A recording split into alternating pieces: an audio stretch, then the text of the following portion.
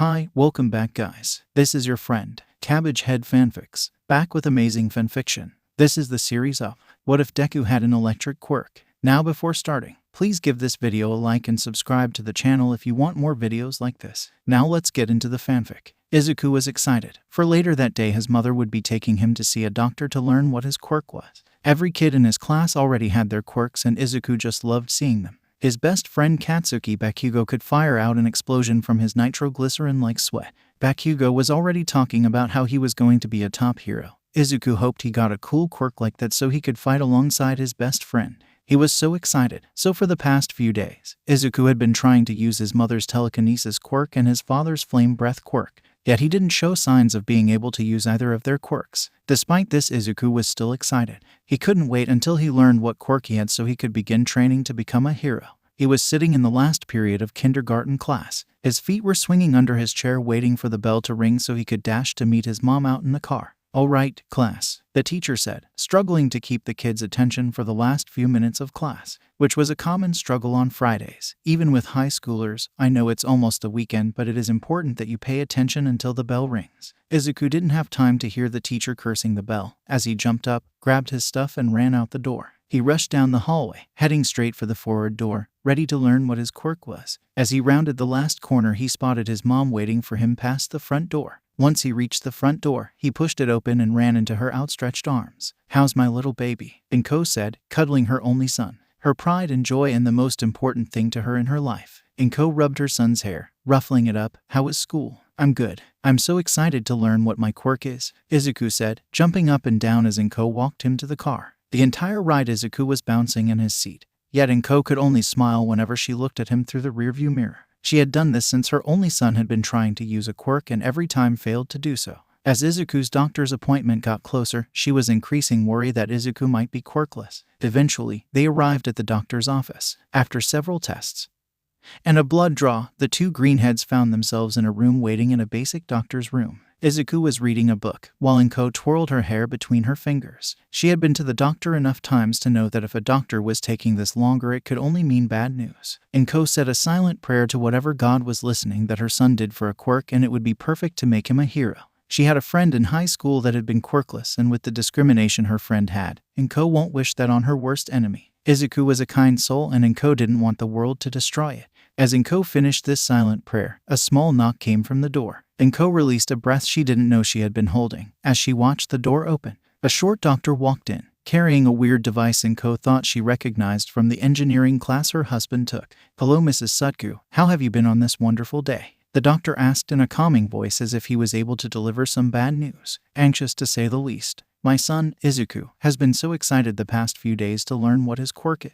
He's been trying to use my telekinesis and my husband's flame breath." Inko had become worried after seeing their Izuku didn't have either of their quirks. "I assume with not much luck," the doctor guessed, and Inko shook her head. He could see the worry on Inko's face. He had seen it on a lot of parents when their children didn't show obvious signs of having a quirk. "Well, Mrs. Sutku, after looking at the test, it was clear that Izuku didn't inherit either your or your husband's quirk." "Is he quirkless?" Inko asked, her mind just forcing the question out. She needed to know. After not seeing either quirk demonstrated by her son, she had begun to fear the worst. "He is not. He does have a quirk, however, it is not heritage. It in itself is completely unique to him." The sentence caused Izuku to look up from his book. "Izuku, I want you to understand something. Our mind runs off static impulses. It's what allows our brains to send signals to different parts of our bodies." Izuku listened attentively to the doctor as he continued to explain. "However, too much of this static electricity can cause nerve damage. However, by running a blood test, we saw that not only is your body holding a high amount of static electricity, it is also producing it.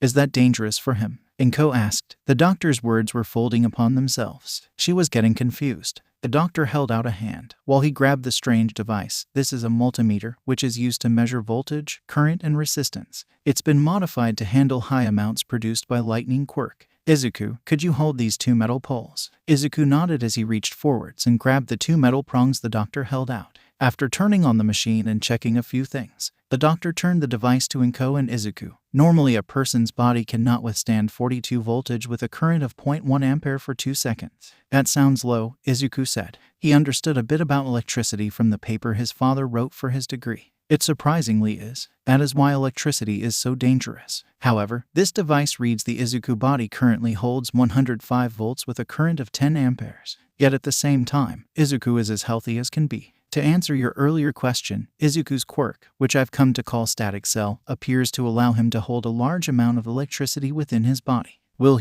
I be able to fire off the electricity? Izuku and Inko asked at the same time. Izuku imagined himself as a powerful hero, being able to take out multiple villains with a single attack. Inko was imagining all the potential fire hazards Izuku could cause. The doctor smirked as they asked their question at the same time. He pulled out his cell phone. Izuku, I would like you to concentrate on this cell phone and try to shoot a bolt of lighting. Izuku nodded and turned his full attention to the cell phone. His face narrowed to show the amount of focus he had. After a few seconds, nothing happened. While it is common for people with electricity-based quirks to be able to discharge it as lighting, it seems Izuku will not. However, when most electricity-based quirks form, they are only about to produce about 10 volts. It appears at the cost of being unable to discharge. Izuku's body is able to produce more electricity. The doctor placed the phone in Izuku's outstretched hand. So the wireless charging port was up. So unless you have a material that is superconductive, the static electricity in your body will never have a chance to leave your body. The doctor turned the phone over so the wireless charging port was touching Izuku's skin. However, if you can use a material such as this phone charger port, the electricity will slowly flow between your body and the material. Izuku looked at his hand and saw a small spark of green electricity jump occasionally between his hand and the phone. The phone screen lit up, showing that it was charging. Izuku stopped paying attention as Inko continued to ask the doctor questions about Izuku's mutant quirk. In the end, the doctor stated, "Your son is perfectly healthy and I see no change that needs to occur to keep him healthy." Inko thanked the doctor and Izuku handed back the doctor his phone. As the mother and child left, the doctor turned his phone back on and saw that unlike before, his phone had a full battery. The doctor laughed at the comedy provided by that thought. "So I still can be a hero," was the first thing Izuku said he got home. Inko had begun to worry about Izuku and him slipping into depression when he didn't say anything the entire car ride home. He was normally a talkative and chirpy kid, so his current attitude didn't look good. Inko frowned at Izuku's comment. While in itself was great, the tone Izuku used didn't sound hopeful. Inko knew she needed to help her son. "That's great, Izuku. You will be one of the great heroes in the world." Inko hugged her son. Izuku smiled a bit because of his mother's comment. "Yeah, I can be the world's greatest hero. That just means I'll have to work extra because of my quirk. Yeah, I can be a hero." Inko opened the front door to their apartment and allowed Izuku to walk in.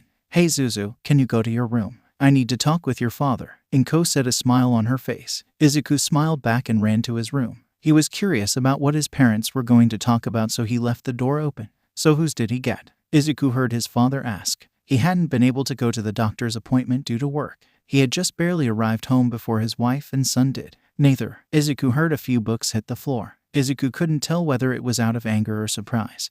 But he knew his father had knocked the books over. He's not quirkless. He has his own unique quirk. The doctor called it static cell. Izuku's body is able to produce a high amount of electricity. However, to balance it out, he can fire it off as lightning.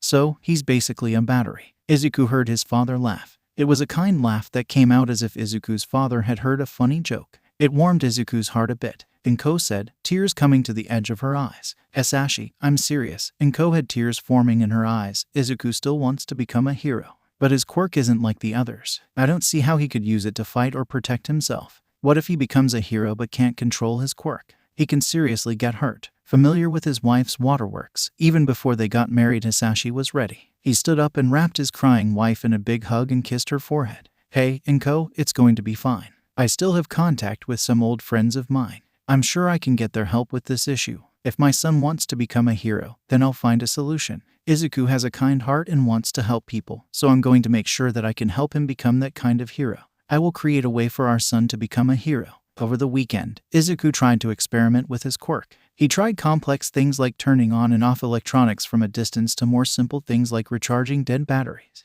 Yet nothing worked. But Izuku didn't get discouraged. He kept his hopes high. But then the weekend was over and he went back to school. As homeroom started, Izuku was called to the front of the classroom. He was asked to demonstrate his quirk. Though after a few moments, Izuku couldn't think of anything. Then he recalled how the doctor had shown how he was able to recharge a phone. Izuku turned and looked at his teacher and asked for her phone. She gave a confused thought, but withdrew her phone and handed it to Izuku. Izuku turned it on and saw it was low on power, perfect to show off his quirk. He held up the phone as if presenting it at an expo, then pressed his fingers into the back of the wireless charger. After a few seconds, the phone turned on, showing that it was charged. More than that, the phone was charging quickly and within a few seconds reached 100%.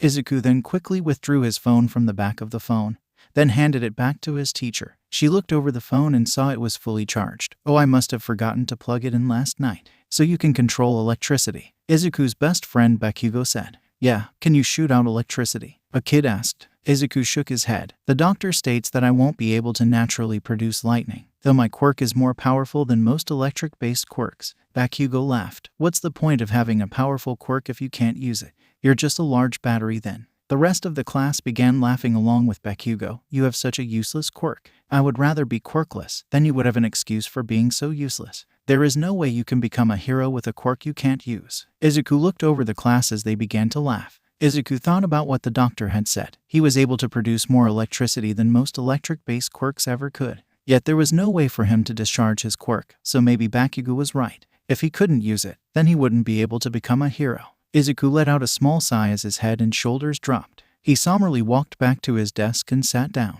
He put his arms on the desk and used them to cover the majority of his face as he looked up at the board. Thank you for that demonstration of your quirk, Izuku, the teacher said, making no note of the harassment from the other kids. Izuku didn't pay attention to the rest of the class, just sat wallowing in his own self-pity. He sat alone at lunch, not listening to anyone talk about him. He only listened in class, not answering any of the questions. Once the bell had rung, Izuku quietly got his materials in his backpack, and then quickly walked out of the school. He said nothing as Inko drove him home and he headed directly for his room. He sat on his bed, his All Might blanket covering him. He was crying when a knock came on the door. Are you feeling all right, Izuku? His mom asked. Why is my quirk so useless? Izuku cried from under his blanket. Inko took in a sharp breath. It was clear his quirk demonstration hadn't ended on a good note. Inko slowly opened the door to see her son sitting on his bed with the blinds closed. It was a complete 180 from how he normally acted. School must have been really harsh. Izuku, honey, your quirk is not useless. It's powerful and I'm sure that one day you'll achieve great things with it.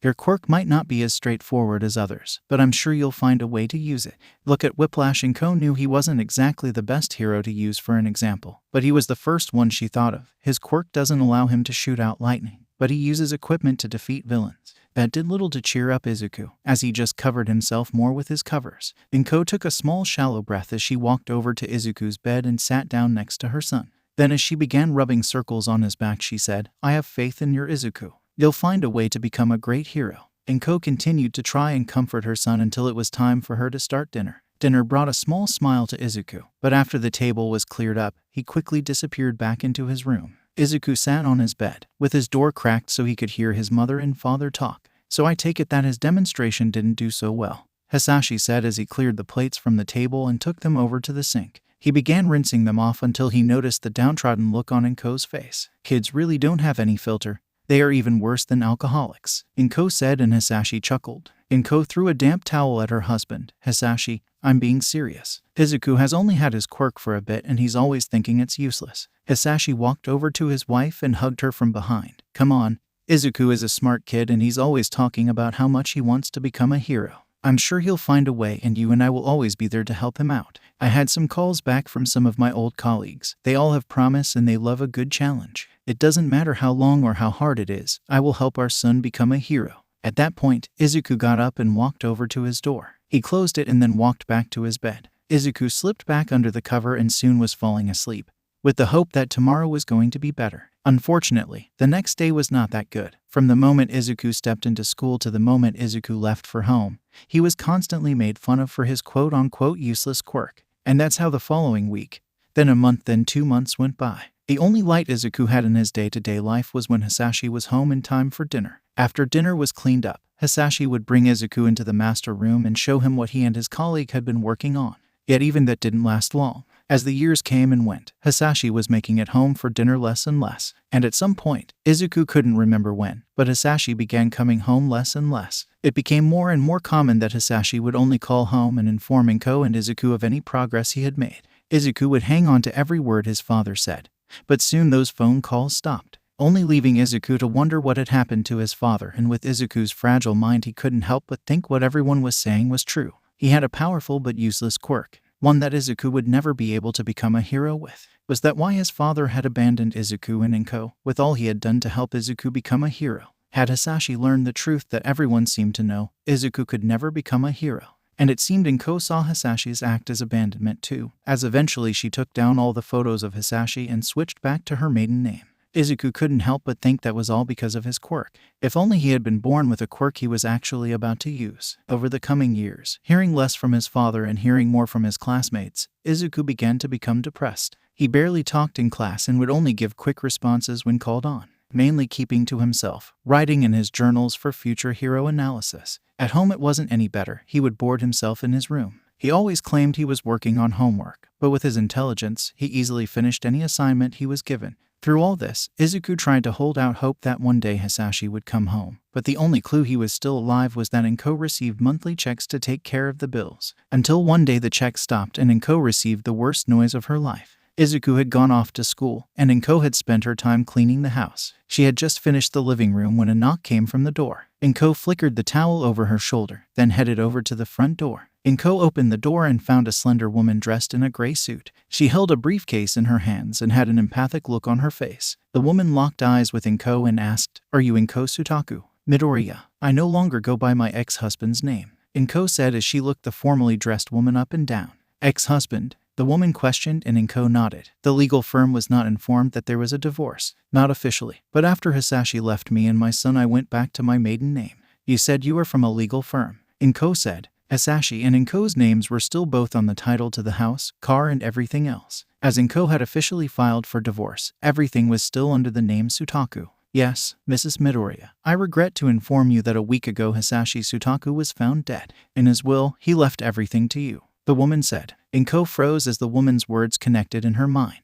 Hisashi was dead. She didn't care for him as much as she had when they were first married, and she didn't think of him as her husband anymore. Yet to suddenly hear that Hisashi was dead, Inko stumbled back and nearly fainted. Inko caught herself and managed to walk back to the couch and fell into it. The woman walked in and laid her briefcase on the coffee table. She opened it and pulled out a thick binding folder, laying it down on the coffee table. Mrs. Midoriya, Hisashi Sutaku had a lot to his name. He had many patents under his name and a large sum of money to his name.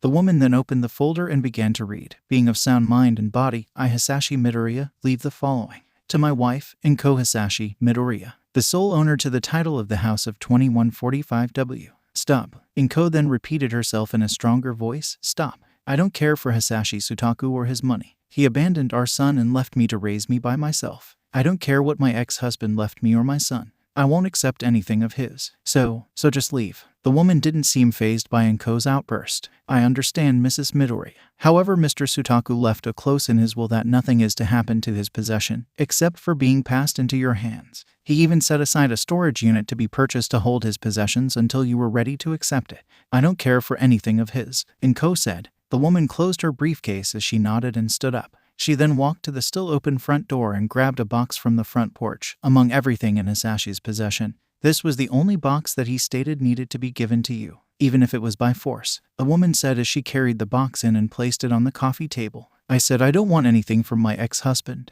Inko said as she stood up and went for the box. Yet she was stopped as the woman grabbed Inko's arm. In his will, Hisashi wrote that this box needed to be protected at all cost from everyone. He specifically included you on that list of people. However, he wrote that he regretted having to add your name. So as welfare legal firm, if you are suspected to be any danger to this box, we are allowed to take legal actions against you. I can assure you do not want that to happen. Inko huffed and said, fine, I'll keep his damn box safe. Inko was just going to hide it in the back of her closet where she didn't have to see or think about it.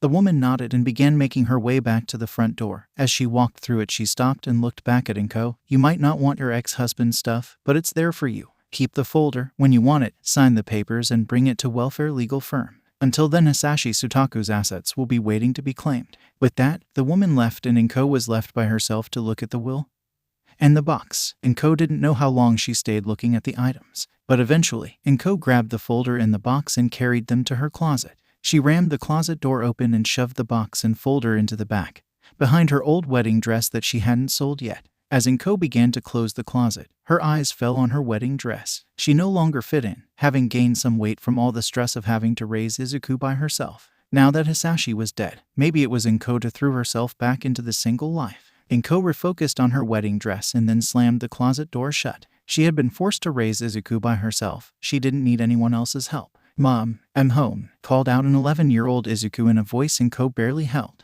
It must have been a hard day at school again. "How was your day, sweetie?" Inko called out, yet she already knew the answer. "Fine, I'm going to work on homework," Izuku said. Inko listened as Izuku climbed the steps and entered his room. As the door closed, Inko let out a breath she didn't realize she had. She had tried to uphold the lying promise that Hisashi had made, to support Izuku's dream of becoming a hero. Yet as a caring mother, Inko didn't want to see Izuku in danger all the time. And with how sideways Izuku's quirk was, Inko had no idea of how to help her son. Inko had seen her once cheerful and optimistic kid turn into a depressed and forgotten kid. Izuku tried to hide it, but Inko could see it in his eyes. The light became dimmer and dimmer every day, and Inko feared that one day it would go out, and then what would become of her son? Would he become a whaleless wonder, just making his way through life with no hope for the future? Inko had always wished she could find a way to help her son. In her heart, she prayed that a miracle would bring Izuku some joy, that he would become the Izuku she remembered him by. On the other side, Izuku was doing the same, barely holding onto a small bit of hope that a miracle would happen.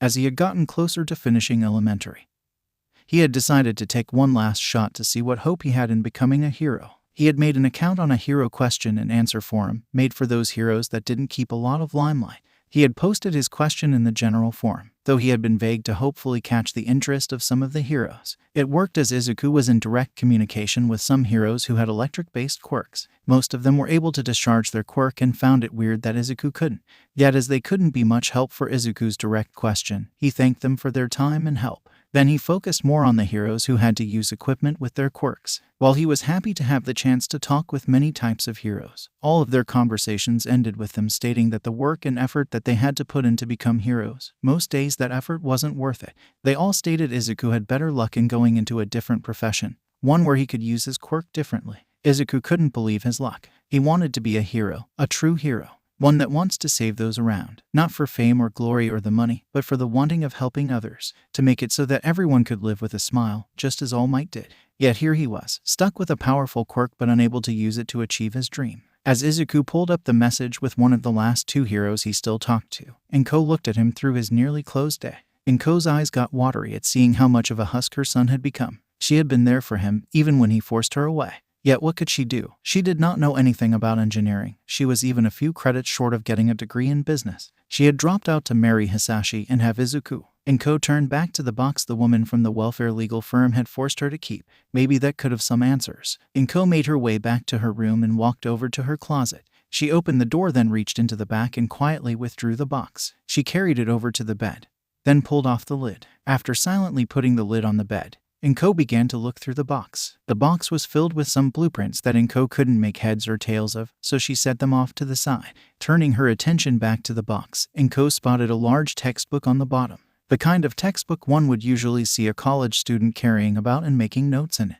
Inko pulled the textbook out of the box and set it on the bed. The cover read, "An Introduction to Mechanical Engineering. Vol. 2. Inko recognized the textbook as it was the one Hisashi had accidentally dropped on her foot when they first bumped into each other at college. Inko chuckled as she remembered how she had swore her lungs out at him, and only stopped when Hisashi offered to take her out for dinner to make for it. The only reason Inko agreed was because his textbook hadn't put her foot into a cast. Now it seemed even years later, Hisashi still hadn't gotten rid of his lucky textbook, lucky as it had introduced him to her. Inko shook that memory from her focus as she opened the book and saw Hisashi Sutaka written in stylized text under the section to whom the book belonged. Moving past that, Inko thumbed through the textbook, recognizing some of the notes she had seen from whenever she helped Hisashi study late into the night. She didn't understand them then, and even less now, only enough to make conversation with her ex-husband. As Inko continued to thumb through the book, she wondered if she should give it to Izuku. Hisashi had promised that he would try his best to help Izuku become a hero. Yet as Inko thought about it more and more, she realized how crushing that would be to Izuku, not only to learn that his father was dead, but that even his brilliant mind and life's work, in the end, had amounted to nothing. That would just tell Izuku how impossible it would be for Izuku to become a hero. So Inko slid the textbook back into the box and put the lid on it, telling herself that Izuku would never see the textbook and it would never see the light of day again. Izuku didn't need to know how much his father had lied to him. Yet it seemed that fate had other plans. At age 13, Izuku had completely removed himself from the social aspect of life. He had no want of being in the spotlight. Not that he needed help in any way. Even though he was extremely smart and always had the best test scores, he was brought up to the front of the class to be given praise. Was it because the teacher saw he didn't want it? Or was it because they didn't think he deserved it? Not that it matters, Izuku didn't want it anyway. That just meant by the age of 13 Izuku was a loner in all senses of the word, even going so far as to stop talking to the heroes on the Kanda form. This just gave Izuku more free time to spend at the local beach. The beach might be filled with trash, but it brought Izuku some comfort to surround himself with stuff that was even more useless than him, showing he wasn't at rock bottom yet, but he was close. Izuku had walked to the beach with the intent of wasting another afternoon there. It wasn't like he had anything else better to do. Once Izuku arrived, he walked through the pile of trash that had been swept up by the ocean current and added to by people illegally dumping there. He walked on the sand until he reached his usual pile, which had a broken couch he would lay on. Izuku carefully climbed the pile of trash, already knowing by heart what pieces were loose and what items had good handles. Izuku climbed until he was halfway up and found his broken couch waiting for him. Izuku lowered himself onto the broken couch and looked over the afternoon, almost evening sun. With a sigh, Izuku came back to a thought he had every time he came to the beach. He couldn't believe how far downhill his life had gone. His father had left him. He was a social outcast. His mother looked worse and worse every day, and all because he had a useless quirk. He had tried to power through, worked to prove everyone wrong, even God above, but it seemed he wasn't strong enough to make his dreams come true. Damn it, where is it? A voice called down from the ground. Confused as to why anyone else would be at the beach, Izuku stood up and looked around for who was speaking. Yet he couldn't find anyone. Where is that battery? The voice came from Izuku's right, so he turned and looked around. Izuku's eyes fell on a mop of pink dreadlocks, then led to the body of a young girl. Izuku's throat locked up to not allow a scream escape, as he hid behind his couch. What was a girl doing at the trash dump? Izuku looked over at his coach and down at the girl. She had pink dreadlocks and was wearing a pair of blue overalls through the straps and around her waist, with a stained black undershirt. Come on, it has to be somewhere around here. I didn't build this baby for nothing, the girl said as she turned around and Izuku saw a device in her hand. The girl then suddenly looks up at the pile and Izuku hides behind his couch. Damn it, all this trash is messing with the sensors. I think it's in this direction. The girl turned around but then stopped. No, it's saying it behind me. The girl smacked the device a few times but eventually turned back around. She looked up and down the pile again, then kicked it. I don't see anything that looks like a battery. The girl kicked the pile again, and this time the sound of wood breaking occurred as her foot went clean through the backside of a dresser. Well, a hot shower is going to feel nice after all this. The girl withdrew her foot and began walking away, but then stopped when the sound of metal breaking echoed through the beach. Izuku then felt the trash pile begin to shift around his feet. He barely had a chance to curse his life before the trash pile collapsed under him. Izuku landed on a washing machine and dented the side of it, as the rest of the pile fell to the ground around him. Izuku moaned as he picked his head up and looked around, only for his eyes to land on the girl, who was now holding the device in her hands like a weapon. Who are you? The device in the girl's hand beeped and she looked down at it. She then looked back at Izuku, then back at her device, then back at Izuku, then back at her device, then back at Izuku. And what have you done with my battery? I don't know anything about your battery, Izuku said as he began rubbing the back of his head. He was going to have a bruise there in the morning. I built this baby to pick up on electrical waves, to find me sources to power my new baby.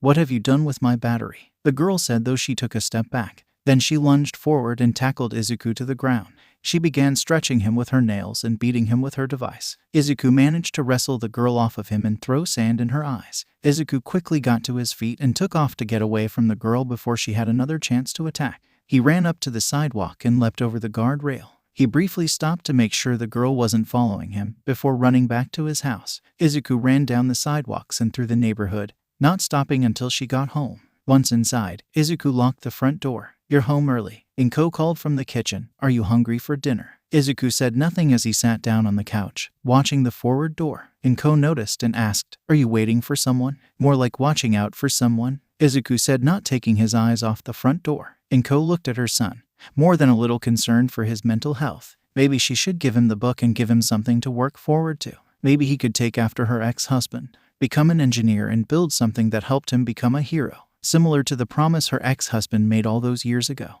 Inko shook her head. Izuku would just be reminded of all the lies Hisashi had told him. Well, dinner is ready. Maybe you should eat on time for once, Inko said, placing onigiri rice on the table. Izuku reluctantly walked over to the tables, trying his best to keep the front door in view. However, Inko had already sat down, leaving the only chair with its back to the front door. Izuku sighed as he sat down and grabbed some rice. His stomach growled as he ate dinner, his mind soon forgetting the crazy girl from the beach. However, fate enjoys pulling a sick joke on the Midoriya family. 3 hours later, Izuku was watching the TV, a conference talking about the hero's recent activity, when a knock came from the door. Izuku lowered the volume on the TV while his mother got up to answer the door. "Hello, Ms. Midoriya. Sorry to disturb you, but are you familiar with this girl?" A police officer asked at the door. Izuku leaned back a bit and saw that it was the girl from the beach, with the sensor still in hand, though her hands were cuffed. The girl noticed him, resulting in her jumping forwards and yelling, "He's got my battery! He's got my battery!" After pulling the girl back, the police officer looked further into the apartment and met eyes with Izuku. "Son, can you come to the door for me?" the police officer asked. Izuku sighed as he walked to the front door, trying not to stare at the girl. "This girl here claims you stole a battery from her." Izuku shook his head. He still had no idea why the girl was even looking for a battery. Inko chuckled a bit. "Is that why you're here? I'm sorry if you waste your time." The police officer sighed a bit. "I came because we got a call from your neighbor that this girl was stalking around the apartment, more specifically yours. When asked, she claimed your son stole some kind of battery from her. I'm simply now trying to figure out what's going on." "Officer, I can assure you that my son has stolen nothing in his life," Inko stated. "I understand. However, this is a case of civil dispute, and it would greatly help if you were willing to come down to the station and clear the air. You may also press charges for trespassing." The officer threw a stern look at the girl. However, she didn't seem to notice it as she continued to glare at Izuku. "There's no need for that. We'll come down to the station and help any way we can," Inko said, bowing. It was clear the officer wasn't fully sure how to handle the situation. It's not often something like this happens. The officer bowed slightly, without taking his hand off the girl's shoulder. "Thank you, it will help with the paperwork greatly." Inko returned the bow. As she grabbed her purse and car keys, "Izuku, grab your shoes, it looks like we are going on a trip." After a quick ride to the police station, Izuku and Inko were led to a side room where chairs were waiting for them. The opposite wall of the chairs was a one-way window that led to an interrogation room. After a few minutes of waiting, the police officer dragged the pink-haired girl into the room. He walked her over to one of the chairs and then attached the cuffs around her wrist to a chain that was attached to the ground. "Wait here," the police officer said, then disappeared through the door. As Izuku and Inko went back to waiting, Inko turned to Izuku and asked, "Honey, did you steal anything from that girl?" Izuku looked up at his mother and shook his head, showing he was just as confused as to what the girl wanted from him. "She just suddenly appeared at the beach. I think she was looking for some kind of battery. She had some kind of device that pointed itself at me, and then she started to claim that I had stolen a battery from her. I'm surprised she followed me home, all over a non-existent battery." Izuku looked through the one-way window and watched as the girl began pulling stuff from her pockets. Izuku was surprised she had managed to smuggle that much stuff through processing. From everything on the table, the girl began to fiddle with the material, acting as if she was building something. Izuku wasn't sure until a toy helicopter took form. Then the girl pulled an AA battery and inserted it into the helicopter. The blades began to spin and the toy helicopter looked as if it was going to achieve lift, but then the battery must have died as the blades stopped rotating. The girl huffed as she grabbed the helicopter and pulled out the battery. Izuku thought that was the end of that, but then the girl began pulling out more and more batteries, testing each of them, but none of them had enough power to get the helicopter fully into the air. As the girl tested the batteries, Izuku was amazed that the girl had been able to build a seemingly fully functional toy helicopter from scrap. The other issue was it had no power. With that thought, Izuku looked down at his hands. The girl claimed she was looking for a battery. Was it to power the helicopter or to power something else better? Izuku was drawn out of his thoughts as he heard something hit metal. He looked and saw the girl's face planted on the table in front of her, seeming out of frustration of her toy helicopter not being able to work. That confirmed Izuku thought that she had been looking for a power source. Izuku thought of the device the girl had. She claimed it had been built to detect electrical waves. Had it locked onto his quirk and led her to him?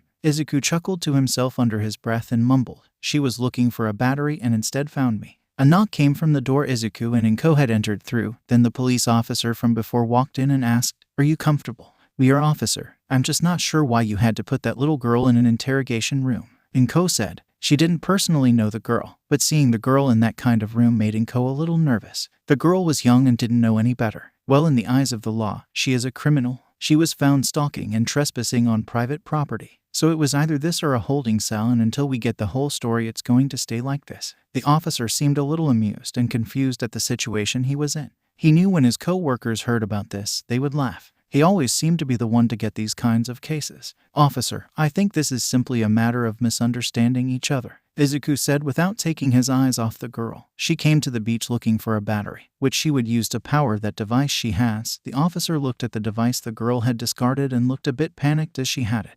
How she had gotten all that through processing. hold on was that the scanner from processing. At the beach, she had a sensor, one that she claimed was built to look for batteries that still had power in them. Her sensor must have picked up on my quirk and directed her to me. She must have thought I got to it first and stolen it. Getting over his concern about what else the girl had broken apart for pieces, the officer looked over the group of discarded batteries on the ground. It would make sense the girl was looking for new batteries if all the ones she had were dead. But why not just go to the local store? The officer looked at Izuku and said, "That's a good working theory." Shoot, it was better than any he had come up with. The best being that the girl was mentally deranged and needed to be admitted to a psych ward. But the best way to figure it out is to talk to her. "Do you mind if I talk to her first?" Izuku asked, still not looking away from the girl. The officer rubbed the back of his head. It was usually protocol that the stalker was not allowed to see their target. Yet the girl didn't seem to be dangerous. It's unusual, but she doesn't seem too dangerous. The officer had no idea of what to say, but he knew he wasn't going to send Izuku in. However, Izuku had taken the officer's words as him giving Izuku the okay to go in. So Izuku stood up and walked over to the door that led directly to the interrogation room. He opened the door and walked in. Before Izuku had a chance to close the door, the girl looked over at Izuku and said, "Thief." The girl glared at Izuku, but he was used to getting death glares from Kaken, so hers did nothing to Izuku as he calmly closed the door. He then turned and walked to the table and sat across from the girl. He looked her in the eyes and said, "I am not a thief. My name is Izuku Midoriya." The girl instinctively introduced herself as Mei Hatsume. "If you're not a thief, then where is my battery? Where did you hide it? Funny thing, there was never a battery. Did you manage to sneak in that sensor of yours?" Izuku asked, as it would be useful in explaining his point. Hatsume nodded as she reached into her overall pockets and pulled out the sensor. Izuku could only imagine the officer's reaction to how Hatsume had managed to sneak that in. Izuku gestured for the sensor, so Hatsume put it on the table and slid it across. Izuku then grabbed the sensor and looked it over. There were several buttons and dials on it. Luckily, Izuku found one that was labeled power. The screen turned on and Izuku saw several options. Not wanting to mess with anything, he selected the option that said, "Continue the previous session." The screen flashed green and 2 beeps went off. Then after a few seconds, a black arrow appeared and spun around.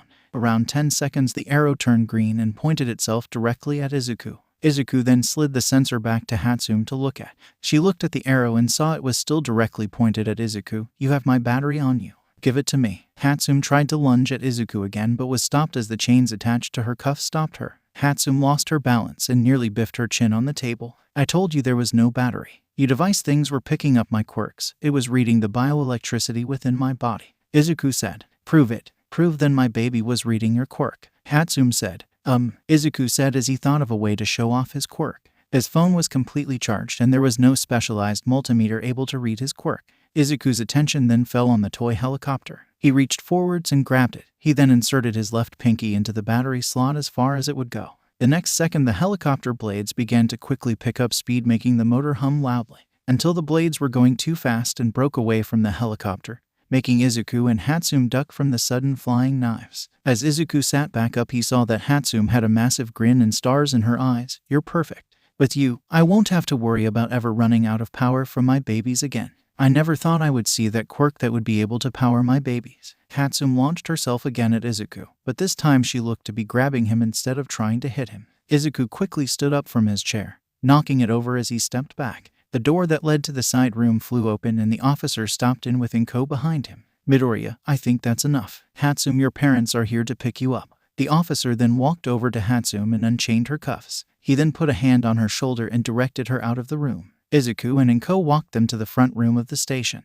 2 people with similar characteristics to Hatsume were waiting in the lounge. The moment they spotted Hatsume, they stood up. "Mom, Dad, I finally found something powerful enough to power my babies," Hatsume said, hopping over to her parents. Her father was wearing a similar outfit to her but had fewer grease stains over his overalls. Mrs. Hatsume looked more presentable, with a simple pair of jeans and a dark blue short-sleeved shirt. She obviously recently washed her hair, as it was done up in a ponytail, while her husband's hair was full of dirt and hung loose around his neck.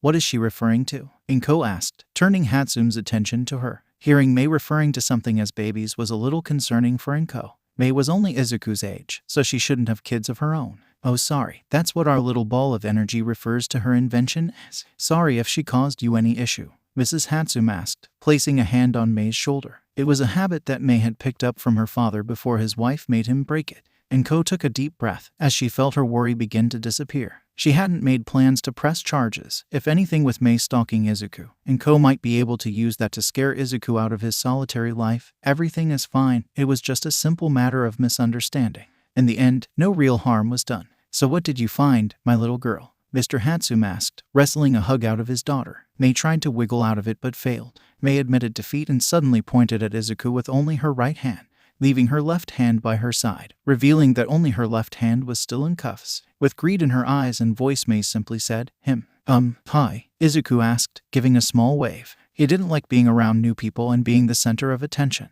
So the two adults looking at him were quite unnerving, especially when they were the parents of his new stalker. Mr. Hatsume looked over Izuku, then threw a confused glance at his daughter.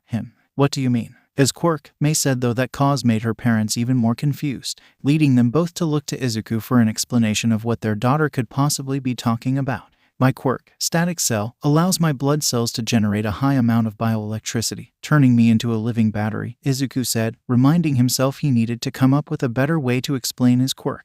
That explains that. My little ball of energy is always making new projects, big projects, and they all require a high amount of electricity to run. Store-bought batteries just don't cut it. So she found you and thought she had to do whatever she could to use you. Mr. Hatsume laughed at his comment, while Mrs. Hatsume and Inko blushed. How about dinner tomorrow on us, to make up for the trouble our daughter has caused you? Mrs. Hatsume offered, holding her hand out towards Inko. There's no need for that. As I said, no harm was done, Inko said, shaking her head. Then let's just say it's more to ease our consciousness, Mrs. Hatsume offered, but Inko shook her head again.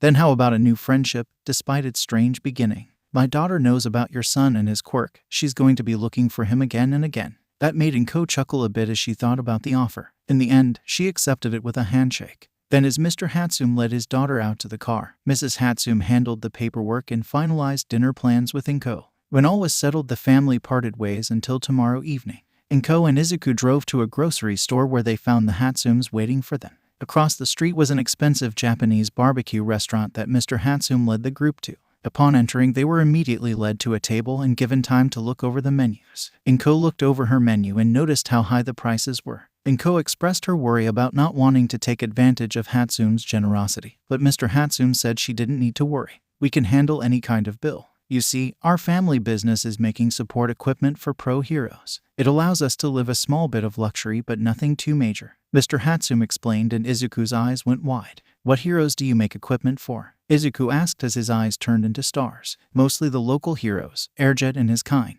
or up-and-coming pro heroes that can't afford the bills from the more expensive support company, Mr. Hatsume said with a chuckle. As he continued to answer Izuku's question, Mrs. Hatsume leaned over to Inko and said, You've got a little fanboy there. It's been his dream to be a dream since he got his quirk. He looks up to them more than the other kids. But with his quirk, he can't discharge any of his electricity like others can, so becoming a hero became less and less likely to happen. He would need some powerful equipment to use his quirk properly. Just look at his phone. He had to modify it, and its battery can withstand being charged by his quirk, Inko explained. Izuku is into engineering, Mrs. Hatsume asked. Inko shocked her head. Not heavily. He likes to take things apart and put them back together, but others seriously pass that. When he worked on his phone, he had some help from a gentleman in our neighborhood who did work as an engineer for the city. Oh, still the kid has all that electricity and no way to use it, Mrs. Hatsume said, then seemed to get lost in thought for a few seconds. She then looked at Izuku and then back at Inko. Would you say Izuku still wants to become a hero?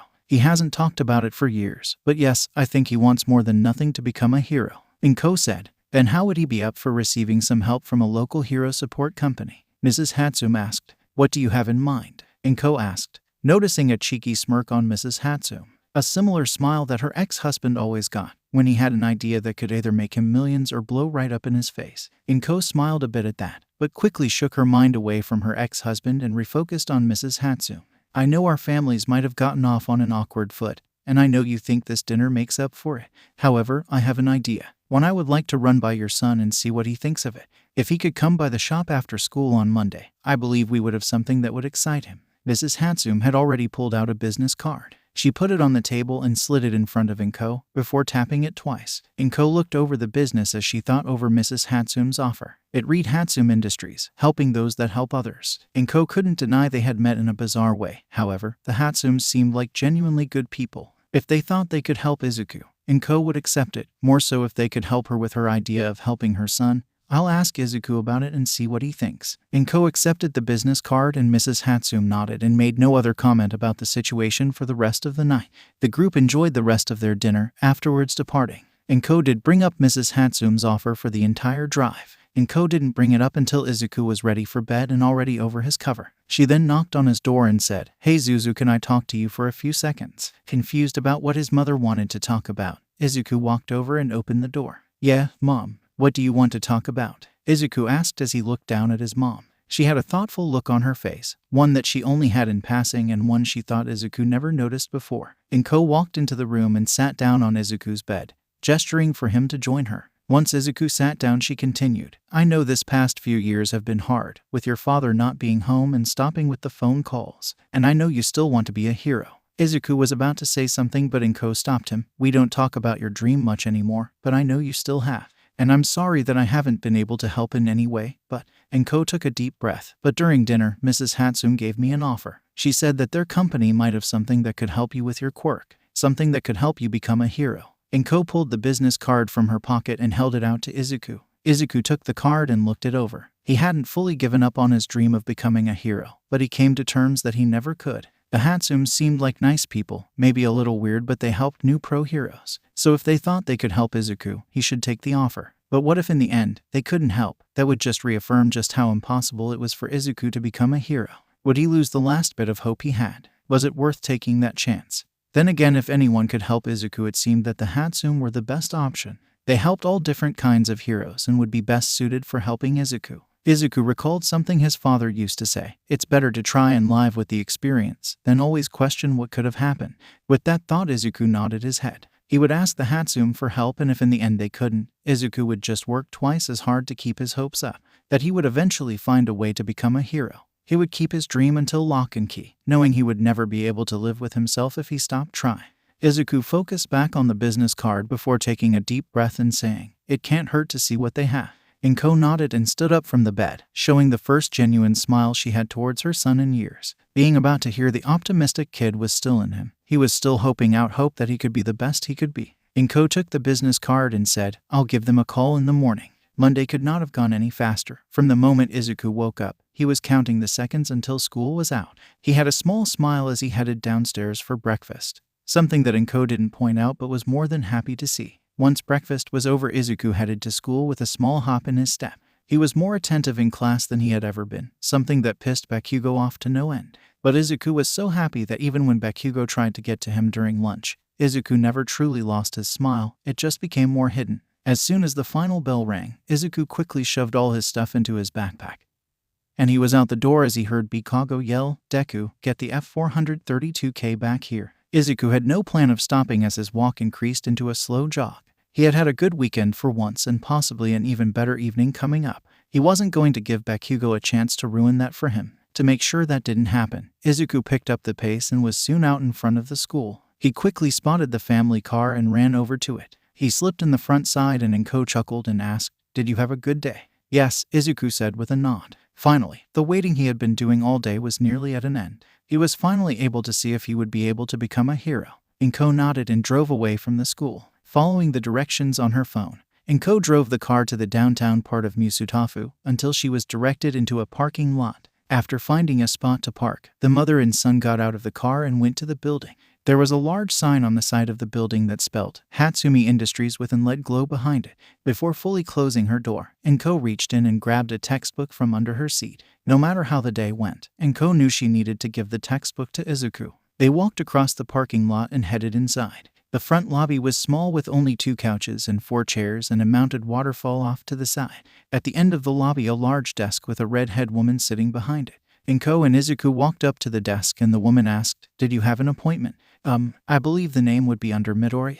They said to arrive whenever possible," Izuku said, unsure of what to say as no real plan had been made. So she was unsure if an official appointment had been made. The special guests. If you could take the elevator to floor 6, you'll find Mr. and Mrs. Hatsume waiting for you," the receptionist said, gesturing to the elevator that was to her right. Inko and Izuku thanked the woman and then walked over to the elevator. After calling it down and riding it up to floor 6, the elevator dinged and the doors opened. Upon fully opening, Mr. Hatsume was revealed to be working with a pro hero while Mrs. Hatsume was standing off to the side by a table with a tablet in hand.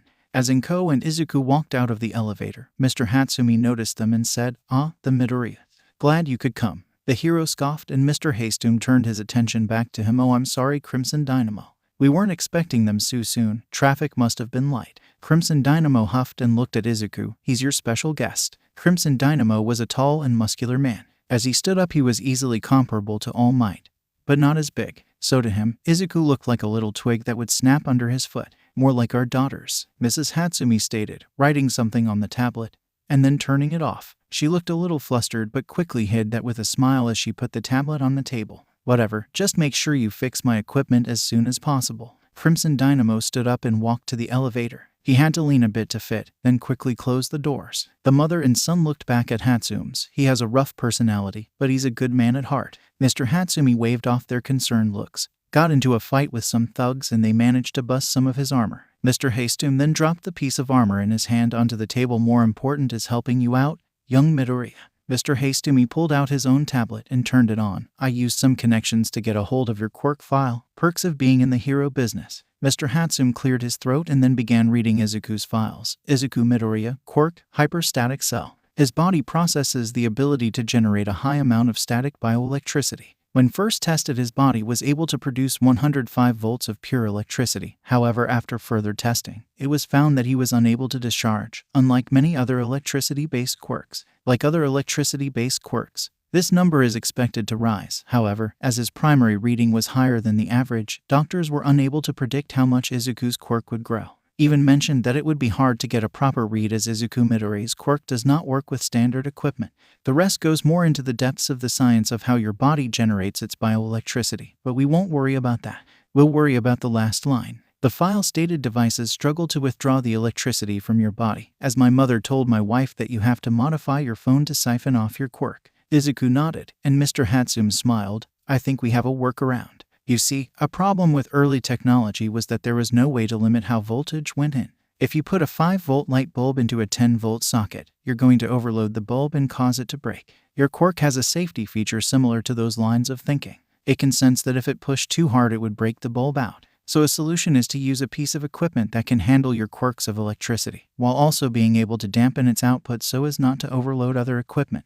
Mr. Hatsume crouched out and grabbed a briefcase that was leaning against the table. He set it on the table and opened it. He pulled out a device that looked like a high-tech hockey puck, just bigger, and set it on the table. Izuku looked the device over and saw that it was silver and one of the flat faces was glass. "This is a device my wife and I created to help lightning-based quirk users. However, with the palladium core we used, the thing was so powerful that it was too efficient. Imagine that. The cost was not worth it, so we mass-produced a weaker version of it that all worked just fine. But with the amount of bioelectricity you theorized to be able to produce, the palladium core might actually work. I believe this is the solution to your problem, young Midoriya." Mr. Hatsume walked over and handed the device to Izuku. "Sorry to say, but this particular device connects to your chest. You'll have to be shirtless for this bit." Izuku looked at the device, wondering whether it was worth it to go shirtless. Not letting his mind overthink it, he slipped off his shirt and held the device against his chest. The metal was cold against his chest. Luckily, it quickly warmed up as it adhered to his bare chest.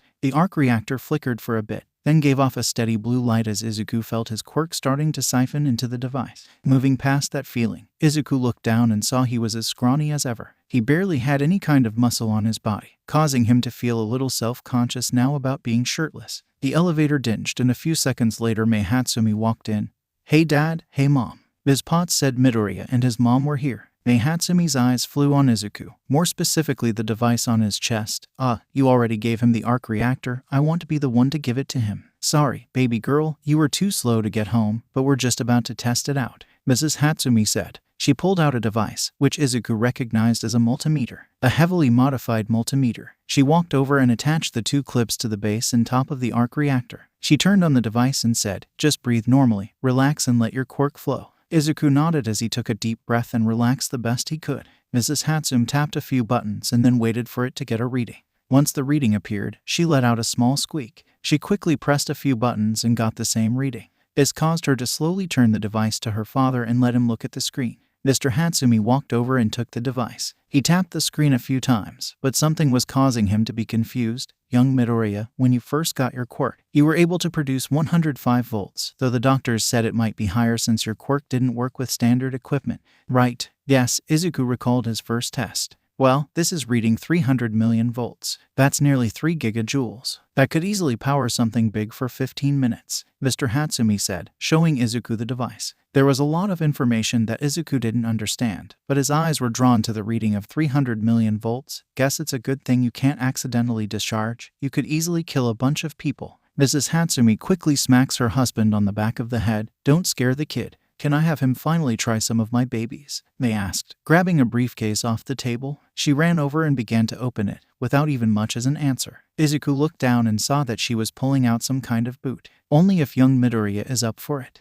Mrs. Hatsume asked. She was the only social one of the trio and could understand Izuku's hesitation. They had just met and really didn't know each other. Izuku nodded. Over the weekend he had researched some of the heroes Mr. Hatsume had listed during dinner. Seeing the different equipment those heroes used made Izuku curious about what the family had made. And if he was the only one that could power them, he would happily help them. It could be his first step towards becoming a hero. They dragged Izuku over to the side of the room and began having him try out the different inventions, using the Arc Reactor to power different devices. Also gave Mrs. Hatsume the chance to get some data on how Izuku's quirk reacted to the Arc Reactor. While that went on, the three parents sat down. Inko had a large textbook on her lap and Mr. Hatsume noticed, "Where did you get that?" "It's from my ex-husband. He went to college for mechanical engineering. I thought about having Izuku go that career path because he would have a chance to find a way to use his quirk.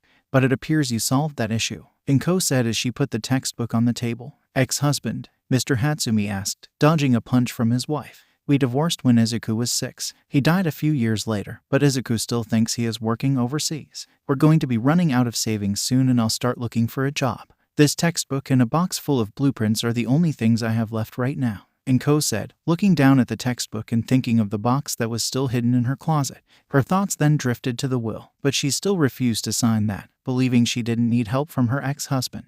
Yet maybe she should have a look at the will and see what exactly Hisashi had left her. Well, young Midoriya could still go into mechanical engineering. We would be willing to teach him. He'll probably spend some time here, dragged here by our daughter, and we'll be happy to teach him. It will give him a chance to learn more about his quirk," Mrs. Hatsume offered, looking at the starry-eye look on Izuku's face as he was slightly lifted off the ground.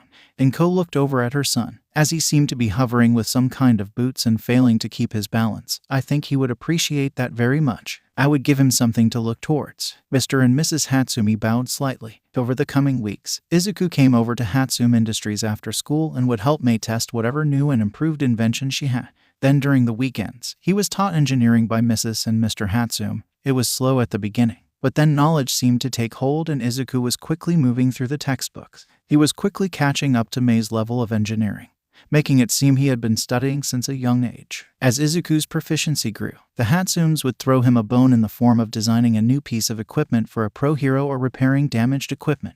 As Izuku became more and more comfortable and confident in working on hero equipment, Mr. Hatsume purposely offered Izuku a job and made him a part-time employee of Hatsume Industries. Izuku was slow to accept the offer, though after being encouraged by Inko, he accepted the job. Inko encouraged Izuku to accept the job, as their savings were starting to show empty, and while Inko had submitted resumes to different jobs, she had only gotten a few calls back. Through all he had learned in getting a new job, Izuku's dream of becoming a hero just grew and grew. To better prepare for becoming a hero and to help work on invention, Izuku began to train. Not in any form of combat, but he bought himself a pair of weights and began running into the evening. When Izuku hit 12, he worked on the courage to ask the hero who came for repairs if they would spar with him. It took a bit, but as soon as the first hero agreed to it, Izuku was sparring against pro heroes right and left. In the beginning, Izuku spent most of his time on the mat, but slowly he started to gain some skill and he got tips from the hero on what to practice to become better. He mainly trained with Crimson Dynamo, Whiplash and Captain Japan, as they were three that were always coming in for repairs. But he trained with any hero he could, especially when a special guest arrived. It was on a Friday evening. Izuku and Mei were in the room where heroes came to bring in their damaged equipment. They were working on their homework when the elevator dinged. Without looking up, Izuku said in autopilot, "Welcome to Hatsume Industries. If you would fill out the form on the counter, your hero name, the type of equipment that needs to be repaired, and if this is your first thing coming to Hatsume Industries, please also provide your usual support company." The sound of dense metal landing on the counter made Izuku look up. His eyes went wide as he recognized the pro hero. "What the hell are two middle schoolers doing here?" Mirko said as she looked Izuku in the eyes. "Sorry, Mirko," Izuku said as he stood up. He looked down at the equipment that had been placed on the counter. It was Mirko's boot and they looked like they had been blown to pieces, which should have been impossible as they were made out of dense titanium. "I ask, what are two middle schoolers doing here?" Mirko asked. She had been recommended to Hatsume Industries as the local go-to place to get her boots fixed as they worked faster and were reliable for a good price. "But if they had middle schoolers." "This is Mei Hatsume. Her parents own the business and I'm here doing a bit of an internship to get prepared for going to UA," Izuku said. Mirko looked Izuku up and down then grinned. "A little runt like you think they can get into UA." Before Izuku could say anything, Mei scoffed and said, "He's held his own against a few pro heroes, Crimson Dynamo and Whiplash to name a few." "Sorry kiddos, but there is a difference between pro heroes like those meatheads and me," Mirko said, as she crossed her arms and began tapping her foot. They looked up and Izuku shrugged his shoulders. Mirko is working her way to being in the top 20. That made Mirko smile. Izuku smiled back and then went back to the equipment. "So Ms. Mirko, what caused your equipment to get to this state?" "Was chasing out a villain with a speed quirk. He kept throwing stuff at me and wore my boots down. He managed to get away, but I'm going to track him down. I want to be at my best when I find him," Mirko said. "Well, with that, we'll mark your equipment down as top priority. With how damaged your equipment is, we'll see what we can recover and what we can repair. But from the look of it, your support company will have to build you a whole new set." "I don't have a support company," Mirko said. Izuku tilted his head to show his confusion. "Oh, every pro hero has a company that built their equipment. Then may I ask where you originally got these?" "Costume order. From what company gives me the best deals? Right now you are the most convinced and others said you would give me a good price," Mirko said. "Well, that makes things easier and more complicated," Izuku said, trying to pick up one of the boots and having a look at them. Yet the boot was so heavy, Izuku couldn't understand how Mirko could fight in them. "Do you perhaps have the blueprint on you?"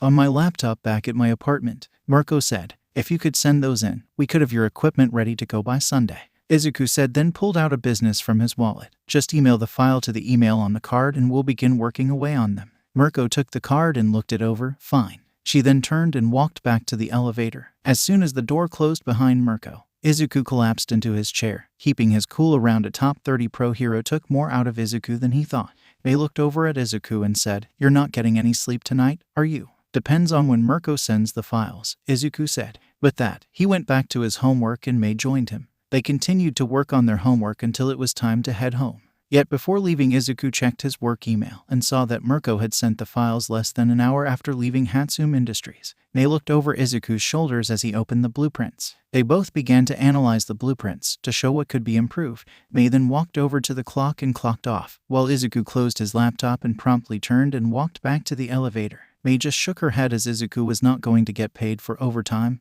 Not that he cared. No matter how often Izuku had a chance to work on a hero's equipment, he was also starstruck, meaning he was going to spend the night at Hatsume Industries working on Mirko equipment, and he did so all of Saturday. Saturday evening, Izuku sent Mirko an email that her equipment was readying to be picked up Sunday morning. Sunday morning, Mirko woke up in her temporary apartment and quickly changed into her hero costume. She then angrily packed all of her stuff as she hadn't been able to find that villain that broke her equipment and she was being called to a different city to help with a problem. She then dropped off all of her suitcases at the train station and then made her way to Hatsume Industries, where she was directed to the 6th floor. Upon arriving on the 6th floor, Mirko was greeted with an empty white room, save for a gray table with a metal chest on it and Izuku working a punching bag not too far away from the table. He was wearing a white sleeveless shirt and a pair of black Zuko pants. Mirko watched Izuku work on the punching bag as she walked up to him, noticing he had some tone to his arm, something she hadn't noticed under Izuku's baggy jacket.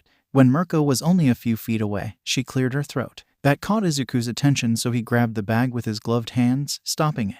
Then he pulled out his headphones, letting them hang around his neck by the cord that connected them. He then turned around and noticed Mirko. "Oh, Mirko." Izuku seemed to squeak, but then he cleared his throat. "Sorry, I wasn't accepting you so soon." "It's 9:38, Mirko said. Izuku tilted his head as he pulled out his phone and saw it was 9:38. "Oh, guess I lost track of time. Your equipment is in the chest," Izuku said as he gestured to the chest. He and Mirko walked over to the chest, where Izuku grabbed a small towel and a water bottle. "Thanks for sending in the blueprints, it helped speed up the process." Izuku then gestured to Mirko to open the metal chest. Mirko undid the 2 latches and then pulled open the lid. Inside, laying a purple pillow, were Mirko's new boots. "What's with the showmanship?"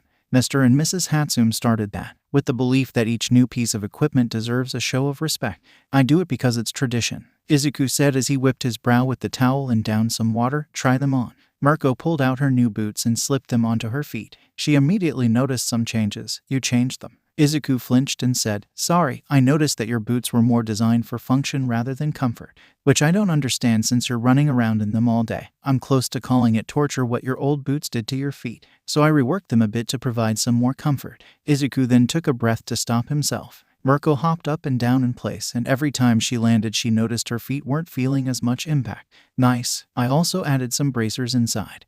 Not only to add some extra power but to help redistribute any force your boots get from blocking attacks, Izuku said, then turned and gestured to his punching bag. Would you like to give them a try? Mirko nodded. Everything seemed fine, but she wasn't going to go into battle with equipment she didn't trust. She walked over to the punching bag and kicked it. She barely felt anything despite the fact she knew she had put some power behind that kick. Mirko then winded up her strongest kick and launched it at the punching bag.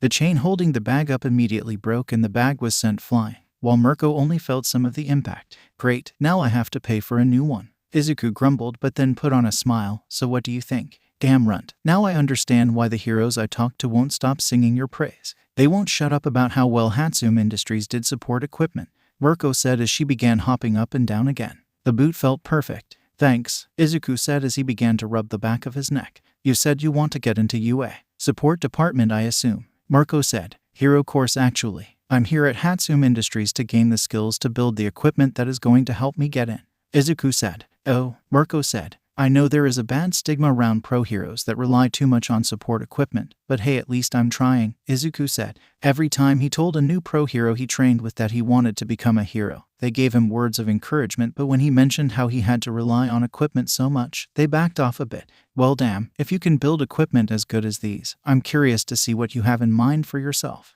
Mirko said as she looked over her boots, noticed how polished the metal was. She almost wasn't looking forward to when they lost their shine. Nothing at the moment, Izuku said, then cleared his throat. Ms. Mirko, I was wondering. To help prepare to become a hero, I sometimes spar with other pro heroes whenever they come in to get their equipment fixed. I was wondering if I could have the chance to spar with you. Mirko bent over laughing, while Izuku stood there waiting. He was used to being laughed at by other kids his age. Sorry kid, but teaching like that isn't my style. I keep my lone rabbit style close to my chest. Oh, you don't have to teach me anything. It's just a spar to see how I handle myself against you. Like you said, there is a good difference between you and other pro heroes, Izuku said with a smile. Mirko thought about it for a second. If you fight me, the service fee will be free, Izuku added. Alright kid, you sold me. Sounds like how you see people. I don't have to be at the train station until the evening.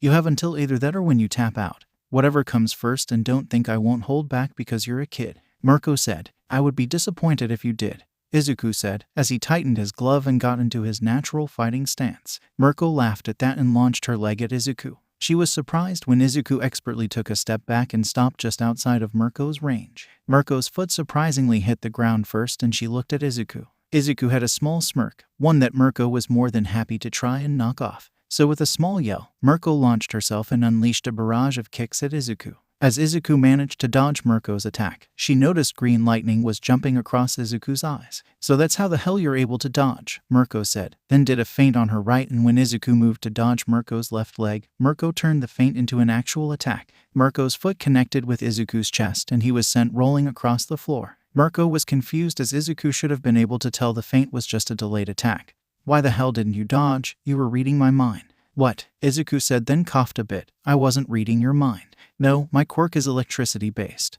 But I can't discharge it, so I learned to use it in other ways. One I recently figured out was how to direct my quirk to mind and accelerate my thinking. Allows me to follow my opponent's movements better. Izuku then got back up to his feet, and as he walked back to Mirko he rolled his shoulder. I didn't tap out. Mirko nodded as Izuku got back to his fighting stance. Mirko went easy on Izuku, afraid to hurt him, but Izuku had made it clear he wasn't afraid to get hit. So Mirko kicked forward and Izuku easily dodged. Mirko huffed as she kicked her other leg, but again Izuku easily dodged as more green lighting jumped across his eyes. So Izuku could follow her movement, but he wasn't predicting, so he could still get tricked. So Mirko backhanded him with her raised foot and sent him bouncing against the ground. Mirko was sure Izuku would tap out from that one hit as she had put quite a bit of force behind it. Yet to her surprise, Izuku got to his knees and then to his feet. I know how to take a hit. I've got an old childhood friend whose quirk hits harder than that. And I thought you said you weren't going to hold back. I've seen videos of your fights. You can hit harder than that. Mirko looked Izuku up and down. He wasn't the same scared nerd she had first met. It seemed getting into a fight had gotten him into a zone, something that Mirko knew all too well. She smirked and said, if that's how you want it. Mirko then launched herself at Izuku, moving faster as Izuku's resilience was making her feel fired up. They continued to spar into the afternoon, and to Mirko's surprise, every time Izuku got hit he was quick to get back on his feet, until round 2 after Mirko kicked Izuku's cross out of the way. Her foot connected with Izuku's chest and launched him into the wall. He hit the wall and slid down to the ground. He then tapped his shoulder and took a deep breath. Mirko walked over to Izuku and held out her hand. Damn, Run, I don't think I've ever met a middle schooler as stubborn as you. You just getting up, even after I hit you hard. You've earned my respect, Runt. Izuku smiled, then chuckled as he took Mirko's hand and hauled him to his feet. Enough respect to get your autograph. Izuku then magically pulled out his journal and held it out in front of him. Please, I like to get the autograph of every pro hero I meet, and especially those I get to spar again. Fine, you runt, Mirko said, as she took the journal and gave out one of the first few autographs she ever had in her years of being a pro hero. Mirko then tossed the journal back to Izuku, whose smile could light up the work. Izuku put the journals back and then brought out a flash drive from his pocket. Here, the blueprint for your new boots, so you can get them from whatever company you order them from next, Izuku said. Mirko looked down at the flash drive and said, keep it. Mirko then turned from Izuku and walked to the elevator and called it up. As she stepped into the elevator, she turned and looked at Izuku. I'll be calling you up when I need a new pair. Izuku smiled as the elevator closed and he slipped the flash drive back into his pocket. He then took a step towards the table to put the metal chest away, and his entire body screamed. Oh, okay, maybe I'll leave that for tomorrow, Izuku said, then checked the time. He needed to get home and rest and relax for school. So leaving the metal chest on the table, Izuku headed home. As Izuku took a bus home, he dropped the harder person he created to get Mirko to agree to the fight. Now he couldn't help but smile. Once he got home, he took a hot bath, and after dinner, Izuku went to bed. Despite how much Izuku changed working at Hatsume Industries, at school he stuck with his socially awkward self. He continued not to talk to anyone, was always working on homework, and never drew attention to himself. Yet unknown to Izuku, people had begun to notice the change in Izuku. They noticed Izuku had begun to hold his head up a bit more, speak with a bit more confidence when he answered a question in class. Izuku even began to smile a bit throughout the day.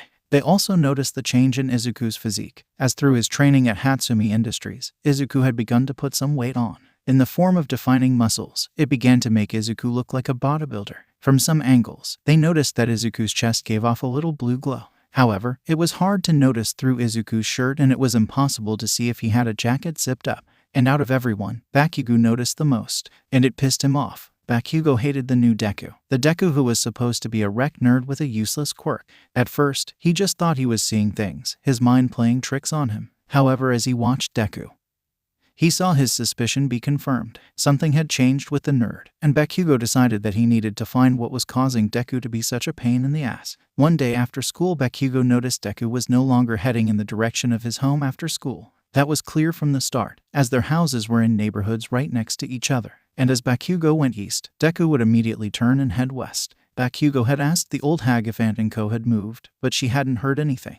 That just pissed Bakugo off, as Deku was going somewhere new. And whatever that place was, it was responsible for the change in the nerd's behavior. When Bakugo finally had enough, he decided to follow Deku. It was the Friday following Izuku's fight with Mirko, and Bakugo kept a close watch on Deku during the last period.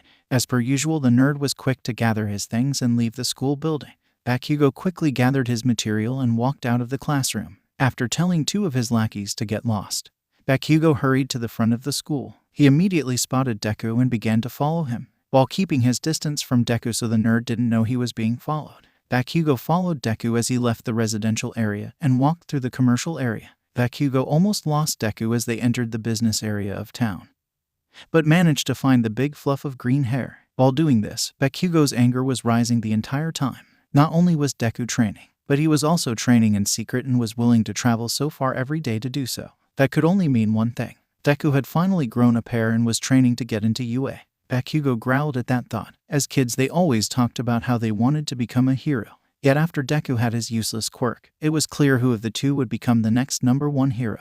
Bakugo was fine if Deku was depressed, because that meant he knew the truth and wouldn't get in Bakugo's way. But now it seemed Deku had illusioned himself with the idea he could become a hero. That meant Deku was better than Bakugo, and Bakugo would never let that be the truth. As Deku walked across the street, Bakugo waited, then dashed after him. Deku walked across a parking lot and Bakugo hid behind a small brush. He walked as Deku walked into a building that had a large lead lid sign on the side. What was Deku doing at a building like this? Was Deku going behind Bakugo's back to undermine him, to make fun of him? Was Deku just pretending to be weak to one day shove it in Bakugo's face that he was better? No, if Deku somehow got into UA with his useless quirk, Bakugo would have to remind him of his place. That thought caused Bakugo to yell and run across a small parking lot. He ran after the useless nerd, but by the time Bakugo got close, Deku had already entered the building. He must have heard Bakugo's yell because he turned around. "Oh hello, Kaken. What are you doing here?" Izuku asked as he locked eyes with his childhood friend through the glass door. He wasn't expecting to see Bakugo here. The only reason would be if Bakugo followed him. Why had Bakugo followed him? "You damn nerd, what the hell do you think you're doing? Especially in a place like this," Bakugo yelled, demanding an answer. Small explosions went off in his hand. Bakugo was just waiting for the door to automatically open so he could cream Izuku. Yet the door never opened. Izuku looked to the right and the left, then back at Bakugo. "You mean Hatsume Industries? I work here. I started a bit ago," Izuku explained in a confused tone.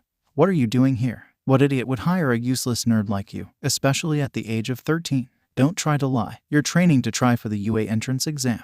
Why else would you disappear every day after school and suddenly have a better physique? I told you, I'm going to be the only one from our city school that gets into UA," Bakugo said, punching the door, which hurt since it was made out of reinforced bulletproof glass. "Training? Well, I won't say I've been training every day, really only when a hero comes in for repairs. Working out, usually. I didn't like that I was so scrawny looking, so I decided to start lifting weights. As for coming here, I do genuinely work here. Look." Izuku pulled out his wallet. After sifting through some cards, he pulled one out and held it against the door. Bakugo looked at the card. It was an employee ID card for Hatsume Industries, and it had a photo of Izuku on it. As for trying to get into UA, I will say I gave up on that dream growing up, but now some stuff has changed, and now I think I might actually have a chance of getting in. Bakugo looked at Izuku and yelled. He held his hand against the door and let off an explosion. The door shook a bit, but no crack appeared. Only burn marks were left behind. "Young man," Ms. Potter, Hatsume Industries receptionist, suddenly appeared behind Izuku. "If you try to do that again, I will call the police and have you arrested. Not only for damage to our property but also for aggravated assault and illegal quirk usage. Surely UA will not allow someone with that record into their school." Bakugo growled, shot a death glare at Izuku, then shoved his hands into his pocket and walked away. "Classmate?" Ms. Potts asked as Izuku turned around. "Yeah, we were once friends, but that didn't last very long," Izuku said, as he and Ms. Potts started to walk back to her desk. "Well, if he comes back here, I'll make sure to send him packing." Ms. Potts frowned as she walked around her desk and sat down. Izuku smiled as he remembered Ms. Potts' quirk, Mag Field, which allows her to manipulate the magnetic fields within her eye line. Izuku suddenly had a thought. "Your quirk, that's why Kaken couldn't get through the door. You used your quirk to lock the door after I walked through it." Ms. Potts laughed. "You really are a clever one, but the front doors don't have that kind of lock. I heard Kaken's yelling, so I used a button under my desk to lock the door, but I'll tell your idea to the Hatsumes. They might even add some extra protection that only I can activate." Izuku smiled as he walked over to the elevator. As Izuku continued through middle school, he continued to train and practice with pro heroes any chance he could. If he wasn't doing homework or working on a repair order for Hatsume Industries, Izuku was either lifting weights, doing cardio, or taking a jog, and he was pleased with the result he was getting. The only breaks Izuku took were on Saturday and Sunday, and if he didn't have any work to do, he was working on the design of what equipment he would use for UAS entrance exam.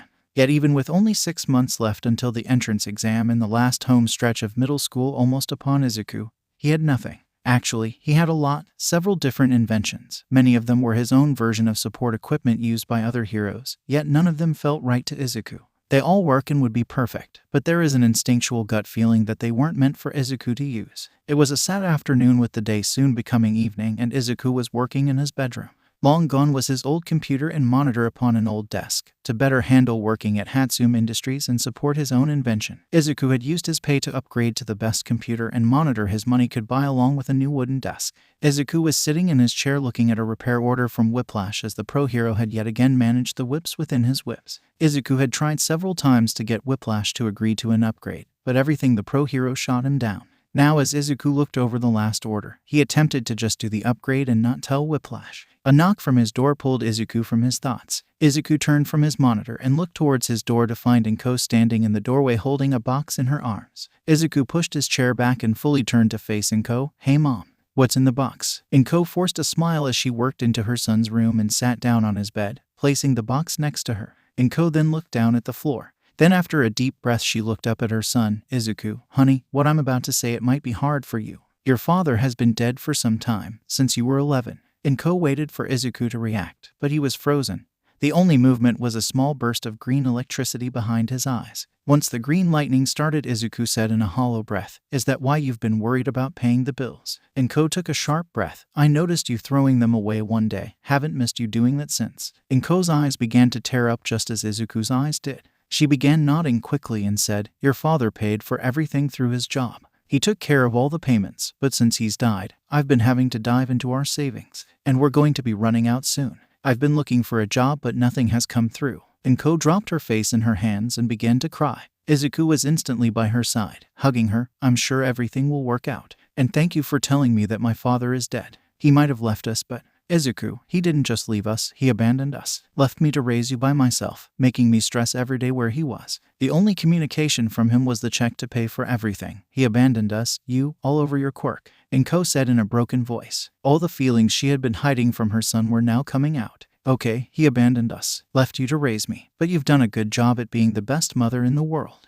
We might have had a rough time, but look at the past few months, they've been good. Sure, we might be low on money, but you're looking for a job and I'm sure someone out there will see how good a worker you are. Until then, let me help with that. My pay isn't high for Hatsume Industries, but I can help a bit," Izuku said as he felt his own eyes become watery, so he hugged his mother more tightly. "How did you become such a gentleman?" Inko asked. "I was raised by a good woman that beat it into my genes," Izuku said with a small chuckle that Inko joined him in through her tears. Then for a few minutes, mother and son embraced each other, reflecting on all the trails they had been through. All the times they had been there for each and the times they hadn't. Times when they should have grown closer together, but ended up further apart. For those few minutes, mother and son enjoyed embracing each other. Then Izuku's attention returned to the box that his mother had brought in. "What's in the box?" Inko wiped the tears from her eyes and cleared her throat as she grabbed the box. "You remember that textbook I gave you?" Izuku nodded as he pointed to the textbook resting on his nightstand. "Well, it wasn't the only thing your father left you." Inko set the box on her lap and pulled the lid off of it. Izuku stood up to look inside the box. He saw there were journals and rolled-up blueprints. Izuku remembered the promise his father had given him when he was a kid. Did the blueprints play any part in that? Izuku grabbed one of the blueprints and, however, sliding off the rubber bands, Izuku began to unroll the blueprint. It was soon too big to fit in Izuku's hands, so he laid it on the ground and used his shoes and hands to keep the blueprint from rolling back up. With the blueprint fully on display, Izuku looked it over. It was extremely detailed and Izuku recognized his father's handwriting from his textbook. Even the notes would have been written years apart, they all looked the same. It was easy to see what the blueprint was of. It's an exoskeleton. Izuku then thought about what the purpose of it was. To give me super strength to make me move at high speeds. Izuku tilted his head as his eyes landed on a note that was written next to the hands of the exoskeleton. "Hey mom, can you hand me the other blueprint from the box?" As Inko pulled out the other blueprint, Izuku grabbed the textbook from his nightstand to hold the first blueprint. Izuku stood up and Inko handed him the second blueprint. After undoing the rubber band, Izuku unrolled the blueprint and read the title of the blueprint, Repulsor Technology Mark I, designed to give flight to those that can't on their own. Izuku moved the second blueprint to the side and looked down at the one on the floor. "Put them together and you have an exoskeleton that can fly." Izuku looked over the larger blueprint and his eyes fell on some writing along the line. "Though I may not be able to directly support my son, I believe I can find the knowledge to build a device that can help my son be the hero he always wanted to be. One of the last phone call I got from your father, he told me it was close to finishing the exoskeleton and was going to start working on a device that could use your quirk to power it. But he never built one. He could never solve the riddle of your quirk," Inko said. Izuku looked over the larger blueprint and noticed there wasn't a power source, but Izuku then dropped the smaller blueprint and shoved his hand down his shirt. He grabbed the Arc Reactor and pulled it off of his chest. Izuku quickly put the Arc Reactor in the chest area of the exoskeleton. He then stood up and looked it over. The slow glow of the Arc Reactor sat perfectly in the middle of the exoskeleton as if it was always meant to power it. That riddle was solved by the Hatsumes. "I didn't think your father's blueprints would be of much use to you, but then the Hatsumes showed us their Arc Reactor. and after how well it works. I've known you've always wanted to be a hero, and I know I can't give you the tools to be one, but I give you these. With what you've learned from the Hatsumes, I believe your father's invention will work and you can become a hero." Inko started to cry and Izuku comforted her, but soon his own waterworks broke and he began to cry. Again emotion ran high as Izuku and Inko made a silent promise to themselves to always be there for the other. They continued to hug and cry until Inko said it was time to retire to bed. After brushing his teeth and getting ready, Izuku sat down on his bed and looked at the blueprints again. They were extremely precise, leaving no room to make minor adjustments. Obviously, his father had spent a long time revising these blueprints to get the best design. Izuku began to smile as he continued to look over the blueprint, getting a sense of how hard his father had worked to design these. Izuku quickly stood up and scooped the blueprints off the ground. They didn't deserve to be on the ground. Izuku looked all over his room, but with all his All Might posters, he didn't have any room to have the blueprints up. "Sorry, All Might," Izuku said, as he quickly but carefully began to pull out the thumbtack. After rolling up the poster and slipping it into his closet, Izuku hung up the two blueprints. After making sure they were secure on the wall, Izuku took a step back. Now being about to take in the complexity of the design from a distance, Izuku knew he was going to need some help, and he knew a girl that would be willing to give some. Izuku grabbed his phone from his nightstand and called Mei. She immediately picked up. "No, I didn't almost blow up my shop again." Izuku grinned as he seemed to have a sixth sense for whenever Mei blew something up. "No, I'm not calling because I felt something.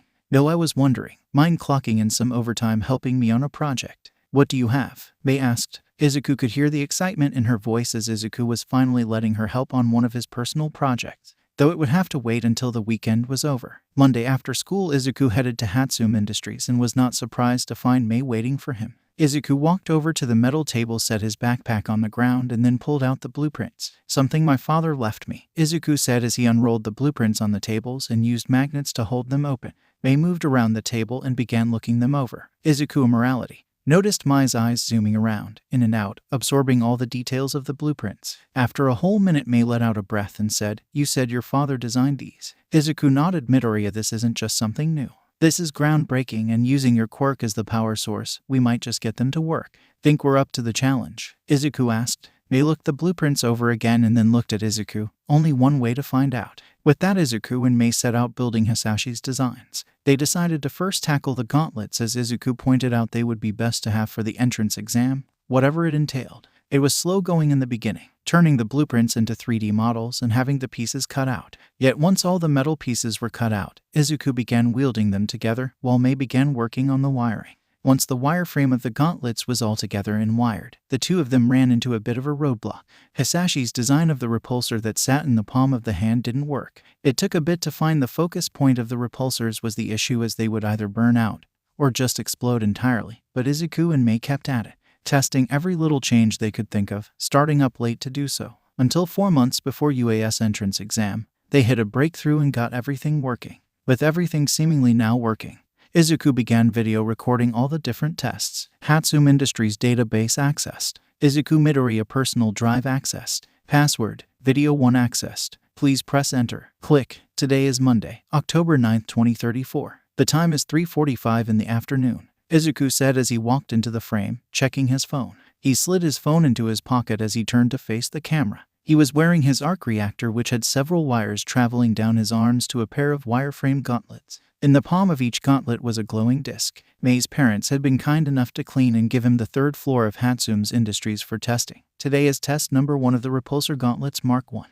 The objective of the day is to see whether these things actually work or not. On camera, we have dummy and on fire safety, Mei Hatsume. The camera swung slightly to show Mei holding a fire extinguisher, then moved back to Izuku. "I'll be starting halfway back from the center." Izuku moved into position. He double-checked everything was connected, then flexed his finger. The Arc Reactor glowed for a bit, and then the repulsors hummed a bit, causing Izuku to smile. "All right, we'll start with low power, 10%, and see how that feels. I have stationary targets at 5 yards, 10 yards, and 20 yards. The camera switches views to show the targets, red plates that were hanging from the ceiling from metal wires. After the last target was shown, the camera switched back to Izuku. "I think you forgot to credit another inventor," Mei said as she crossed her arm. She might not be the most social person, but something she held close to her chest was giving the credit owed to people when they helped with a project. "Oh yes, the designs were made by Hisashi Sutaku and built by myself and Mei Hatsume," Izuku said as he rolled his shoulders and loosened up his body to get ready for anything that could happen. This was new technology, and while Izuku had an idea of what they were to do, anything could happen. Alright, remember, half mark from the back with 10% power. In 3.2.1, Izuku lifted both his hands and extended his fingers. He took a deep breath, then flexed his fingers. The arc reactor pulsed green, and green electricity traveled down the loose wires to the repulsors. Both hummed for a bit before both fired out an energy blast. Izuku tried to hold his ground, but the force behind the blast sent him flying back across the room. Izuku backflipped across the floor until his back hit the wall. He stayed attached to the wall for a bit, but then he groaned as he fell to the ground. Mei Hatsume ran over and started to spray Izuku with the fire extinguisher. Izuku waved his hands, yelling, "I'm not on fire. I'm not on fire." Though the cold was distracting him from the pain that coursed through his entire body. They released the trigger, and Izuku stayed hidden behind a white cloud until the white cloud disappeared and Izuku slowly got to his feet, his back popping as he straightened his back. He brushed the white foam off of himself as he started to shiver. Alright, I think for the next test we should stay at 1%. Video 1 ended. After the success of the test, Izuku took a few days to rest up and heal from his landing, but then he and Mei drove back to working on the gauntlets. And now they knew the design worked. They wanted to perfect them. Late nights and all-nighters became more common, but were quickly cut off when their parents noticed how worn out they were during the day. Worried about their son and daughter's health, Inko along with Mr. and Mrs. Hatsume sat the two of them down and set some ground rules. Izuku and Mei begrudgingly accepted the rules, and knowing how strict their parents could be, made no attempts to bend the rules and see what they could get away with. Hatsume Industries database accessed. Izuku Midoriya personal drive accessed. Password. Video 24 accessed. Please press enter. Click. Today is Friday, January 5th, 2035. So this is the first video of the new year, so Happy New Year. The current time is 5:31, and after a short break to celebrate the new year, Hatsume and I have worked tirelessly to improve my gauntlets. Today we will be testing Repulsor Mark 5 in this test number 3. After furthering testing, we found some minor flaws in our improved design in the area of power conversion and distribution. We discovered that during sustained usage, the couplings began to weaken and overheat, resulting in reduced overall power, and what power does get through it is lost almost immediately to heat, meaning we have redesigned the whole repulsor base. As always on camera we have dummy, and for a lack of a better replacement, Mei Hatsume is still on fire safety. Izuku walked into the frame. He was wearing a simple white t-shirt and a pair of jeans. Both were covered in grease stains, and his hair was unkempt and messy. It hung down in front of his face, and he had to brush it out of his eyes. He had a few circles under his eyes, showing a bit of exhaustion. As with every video, he had his gauntlets on, and they were primed to be ready. Mei huffed off screen. At the end of every test, you have blasted me with CO2, which I always remind you and you always seem to forget is minus 73 degrees Celsius. It's cold, Izuku explained as he turned to look at Mei. He then turned to look directly at the camera, and let it be on the record that if you douse me again and I'm not on fire, I'm going to Mei Hatsume's house and destroying all of her inventions. No, don't hurt my babies. Mei winced off screen. Izuku saw that she was crossing her arms and pouting. To her, her inventions were her kids, something that Izuku didn't see and would have no problem breaking her toys, especially if it got the point across. Don't douse me when I'm not on fire and we won't have an issue, Izuku said, then moved into position. As always, I'll be starting a half mark back from the center. We'll start with 1% power, then move up to 2% power. Izuku walked into position and then connected the arc reactor to the repulsor. They slowly hummed to life. In 3.2.1, Izuku raised his right hand and fired off a shot, and the energy blast shattered the glass plan in front of Izuku. Izuku then spun around on his feet as he lifted his left hand and aimed it at another plane of glass. With a thought, Izuku's left gauntlets unleashed an energy blast and shattered the glass plane, moving up to 2%. Izuku turned to his left and held up both hands. Even between 1% and 2%, the power increase was obvious as Izuku was nearly caught off balance but managed to hold his ground, though his shoe squeaked a bit as he pushed back. Then to finish it off, a glass plane was lowered between Izuku and the camera. Izuku turned and unleashed an attack from his right arm. The energy blast rocketed through the air and connected with the glass plane only a meter from the camera. As the glass hit the floor, Izuku stood in the middle, his hand by his side as he let out a breath he didn't know he had. Years of studying and months of building all come to this. Izuku had built his father's design and they worked.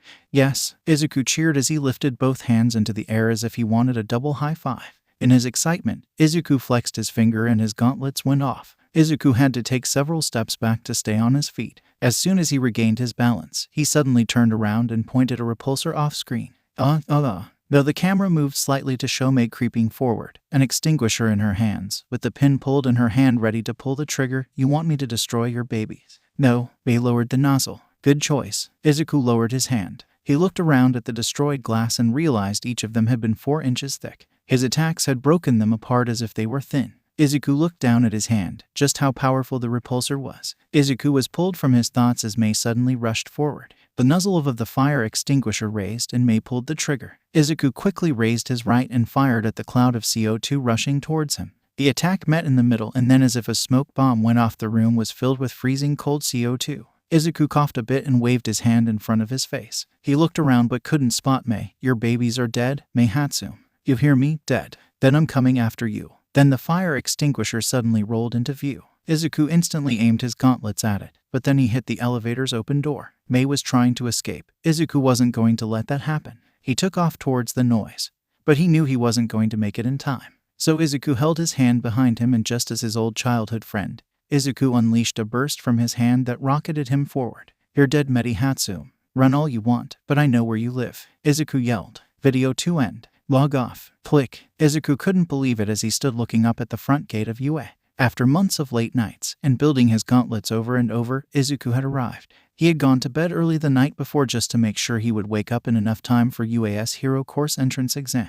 It was the next step in fulfilling his dreams of becoming a hero, something he had to take hold of and never let go. Izuku shouldered his backpack as he stepped through and was officially on UA grounds. A warm feeling passed over him as though he had only been seriously working to get him the past 6 months, and had been working towards this his entire life. And for some reason, he wasn't as nervous as he thought he would be. He was confident in his equipment and all he had learned from relentlessly being beaten down onto the practice mat. Izuku's right ear was suddenly flicked. It also helped that Mei had decided to come in to provide moral support, despite UA's entrance exam for the support department not starting for another 2 hours. "Come on," Mei said as he walked past Izuku and headed to the main building where the opening ceremony would happen. Izuku chuckled and was about to follow after her when a cold voice came from behind Izuku. "Get out of the way, Deku," Bakugo yelled from behind Izuku. "And I thought I told you not to try and get in." Izuku was pulled from his calming mindset as Bakugo pushed past him, making sure his shoulder hit Izuku.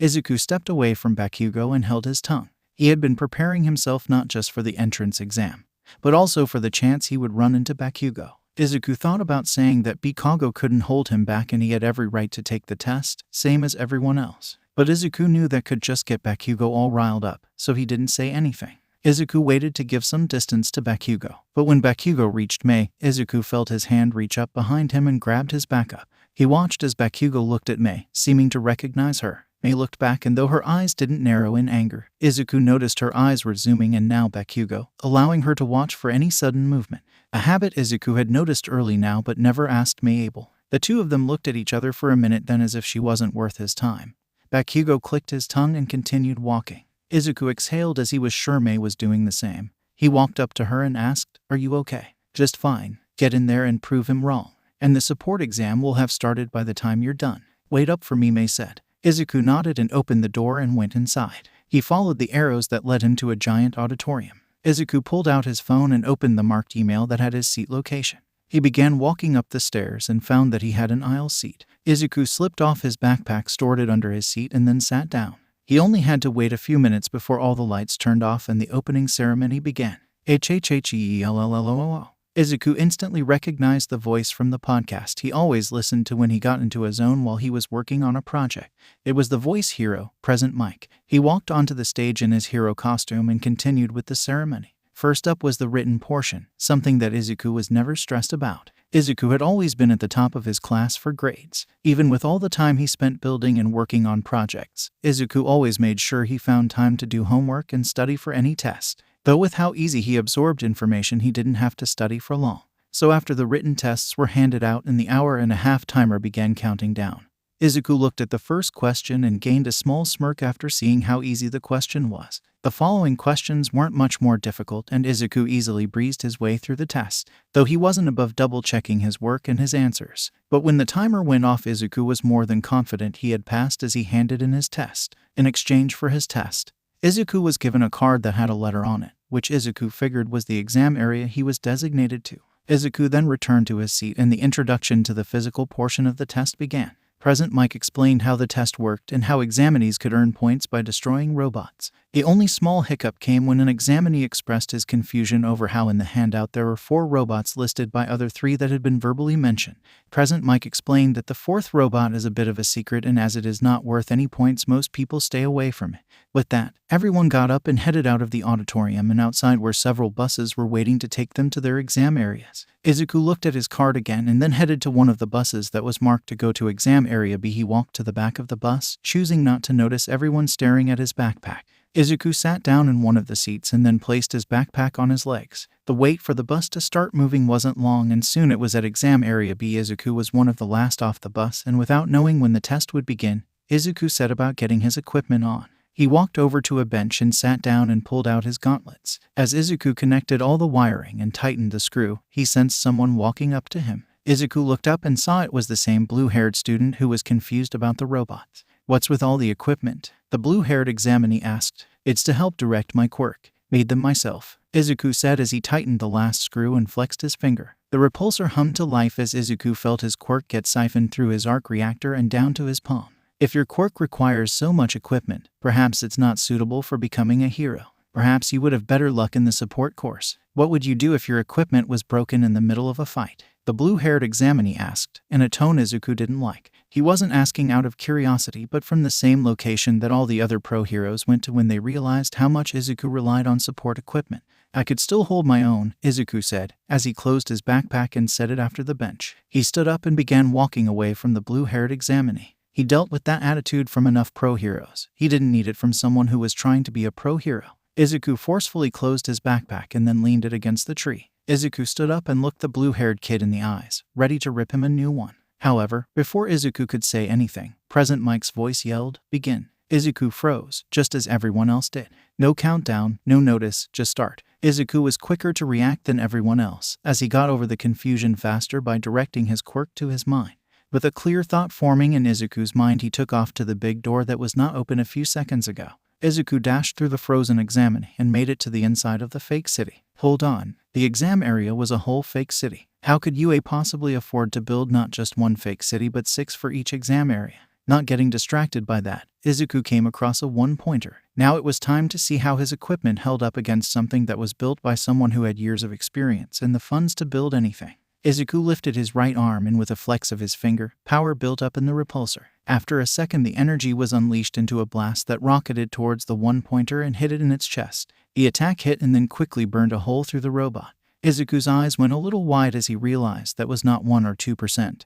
He had instinctively increased his power to 5% to make sure he had destroyed the robot. Yet Izuku barely had time to make the change as 2 more one-pointers came around the corner as if spurred towards Izuku by the sounds of battle. Izuku raised both of his hands and unleashed too much attack. The energy burst hit the robots but did not burn as the first robot.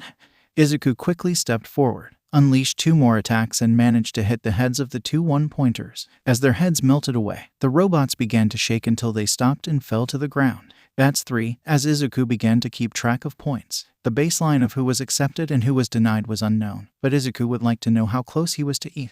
Izuku then noticed that other people were starting to file into the city. They were beginning to attack the robots in the surrounding area. Izuku knew he needed to go to a new location to find more robots.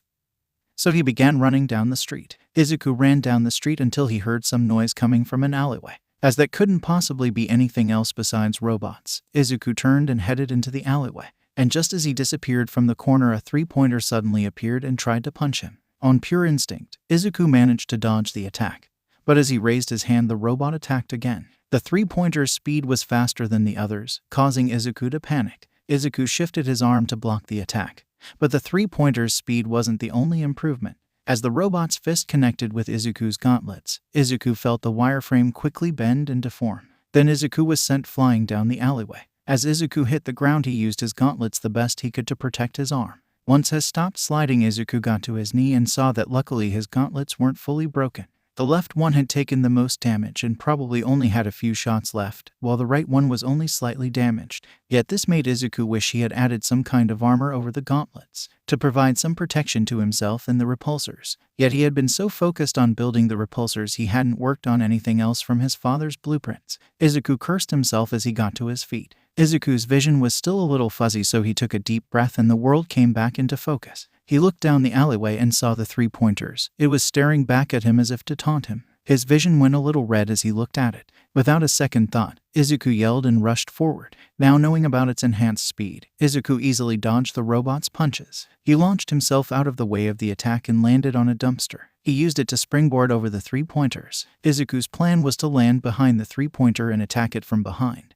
But as Izuku landed, he was attacked again. Izuku raised his right arm to block and managed to keep his feet under him as he was pushed back. As he stopped, Izuku rolled his shoulder then rushed forward. This time, instead of jumping away, Izuku slid under the three-pointer's arm and slid under its stomach.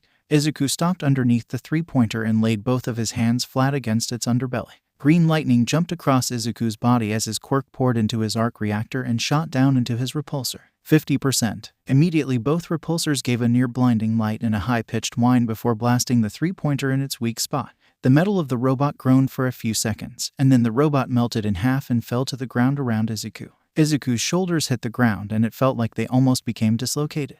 Izuku screamed out in pain as he fell to the ground. He struggled to catch his breath as the pain shot through his shoulders, along with the crash causing a massive headache to cloud Izuku's mind. He could only lay on the ground, breathing through the pain. He lay on the ground until the pause system turned on and said, 1 minute remaining. How long had Izuku been resting on the ground? He only had a minute left and he only had 6 points. Fighting through the pain, he got up and looked around. He needed to find some robots to destroy, but all the ones in his vicinity had been destroyed. Suddenly, he felt the ground begin to rumble. He looked down the street he was standing on, just in time to have a wave of examinees run past him, though they weren't enough to cause the ground to rumble. However, the giant robot behind them was enough to shake the ground. Izuku froze as he looked at the robot, its shadow covering most of the surrounding area. As several students ran past him, Izuku felt panic enter his mind, telling his body to move, to run away, to get to safety. Yet he was paralyzed with fear. He couldn't move and was going to be crushed by the giant robot.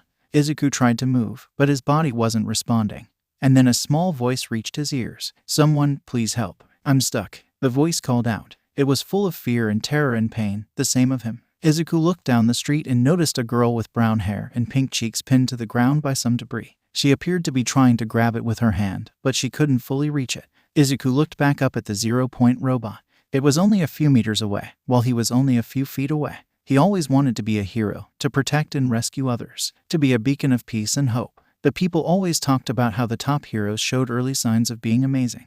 They were always stronger than those around them, better than those around them. Izuku might never be that, but he wasn't going to give up because of that. Izuku couldn't think straight as he felt his body begin to move toward the girl. He weaved through some debris, then slid to a stop next to the girl. He gripped the debris the best he could with his broken gauntlets. However, without the whole exoskeleton, it was too heavy for him to lift it and free the girl. Suddenly, he felt himself standing in a large shadow. He looked up and saw the 0-pointed foot right about them, so he chuckled a nervous laugh. Izuku knew this was probably the end of it. He was going to get crushed, along with the girl. He had worked hard to get where he was. He worked so hard on his mission to become a hero, but now he was going to die. He would never become a hero. Everyone in his past was right. He and his useless quirk could never become a hero. He had wasted his life chasing an impossible dream. No, Izuku couldn't allow himself to think like he couldn't afford to doubt himself now. Too many times in the past he had denied himself his dream. If he stopped now and gave up, then he might never pick it back up again. He had been so close to doing it before, but now he had people supporting him. His mother, Mei, and her parents all wanted to see Izuku become a hero. It wasn't no longer just his dream, but the wish of those around him. Izuku couldn't give up now. This wasn't the end for him, just the new first step. Izuku let go of the debris and pointed both of his palms up. 100%. Both repulsors and Arc Reactor glow a bright green before a large energy blast is emitted from Izuku's hand. The attack shot up and connected with the 0-pointer's foot, disintegrating it almost instantly. Izuku let out a breath he didn't realize he had been holding, but took a sharp breath with the 0-pointer braced itself. The massive robot then began to reach down towards Izuku and the girl. The girl began trying to free herself, with even a pink aura forming around her before blinking out. While Izuku froze as he looked up, he tried to think of what to do, then his newest trick came to mind. It was a relatively new addition he had made to his Arc Reactor, allowing it to be sort of a last resort repulsor. With nothing else to do, Izuku dropped his hands and puffed out his chest. Unibeam, 100% green lightning traveled across Izuku's bone, highlighting his veins before condensing down into his Arc Reactor. The Arc Reactor glowed green before unleashing a large green beam, which had the sparking of lightning traveling down it. The beam shot through the 0-pointer's hand and green lightning arced over its entire body. All the lights on the 0-point turned green. while the lighting of the surrounding building flicked on and off, and then the beam reappeared coming out of the zero-pointer's head. Izuku stopped yelling and the light show stopped. Smoke rose off the crisp zero-pointer body as it crumbled into a black charred mess. Izuku took a breath and pain shot through his body then quickly disappeared. Izuku collapsed to the ground, nearly empty. The unibeam attack had taken more out of him than he was expecting. The physical portion of the entrance exam is over. You will receive your exam score in 2 weeks. If any of you are in need of medical attention, please wait as medical assistants are being deployed. Present Mike said. A pair of robots arrived and lifted the rubble of the girl. She was lifted onto a stretcher and taken away to be healed. Izuku sat on the ground catching a breath with an elder pro hero Izuku recognized as Recovery Girl walked up to him. Are you alright, dear? An attack like this must have been quite exhausting. I'm fine, just need to rest, Izuku said, picking him off the ground and walking back towards the entrance. As he walked, he felt a cold feeling coming over his upper lip. Touching it, he drew his finger down and saw that they were covered in blood. He quickly wiped his fingers and nose, just as he noticed several students looking at him and the burnt hole in his shirt. How many of them had seen his final attack? How easily he had seemed to have taken down the zero-pointer. He paid no attention to them as he walked out of the fake city and over to the bench that hid his backpack. He walked over to the tree from before and slipped off his broken gauntlets and arc reactor. He slipped them into his backpack, then fished out a taser and held it against his chest. He didn't like it, but it had become a good way for him to replenish his body's electricity when he used too much. Pressing the button, Izuku felt the electricity jump from the metal prongs of the taser into his body. After a bit, Izuku fit normal and he tossed the taser back into the backpack. He slung his backpack over his shoulder and walked to a bus to take him back to the main area. As the bus traveled to the front of UAS campus, Izuku took a small power nap. After being dropped off, Izuku shouldered his backpack and began to work his way to the support department exam. As he walked, he realized how screwed he was. He had only scored 6 points as the zero-pointer robots gave him just that, 0 points. Sure, it had looked cool, but Present Mike had let everyone know that destroying it was only useful to show R1's quirk. He had wasted so much time recovering and 6 points weren't going to be enough for the practical exam.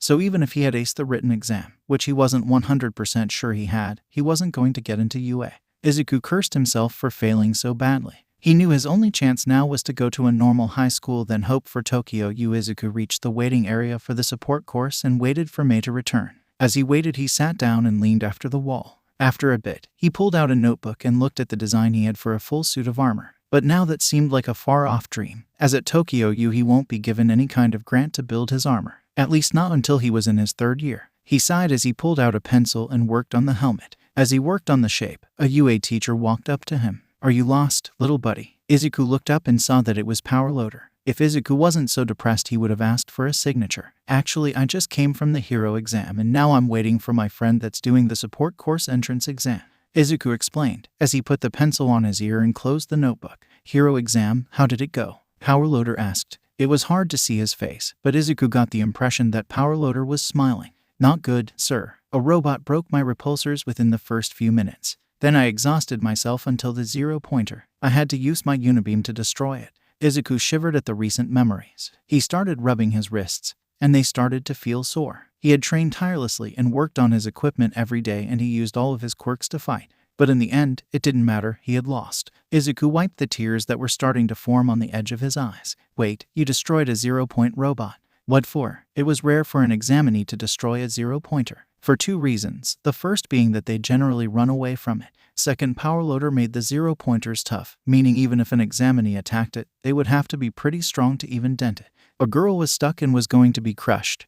Izuku explained, a small happy thought that he had managed to save someone. Maybe the hero course teachers would take pity on him and give him a second chance. Repulsor, Unibeam. Those don't exactly sound like ultimate moves. Power Loader had a curious look on his face. What exactly are they? Equipment I built to use my quirk. Izuku grabbed his backpack and pulled out his busted equipment. Just looking at them reminded Izuku how hard had tried but how easy he had failed. He handed them to Power Loader, who looked them over with a curious eye. These look familiar. Power Loader looked at the palms on the gauntlets, memories filling his head as he did so. Hey kid, if you can fix these within the next 10 minutes and show them to me, I'm willing to put your name down for the support course. Power Loader handed back the equipment. Izuku's face lit up. You really mean it? He had just failed the hero course, but if he could get into the support course, he would still be going to UA. Plus, he would be in the same class as Mei. And UA was a private school. The teacher could run their class any way they saw fit. If Izuku impressed Power Loader enough, then he could get the money and supplies to build his armor. Even with these busted, I can tell they're advanced engineering. Get them working and show me their power, and I'll consider it. You can use my room. It should have all the equipment you need," Power Loader said with a nod. Izuku held back his excitement as he slipped his stuff into his backpack, then pushed himself up and off the wall. He followed Power Loader down the halls to his main office. It was a standard workshop, though it was organized between mechanical, electrical, and bioengineering. Everything was put in its place, making it hard to lose anything. Everything was clean and perfectly reflected the overhead lights. Izuku figured it would take Mei less than 10 minutes to turn the place into a mess, maybe even less. Remember 10 minutes. Try not to set anything on fire. I've already had to deal with 5 of those today, Power Loader said, closing the door behind him. Izuku sighed as he looked around, still working on his excitement, and as he had learned over the years, the best use of this kind of excitement was to direct it at something. Izuku might have failed the hero entrance exam, but he still had a chance to get into UA through the support department. Izuku looked down at his backpack. Either way, he would need to fix his equipment, might as well use his excitement to get it done quickly. Walking over to the table clearly meant for mechanical engineering. Izuku pulled out a small metal stool and sat down. He slipped his backpack off and set it down on the table. Quickly undoing the zipper, he reached inside and pulled out all his Arc Reactor, deciding to work on that first.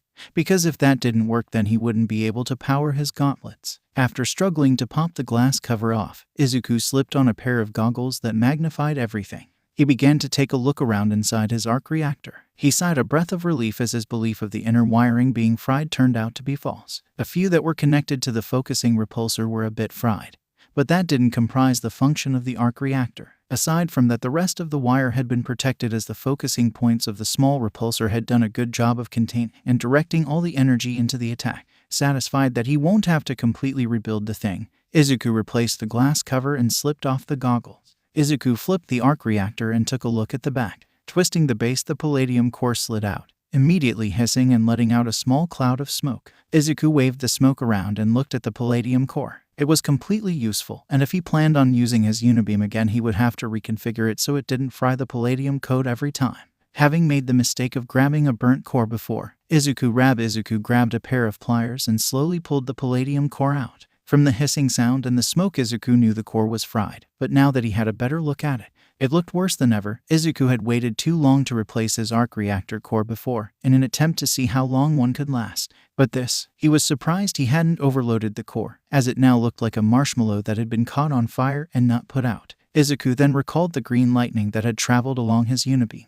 Maybe he had overloaded the core a bit. Keeping hold of the burnt core and the pliers, Izuku reached into his backpack and withdrew his water bottle. Placing it on the table, Izuku skillfully unscrewed the top with one hand and then dropped the burnt palladium core into the water bottle. The water within the bottle immediately began to boil and hiss. So Izuku just loosely put the lid back on. He had thought about just putting the lid back on, but that would probably result in the water bottle exploding from the pressure. Izuku laughed at how easily he could have just made a bomb. Refocusing back on the task at hand, Izuku reached into the side pocket of his backpack. He then pulled an old-fashioned Zippo lighter and popped the top open with a flicker of his thumb. Instead of a sparker and a wick, inside the lighter were 2 backup palladium cores. Sliding one out and injecting it into the Arc Reactor, Izuku waited for the core to be ready. Once the Arc Reactor stopped flashing green and held a steady blue light, Izuku pulled his shirt up and held the Arc Reactor against his chest until he felt the adhesion take hold. Immediately, the Arc Reactor began to siphon off of Izuku's electricity. After the familiar feeling filled his chest, Izuku relaxed a bit and then focused on his gauntlets. Pulling them out, Izuku thought they looked miserable, misshapen and broken. With a sigh, Izuku decided to start with the left one as it had received the most damage, slowly working the metal to its original shape. After a few minutes, the wireframe looked wearable. Well, at least it won't dig into Izuku's skin when he tries to slip them on. With that worked out, Izuku turned the gauntlet around and looked at the palm. There was some metal decay around the repulsor, which only required a quick scrubbing with some high-proof acetone. With that all finished, Izuku turned to the wire. Some of the wires had been cut, so Izuku disconnected them, and putting the goggles back on, he pulled some wiring from a spool that was on the edge of the table. He plugged the soldering gun in and heated up quickly. Izuku then expertly soldered new wiring within his gauntlets. Once all was said and done, Izuku unplugged the soldering gun and slipped it into its holder, allowing it to cool off without burning anything. Izuku sat up straight and looked down as his handing work. Everything seemed to be fixed, but there was only one way to truly test everything. Izuku connected his Arc Reactor to his gauntlets and crossed his fingers as everything took a bit to power on. As the palm of the gauntlets flickered to life, Izuku let out a sigh of relief, yet something still felt off. Izuku pulled out his phone and after turning it on saw he had gone over his 10 minutes by nearly an hour. In a panic, Izuku slipped on his gauntlets and then his backpack. After quickly tidying up his workspace, Izuku ran to the door. Getting through the door, Izuku nearly bumped into Power Loader. Power Loader managed to jump out of the way, and in surprise Izuku forgot to turn or slow down, so he ran straight into the hall. As he fell to the ground, Power Loader began to laugh. Ha ha ha ha, I guess that means you're still and forgot about your 10 minutes limit. Still, you paced that test. Test, sir? What test? Izuku asked, pulling out a second water bottle from his backpack and taking a small drink. Why would Power Loader be testing him? I don't get to give this test every often. Though you're not the first to arrive and have something wrong with their equipment. Most would just leave after their equipment fails. Those that don't, I give them 10 minutes to repair whatever is broken. Most just leave since they think 10 minutes isn't enough, or they work until they hit 10 minutes then leave. Even then, in a rush, they sometimes break their equipment even more. Very few get so lost in their work that they forget about the 10 minutes and work until their equipment is fixed. You are one of those. You stayed focused on the project, not worrying about the time limit or how broken your equipment was, meaning you passed the test. This was a test, Izuku said as Power Loader's explanation just made him even more confused. Not a graded one. I wanted to test the kind of person you were. You said your equipment was broken within the first few minutes of the hero exam. However, you didn't give up and continued to move forward. I wanted to see that for myself. Power Loader leaned forward and inspected the repulsors. It looks like you managed to get them into working order. Are they safe to fire? Izuku looked around the hallway and the room he just left. It was much smaller compared to the room he was used to training in, and with all the equipment and tables, the room was even smaller. If Power Loader wanted a demonstration, then Izuku would need this space. I think it might be best if we head outside, Izuku said, as got to his feet and brushed some dirt off his shoulder. Power Loader nodded and led Izuku down the hallway. As he followed Power Loader, Izuku used a screwdriver to tighten a few screws he had missed. One habit he wasn't sure to be thankful for picking up from Mei was always carrying around loose screwdrivers in his pocket. Once outside the support department, they found Mei Hatsume waiting for them. She was sitting on a bench across from the entrance. Upon the door's opening, Mei looked up and her eyes fell on Izuku. Anger immediately filled them but was quick to be replaced with a smile. Izuku decided he had been seeing things. I thought you had left without me, Mei said, walking up to the pair. Her overalls had black scorch marks, showing the invention she had shown may have or may not have exploded, along with the fact that Power Loader looked cautious when she got near. The hero exam got out an hour and a half ago, but I couldn't find you. Sorry, Hatsume. My gauntlets got damaged and I figured I could use the time while I waited to repair them. I guess I lost track of time. Sorry for making you wait, Izuku said, rubbing the back of his head while making sure the repulsor didn't go off. That doesn't explain what Power Loader is doing here, Mei said, looking over the pro hero. Power Loader smiled at Mei but remembered how her invention exploding had caused the biggest mess of the day. Power Loader slowly took a step back, not wanting to experience that again. He noticed my equipment and was curious about them, Izuku said. He didn't feel like telling Mei at the moment that he had failed the hero course entrance exam, and now getting into the support course was his only chance of getting into UA.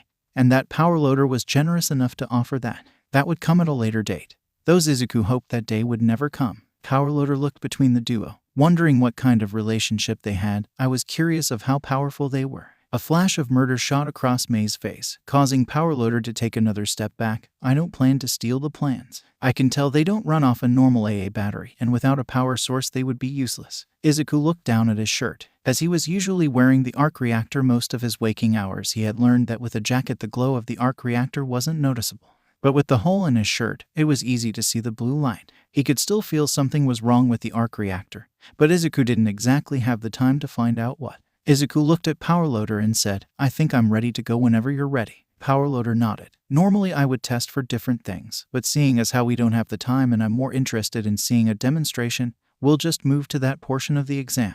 Izuku nodded back, then walked away from the building, rolling his fingers a bit to warm back up. Standing in front of a large patch of grass, Izuku slowly raised his arms and held his hands out in front. We'll start with 5%, Izuku said, a warning Mei picked up on. As Izuku trained with the gauntlets, he had slowly gotten used to the recoil and could stand his ground up to 8%, though that might be nothing if he didn't have his feet planted. Izuku exhaled and a green light, starting at the Arc Reactor, traveled down to Izuku's palms. As this happened, Mei quickly jumped back and braced herself against the building. However, Power Loader, never having experienced the power of the repulsors, was confused about what Mei was doing.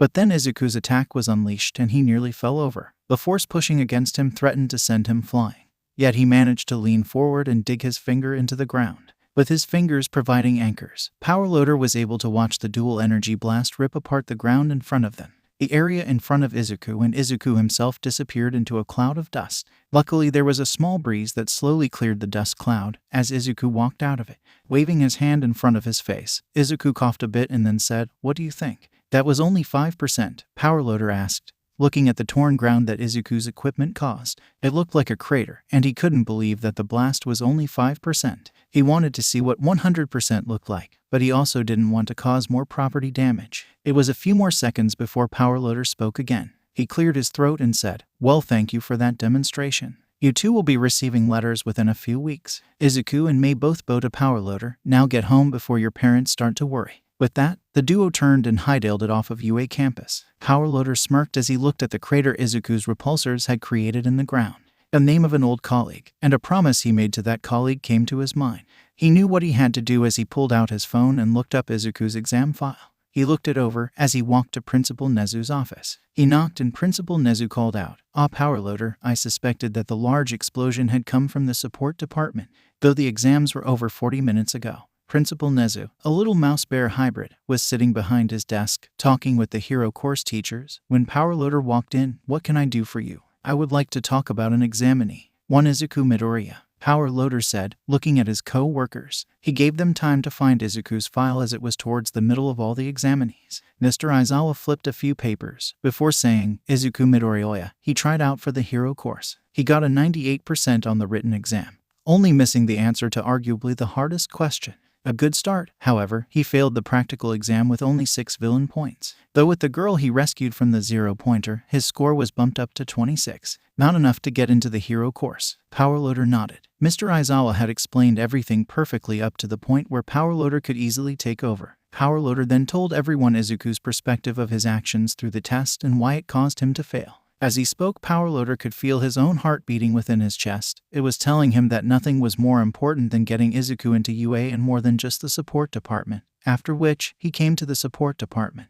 "I talked with him and gave him the same test I've given others in the past. Yet he passed, as he worked until he was done, not once worrying about the time limit." Power Loader explained. "He fixed his own equipment," Midnight said as she had no intention of paying attention. However, Power Loader's comment about Izuku fixing his equipment caught her attention.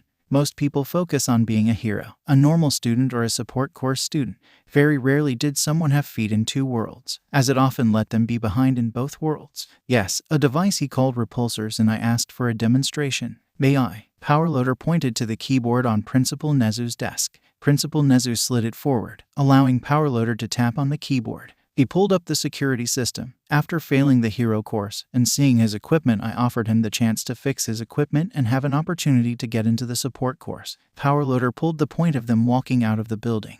Then fast forward a few seconds, this is the demonstration. The video showed Izuku explaining he would only be using 5%. The blast occurred and the video paused before showing Power Loader anchoring down.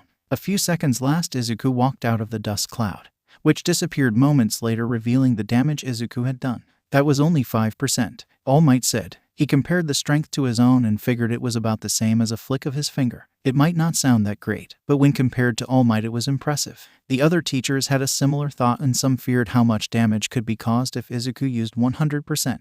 "Yes, and I suspect the power growth is exponential.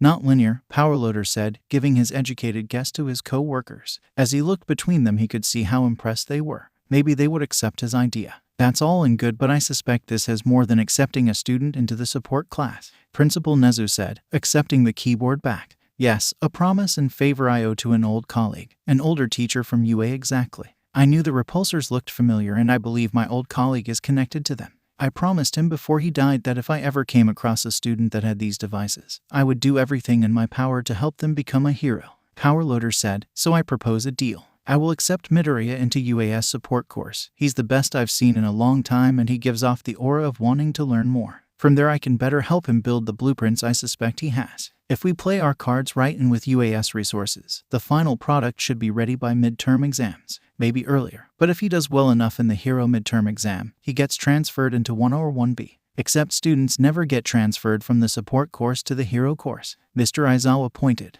He had only been a little impressed by Izuku's demonstration, as to him it looked more like unleashing raw strength than a precise attack, making it seem that Izuku had little control over his equipment. And that was another thing. Izuku seemed to have to rely on his equipment a bit too much, as he had failed the entrance exam since his equipment was broken.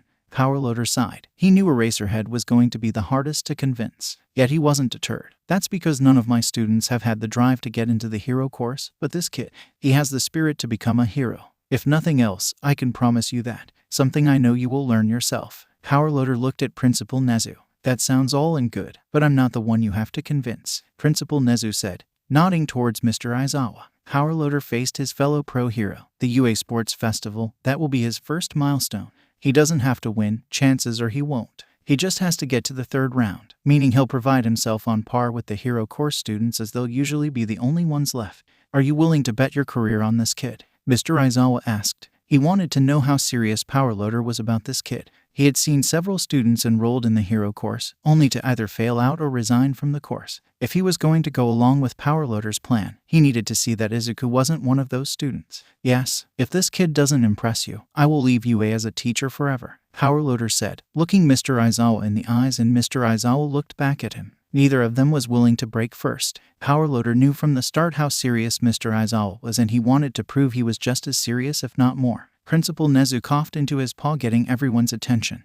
Well, that does sound like a fun bet. Powerloader, you are the best support teacher we have, and I would rather not lose you. How about this? If this Izuku Midoriya completes the hero midterm exam, he will be transferred to the hero course. However, if he fails to impress, UA will get half of all copyrights to any invention he creates while in school and after he graduates. Moreover, Eraserhead, if Izuku Midoriya gets transferred, you are not allowed to expel him for whatever reason. Aizawa didn't seem too annoyed by that, but his fellow teacher knew better. That will extend into his second and third years. However, Powerloader, if Izuku Midoriya fails the hero midterm, you will be responsible for creating the plan for Hell's Door. At the mentions of Hell's Door, Powerloader and All Might both flinched. They both understood why that plan was created, and both hoped it would never have to be used. Yet Principal Nezu was someone who planned for any possible outcome, and as unlikely such an outcome would happen that Hell's Door was needed. Powerloader didn't hesitate to nod. He had promised on all grounds to his old colleague, being the one that had to live with being the one that created Hell's Door. It would give him less guilt than not allowing Izuku the chance to become a hero. I understand, sir. Wait, what's Hell's Door? President Mike asked. Then you may enroll Izuku Midoriya into UA. He will be watched closely, and every move of his will be judged. You hold your new student in high regard. We will do the same, Principal Nezu said. What is Hell's Door? President Mike repeated himself. I understand, sir, and if Midoriya is all that he said he was, then I'm sure Midoriya will rise to any challenge placed in front of him. Powerloader in a serious tone. His old friend had done many things in preparation for the day Izuku came to UA, and before he had died he had entrusted all of his secrets to Powerloader, though Powerloader had refused to look through them. As to him looking through them was admitting that his friend was really dead. Seriously, what is Hell's Door? President Mike asked for a third time, as he was not getting any response. It had been 2 weeks since UA entrance exam, and Izuku could be found at Hatsume Industries. He had been working on getting a working prototype of repulsor boots, with minimal success over the board. It was getting late in the evening, but Izuku didn't feel tired. He wanted to get a good baseline of his father's design before he was done with middle school. But from the yells alone it was easy to tell progress wasn't really happening. Come, dummy. Just because Mr. Hatsume nicknamed you dummy doesn't mean you can act like an idiot, Izuku said, nearly messing up on the placement of the wire in his hand.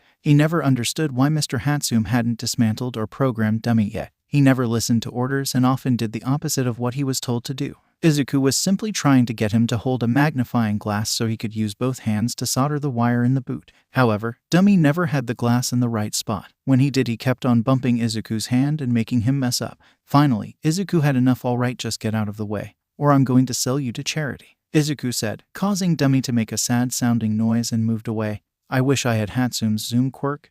Then I won't have to deal with you. Suddenly something unexpected occurred. Dummy hit Izuku up alongside the head with the magnifying glass. Okay, that's it. You're getting dismantled, Izuku yelled, grabbing a wrench from his table. He brought it up as he turned around, ready to bring it down on Dummy's outer shell. However, in that moment the elevator door suddenly dinged. The Hatsumes and Izuku Midoriya walked in. Mrs. Hatsume quickly noticed the wrench in Izuku's hand, trying to dismantle Dummy again. She asked, "This time he hit me in the head," Izuku said, lowering the wrench. However, Dummy made a sound like a laugh, and Izuku instantly had the wrench raised back in the air, which caused Dummy to shut up. Good. Mom, what are you doing here? This came Inko said as she held up a letter with a wax seal of UA. It just arrived in the mail. Izuku smiled at the letter, but he had been hoping to read it by himself because he knew he wasn't getting into the hero course. He hadn't taught anyone about failing the entrance exam for the hero course, yet nevertheless, Izuku accepted the letter from his mother. Can we start with Mei? The anticipation is killing me. Mr. Hatsume requested, pulling up another stool. Everyone followed suit and sat down at the table Izuku had been working on, as Izuku slid his project to the corner of the table. Before Inko or Izuku had a chance to nod or say yes, Mei ripped the letter open and a silver disc fell out on the table. It hummed for a bit before powering on. A hologram of Power Loader appeared.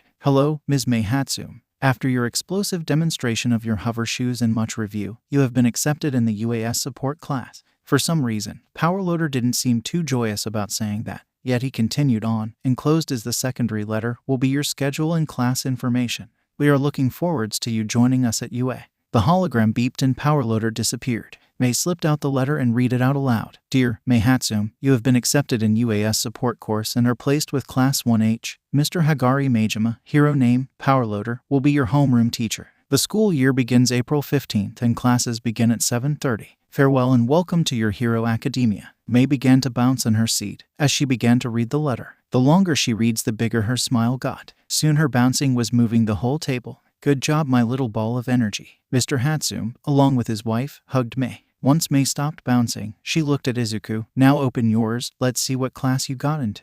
Izuku sighed, then like ripping a bandage off, he ripped the end of the envelope and fished out the silver disc. He spun between his fingers for a bit as he prepared himself for the inevitable. He just wasn't ready for what everyone was about to see. Mei was the only one that knew Izuku had demonstrated his gauntlets to Power Loader, but she was still under the impression that he hadn't failed the hero course entrance exam. He was just merely satisfying Power Loader's curiosity. Izuku sighed, then lightly tossed the silver disc into the middle of the table. It spun around on itself before settling down and turning on. Immediately a hologram of Power Loader appeared, confusing everyone. Wait, I thought he was the teacher for the support course? Inko asked as everyone looked at Izuku. He wanted to hide under the table, and before he had a chance to answer, Power Loader spoke. Hello, Izuku Midoriya. I know this isn't what exactly you were hoping for. I know you were hoping, as many do, for the hero course. Unfortunately, you only scored 26 points on the exam. 6 villain points and 20 rescue points. However, I don't know whether to call it fate or coincidence, but we had a chance to meet at the support department.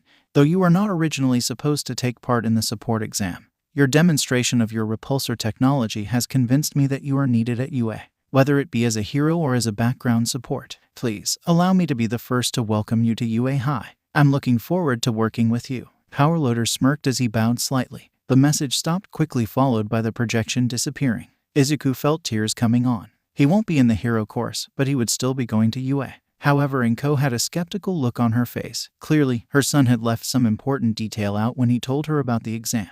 She looked at Izuku and asked, Izuku, what exactly happened? Izuku flinched and then began rubbing the back of his head. It was a few moments before he answered with, well, during the entrance exam my gauntlets were damaged. After the exam was finished, I headed over to the support department to wait for Hatsume. I came across Power Loader and one thing led to another. In the end, he asked me to give a demonstration of my equipment. He gave me the offer, if I failed the hero exam, I would be considered for the support class. Neither Inko nor Izuku spoke for a second. It was Mrs. Hatsume to break the silence. Young Midoriya, while I know how badly you want to get into the hero course, I believe being in the support course will give you a chance to continue working on the blueprints left to you by your father. Besides, there have been incidents where a general studies student is transferred to the hero course, never from the support course. But hey, you can be the first. But first, you need to perfect your creation. Mrs. Hatsume said as she grabbed the letter and held it out to Izuku. Become the first support student to become a hero. Make this school your hero academia. And with that, Izuku and Inko hugged each other and cried. Hey dummy, get me a mop. Mr. Hatsume whispered to the robot after a second of the son and mother crying together. The robot disappeared but never returned with the requested mop. Mr. Hatsume started to agree with Izuku that the dummy needed to be dismantled and rebuilt. Izuku and Inko cried for a bit before they finally stopped. They gave each other a long hug, almost crying again. Now that the waterworks are over, how about we treat these amazing kids to some dinner? Mr. Hatsume suggested, still curious about where Dummy had disappeared to. I think that would be lovely, dear. They have accomplished something great and I think they deserve a reward. Mrs. Hatsume looked over at Mei and Izuku. who had oil smudges and smelled like burnt metal. However, I think it would be best to freshen up before we head out. Inko was glad she wasn't the only sane parent in this group. While her husband might be a little crazy, Mrs. Hatsume always made sure her family was presentable in public. I agree. Izuku, it smells like you haven't showered in 4 days. Izuku lifted his arm a bit and sniffed. He didn't smell too bad, but he figured he had gone nose blind. I'll take your word for it. After showering and everyone getting ready, they met at the restaurant Mr. Hatsume had taken them to the first time they met. Their last few weeks of middle couldn't have gone any slower. But as Izuku's patience began to wear thin, Mei's patience had disappeared only a week after receiving the letter. Their first day at UA High had arrived. Together they ran through the front gate, feeling as ready as they could be for the day. And what challenges Power Loader had for their first day. They only had one little issue. They were late and class started 10 minutes ago. I thought you said you had everything ready, Izuku said, almost tripping over a loose brick, but managing to keep himself upright. He shouldered his backpack to make sure nothing fell out. If he had time, he would have slowed down and tightened the straps. I thought I did, but I couldn't find my 8/17 sprocket, Mei said, struggling to keep up with Izuku. She didn't have his kind of training and wasn't used to this kind of exercise. I didn't know my father had moved it while I was asleep. Oh my gosh, Hatsume. What would you do without your 8/17 sprocket? I mean, come on. How many times have you used the specific sprocket? Izuku said in an extremely sarcastic tone. He could list 2 inventions of hers that used that size of sprockets, and in his book that wasn't worth being late to the first day of school. 15 different babies used that size of sprockets. Mei countered like that number really meant anything. What out of over 1,000? Not worth it in my book, Izuku said. Mei threw a weak punch, and Izuku didn't even try to dodge, because Mei lost balance and missed. Luckily, she managed to stop herself from tripping. The duo continued bickering over which tools were worth leaving behind and which were worth being late for. Needless to say, Mei had a longer list for being late. They didn't realize they had reached the support department until Izuku had to scan his ID. If we're lucky, we can quietly sneak in and sit down. So Hatsume, keep your lips shut, Izuku said. Mei did the zipper motion over her lips, but Izuku knew that wasn't going to last long. They reached their classroom and Izuku looked through the glass window. Power Loader had his back turned to the class, so Izuku silently opened the door and signaled Mei to sneak in. Once Mei was past the door, Izuku quietly crept in behind her. So that being said, today we'll begin our class with a simple engineering problem, Power Loader called out as Izuku gently lowered his backpack onto the table he sat at. Young Midoriya and young Hatsume, so glad you could join us, even if you're 12 minutes late. Izuku looked up and Power Loader hadn't even turned around. It was like he had eyes on the back of his head. Now that you're here, class can truly begin. What I'm writing on the board is a complex issue in engineering, using only the thrust-to-weight ratio, Newton's gravitational law, and Einstein's equation of relativity. Write an equation to show how much fuel-to-thrust conversion would be needed to lift an object of unknown weight. Power Loader wrote the different equations on the board for reference for his students. Sir, are you referring to the gravity elemental theory? A student asked, raising their hand. Power Loader turned around and faced his student. Yes, one day you will all come across this problem. Though a theory and equation have never been written and proven, your understanding of the problem will help you greatly solve any issue you come across. However, if you manage to solve the theory and write a proven equation, you will immediately graduate from UA and receive your PhD in engineering.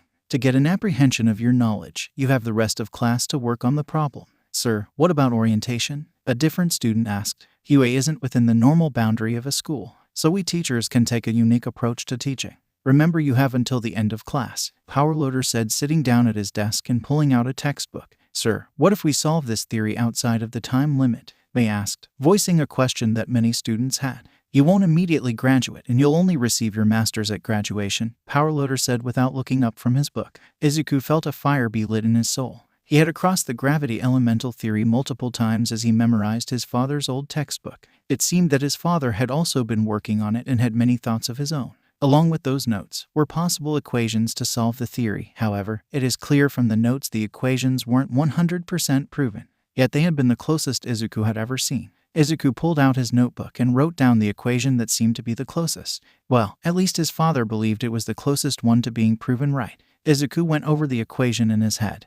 He knew there were just a few things wrong with the equation. It was like a big piece was missing from the puzzle, and when Izuku figured that out, everything else would fall into place. For the entire class, Izuku tried to figure out what the piece was. However, he ran out of time. Once the first period was done, it was time for the standard classes of Japanese, English, social studies, math, and history. The day went like it went by in a blink of an eye, and soon the first day of school was over. Izuku was thankful when the last bell rang. as it felt like his mind was going to melt by the time the last period was over. As he and Mei rode the train to their stop, Izuku rubbed his forehead, fighting back a pulsing headache. "I think I could fry an egg on my forehead," Izuku said, taking a drink of ice water. He swore he could hear the water begin to boil in his mouth. Mei had her head back, with her water bottle resting on her forehead. "I knew UA was going to be difficult, but once Power Loader Sensei brought up the gravity elemental theory, I think I panicked for a bit. Well, at least it wasn't for a grade," Izuku said, taking another drink. "But imagine if we managed to figure out the equation.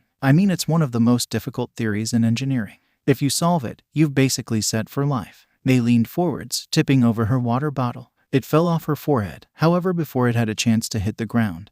Izuku's hand shot out and grabbed it. He flipped it around and then handed it back to Mei. "Yeah, my father had a lot of notes about the equation. I think he was trying to solve it for his repulsor boots," Izuku said, which confused Mei. "Really, that's an issue? I thought yours worked pretty well," Mei said as she had seen Izuku hover off the ground with his repulsor boot. It was completely different from her hover boot, and she would never admit it, but they worked better than hers. "Hey, they work, but they could be better. I can hover, but only for a little bit before the Arc Reactor is completely drained.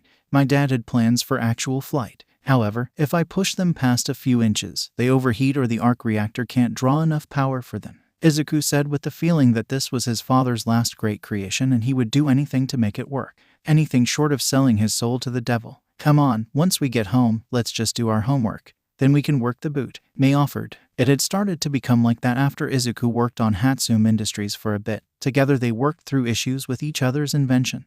After a day like they just had, it would feel good to do something like that. "No, once we're done with the homework, I'm going to bed," Izuku joked, then downed the rest of his water. Soon the train reached the stop for Hatsume Industries and together they walked up to the 3rd floor. Throughout the afternoon and evening, they worked on the homework, and once they finished the last problem, Izuku collapsed to the floor. Mei checked the Arc Reactor to see if Izuku had overused his quirk. In the past, whenever Izuku used his quirk too much, he often passed. Moreover, Izuku had learned that he could direct his body's electricity to his mind, allowing his mind to work at double the speed and absorb information more quickly. And throughout the day, Mei had seen a few green sparks in Izuku's eyes, a clear sign that Izuku was doing just that. Mei connected the Arc Reactor to her phone and got a reading. 85% of normal electricity range. No immediate medical attention needed, Mei's phone stated. Mei sighed, then looked down at Izuku, tempted to slap him across the face for making her worry about him so much. As Mei looked at Izuku, she felt her heart rate increase a bit. She felt her cheeks go red. "Why are you such an idiot?" Mei had been having these thoughts for a bit, even since she had seen him manage to knock down Crimson Dynamo during one of his training sessions.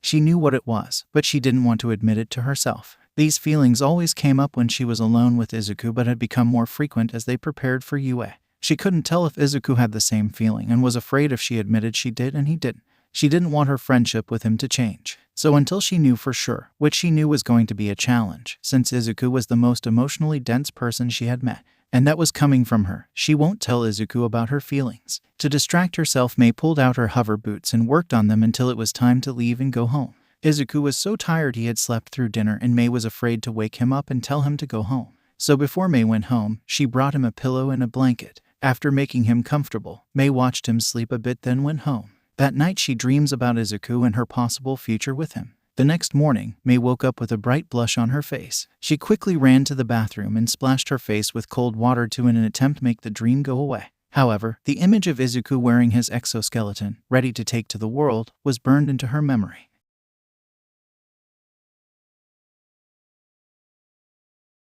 Mei didn't say much, as she rode the train to UA with Izuku, and if Izuku noticed, he made no note of it.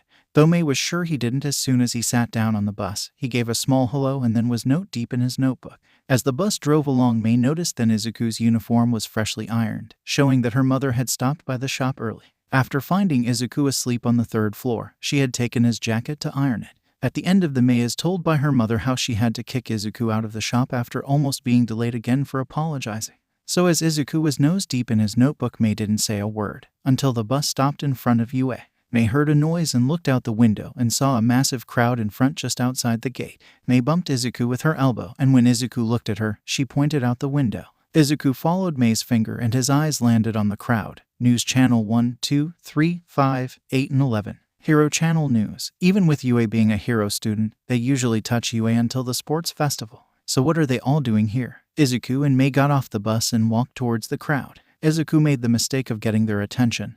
Excuse me. Instantly several reporters swarmed Izuku and Mei as they all held their microphones up. What's it like having All Might as a teacher? Is he as charismatic as he is on TV? Is he just as strong? Is he a good teacher? Izuku and Mei looked at each other. Neither of them knew that All Might was a teacher at UA. And if he was a teacher, he would be teaching heroics, not the support course. Yet that didn't matter to Izuku, as he was already making plans to track the #1 hero down and asking for his signature. Izuku then noticed all of the reporters were looking at him now. I haven't met All Might yet. We were unaware that he was teaching here. But he would be teaching the hero course. We're from the support course. We haven't had the chance to meet him. Izuku explained with quickened words, as he didn't like being the center of attention.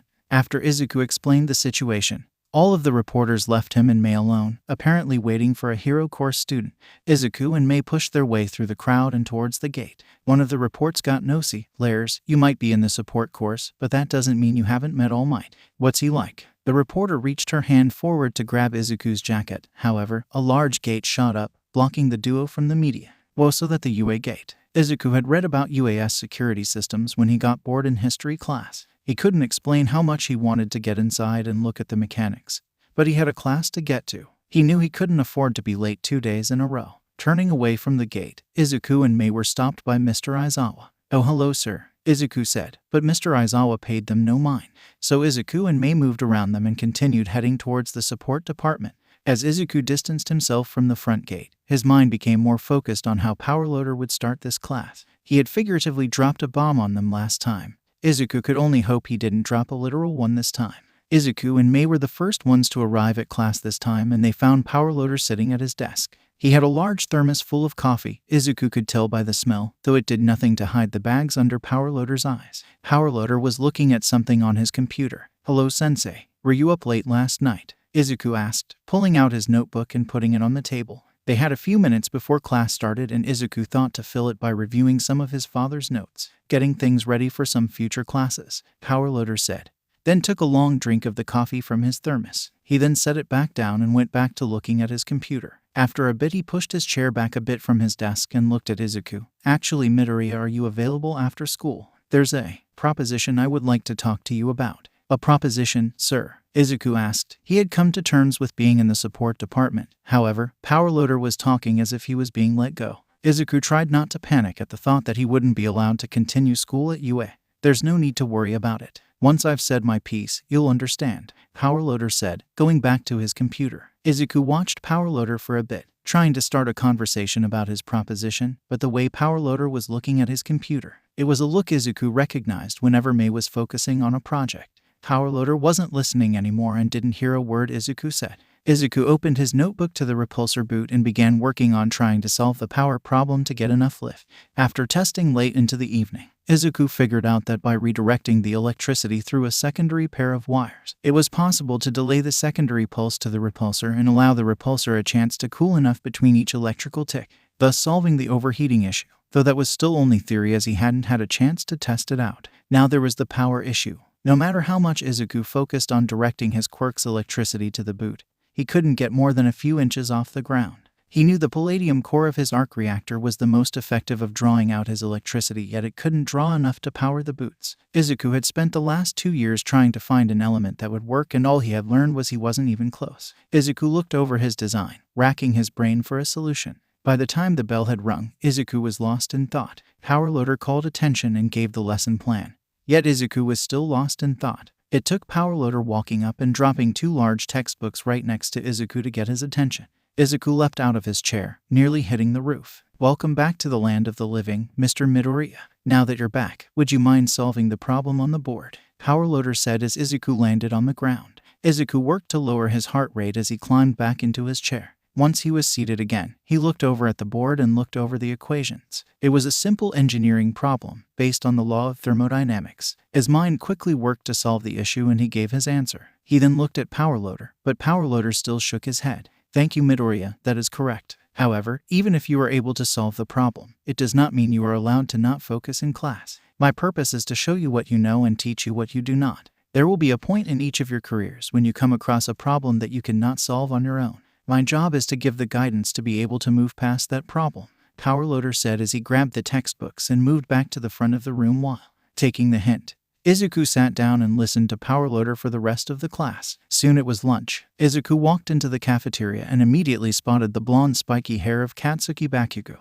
Izuku immediately turned his back to Bakugo, as he prayed that his old childhood friend wouldn't notice him. Izuku continued moving along in the line, only taking small glances to see if Bakugo had noticed him. As soon as Izuku got his katsuden, he quickly walked over to where Mei was enjoying her lunch and sat down. She had a book opened and was reading through it as she ate, amazingly keeping his overstuffed sandwich from dripping on the book. "Do you even take a moment and just enjoy life?" Izuku asked as he sat down. As he recalled, ever since meeting Mei, it seemed she was always working on some kind of project or reading a book to help in one of her projects. At least now it seems this book was for fun and not preparing for a new invention. Izuku gave a quick thanks and then began eating his own lunch. "That's what sleep is for," Mei replied, then took a bite of her lunch. "Besides, this is a good book. It's from the time before Quirks. It is about a scrawny kid during a war world that is given the chance to enlist in the army and has the promise to become a super soldier. It talks about all the different changes he goes through all at once and how he manages to stay mentally strong through it."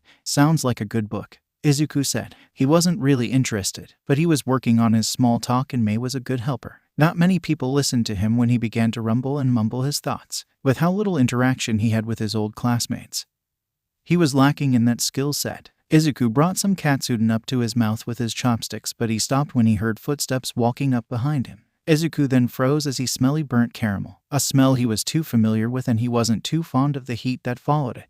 "Oi, Deku, what in the hell do you think you're doing here?" Izuku didn't even need to turn around to know who it was. Katsuki Bakugo was a proud teenager. He was the most powerful person in his middle school, and he made sure everyone knew it. If anyone said otherwise, he would prove them wrong through the use of his quirk. It was the thing that allowed him to get the highest villain score on the practical exam for UA.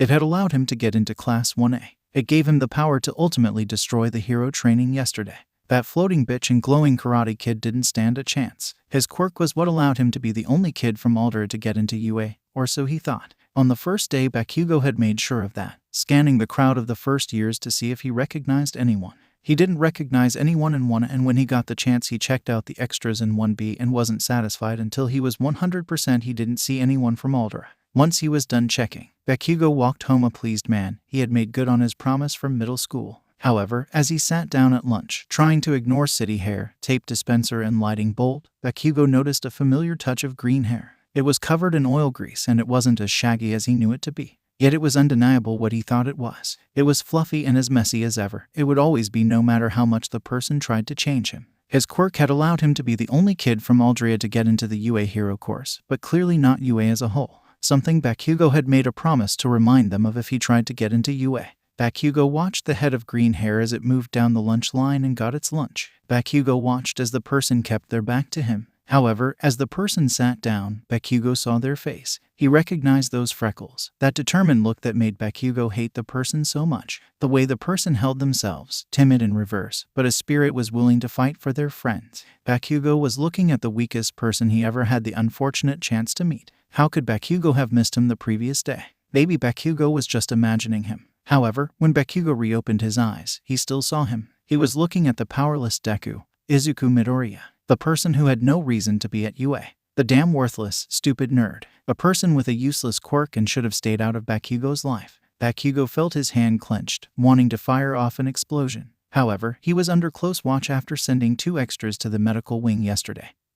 And the stupid glow squid somehow learned about it before Mr. Aizawa had even announced. So Bakugo tried to calm himself, but when his eyes fell on Midoriya again, his heart rate increased. Bakugo suddenly stood up, nearly knocking over his chair. "Yo, Bakugo, what are you doing?" City Hair asked, and that caught the attention of the glow squid. However, Bakugo didn't answer as he walked away. He noticed the glow squid was giving him a stare, but Bakugo ignored it as he didn't have any part in Bakugo hate towards Deku. As Bakugo walked over to the damn nerd, he felt his hands instinctively began to let off small explosions. Bakugo walked up to the green hair extra and said, "Oi Deku, what the hell are you doing here?" The nerd didn't have the respect to turn around and face him, so Bakugo grabbed his shoulder and said, "I asked you a question." Bakugo was loud enough to get the attention of some nearby students. The better-off quirkless extra started to turn around, looking at Bakugo. But before he could answer, the intercom turned on and stated, "Emergency code level 3. Emergency code level 3. Izuku had managed to calm his nerves enough to turn around and offer an explanation to Bakugo.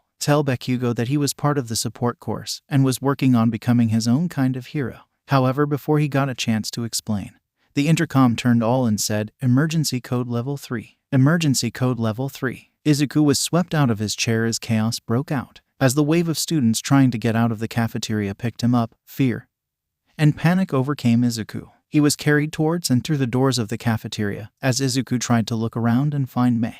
However, it was impossible with the amount of students running around. It got worse when Izuku heard a third-year student explain a level 3 meant someone had broken in. Izuku tried to fight against the crowd, keeping his feet back under himself, anything to calm down. It wasn't until a minute later that a student floated above the crowd and cartwheeled over to the door. "Everyone, stop. It's the media. The teachers are currently handling it, so act like the UA student you are," the student yelled. After a few moments, the crowd began to calm down and Izuku dropped to the floor. Izuku felt his arc reactor begin to spark. No, that couldn't be happening. At a time like this and in a packed hallway, why was his quirk reacting to his fear and panic? Izuku knew he needed to act quickly, or his quirk would harm everyone more than the panic was. Izuku quickly reached down his shirt and gripped his arc reactor. It was warm to the touch as Izuku twisted the base, and the main part of the arc reactor quickly came off from Izuku's chest. Izuku pulled out his arc reactor and let out a sigh of relief as it started to cool down, but then the pain began to shoot through Izuku's body. His muscles started spasming, and Izuku fell to the ground as he worked to keep his chest from locking and as it became harder to breathe. As Izuku lay on the ground, he felt his quirk racing through his body looking for the escape route he had just removed. Izuku then felt his muscles become weak from the overstimulation of his quirk's electricity. Yet it was better to contain the electricity than let it loose and allow it to harm the other students. As he lay on the ground, Izuku tried to calm himself down by taking deep breaths as it became harder and harder to do so, but being surrounded by a packed crowd was making it difficult. Izuku felt his quirk flare up again and he had to bite his tongue to keep himself quiet. Izuku felt his mind begin to race at 100 miles per hour. If he didn't calm down soon or get away from anyone else, then the panic was going to go from bad to worse. Izuku had to regain control of his quirk, but then Izuku ran a green lightning jump between his fingers. He was running out of time. His body was becoming overloaded and soon his quirk was going to start jumping over students. Izuku tried to stand up but his legs wouldn't respond. He had to get away from everyone else. Izuku then suddenly felt hands grabbing his arm. Izuku tried to get them off of him, but Izuku noticed they were covered in rubber. The person then began to shovel their way through the crowd, dragging Izuku along with them. Izuku never had the confidence to push his way through. Neither did the person, they just didn't care about being rude or not. Izuku was dragged through the hallway and soon he was pulled outside the building. Though he had a dazed mind and hazy eyes, Izuku could tell he was being dragged to the support department. However, he felt himself blacking out as the person dragged him. He barely noticed them swiping their ID card and pulling him inside the building. Izuku's vision went black as the person dragging him opened a door to a secondary classroom room and pulled him in.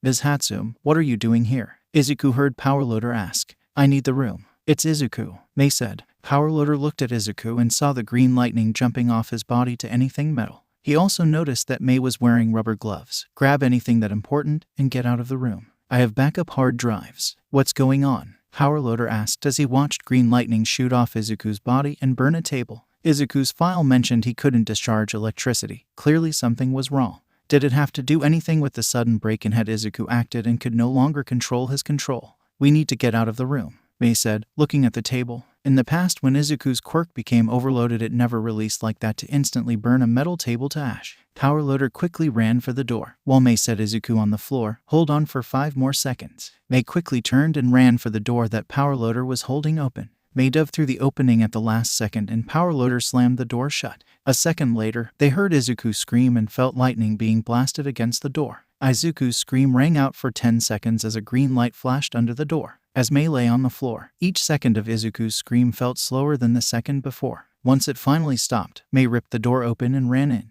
She slid to a stop next to Izuku and grabbed his chest. She lifted him and laid him in her lap as she checked for a pulse. As Mei began to feel Izuku's pulse, she felt his labored breath. This hadn't happened for a while and never this bad. As Mei looked around the room, Powerloader walked in right behind her. He was expecting the room to be lit on fire and the fire alarm to go off. That wasn't what he saw. There was no fire, no alarm, as there was nothing left in the classroom. All the desks, chairs, computers, and whiteboards had all been disintegrated.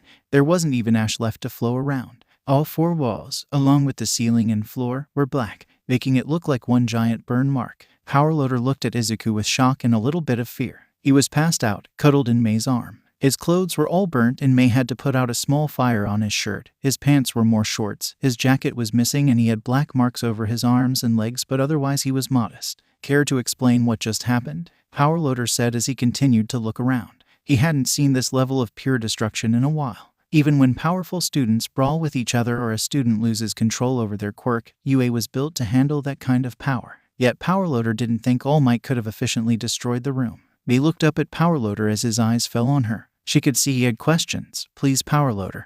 We need him to be the medical officer of the school. He's beyond quirk overload. With his quirk, his muscles could be in spasm, brain overload. Anything that could happen when someone is struck by lightning just happened to Midoriya. Mei tried to pick Izuku up, but he was unconscious, and unconscious people were heavy. Powerloader walked over and helped her. Fine, but then you're explaining what I allowed into this school, Powerloader said. The level of destruction Izuku's quirk was capable of, Powerloader had never seen from the electricity-based quirk before. What new level was Izuku on? An answer that would have to come later. As Powerloader and Mei carried Izuku out into the hallway, Powerloader opened a closet and pulled out a stretch. Since Powerloader could remember, there was almost a stretcher in every closet in the support department. He couldn't remember the exact reason, but it was safe to assume that it was an order by Recovery Girl. She always complained that most of the injuries she had to deal with came from Powerloader's students. Powerloader and Mei loaded Izuku onto the stretch as he moaned a bit, and they then quickly made their way out of the support department. They raced across the main campus as the last of the media was being unforcibly removed from the grounds by Principal Nezu and many of the hero course teachers. At the main building, Powerloader swiped his card and they ran into the building. With most of the students having already returned to their classrooms, Mei and Powerloader didn't dump into anyone as they carried Izuku to the medical office, only passing Eraserhead in the hallway, who most have thought it was a new record for how quickly a student got injured at the start of a class period. Yet Eraserhead said nothing, only had a curious look on his face as he let them pass and then continued walking down the hallway. Once they arrived at the medical office, Powerloader knocked on the door with his foot and called out, "We need some help." "What is it this time?" "I just got done with the mess caused by the students," a voice yelled. It didn't sound too pleased to be disturbed, especially after having to deal with the injuries that students had given to each other during the panic.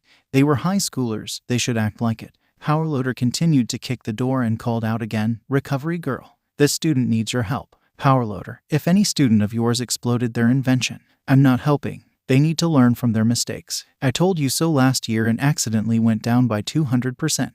You students got smart and started wearing protective gear," Recovery Girl said. "I swear to you, this is not like that," Powerloader said. A few seconds later, the door opened. Standing in the way was an elderly woman with a large syringe that acted like a crane. Recovery Girl took one look at Izuku and sighed. "Well, most certainly looks like it. Unconscious, burnt hair, clothes and skin, and he has bruises forming. All typical signs that someone's invention blew up. I told you at the end of last year, I'm not healing any student that disregards safety so easily," Recovery Girl said, staring down Powerloader. "I promise it's not." Powerloader shoved his way past Recovery Girl, earning him a new nickname of Bolthead and a whack on his head. Ignoring Recovery Girl, Powerloader and Mei lifted Izuku onto a medical bed, then quickly stepped back as Izuku's body convulsed and a green bolt of lightning arc jumped from Izuku's chest to the IV stand. "Loss of quirk control," Recovery Girl said. "Quirk overload," Mei corrected. "Midoriya body generates a high amount of biostatic electricity, but when he becomes panicked his body generates too much. Well, he's here, I might as well heal him," Recovery Girl said with a sigh as she walked over to the bed and got ready to use her quirk. However, she was stopped before she had the chance. "Wait," Mei said. One thing she had picked up from Izuku was learning about different pro heroes' quirks. While Izuku was fascinated by them in all aspects, Mei looked at them in terms of what support equipment she could build for them. Nevertheless, she knew a bit more about heroes than the average person. Your quirk uses a person's energy and stamina to heal them. By that standard, Izuku is running on empty. Recovery Girl stopped and looked at Mei, surprised a young girl such as Mei was so informed of her quirk. She had been out of the limelight for years now and was only called from UA from a disaster struck and civilians and heroes needed heavy medical attention. "What do you mean?" "Izuku's quirk is static cell. Like I said, his body generates a high amount of biostatic electricity, which can be used to power devices. But he can't discharge like other quirks.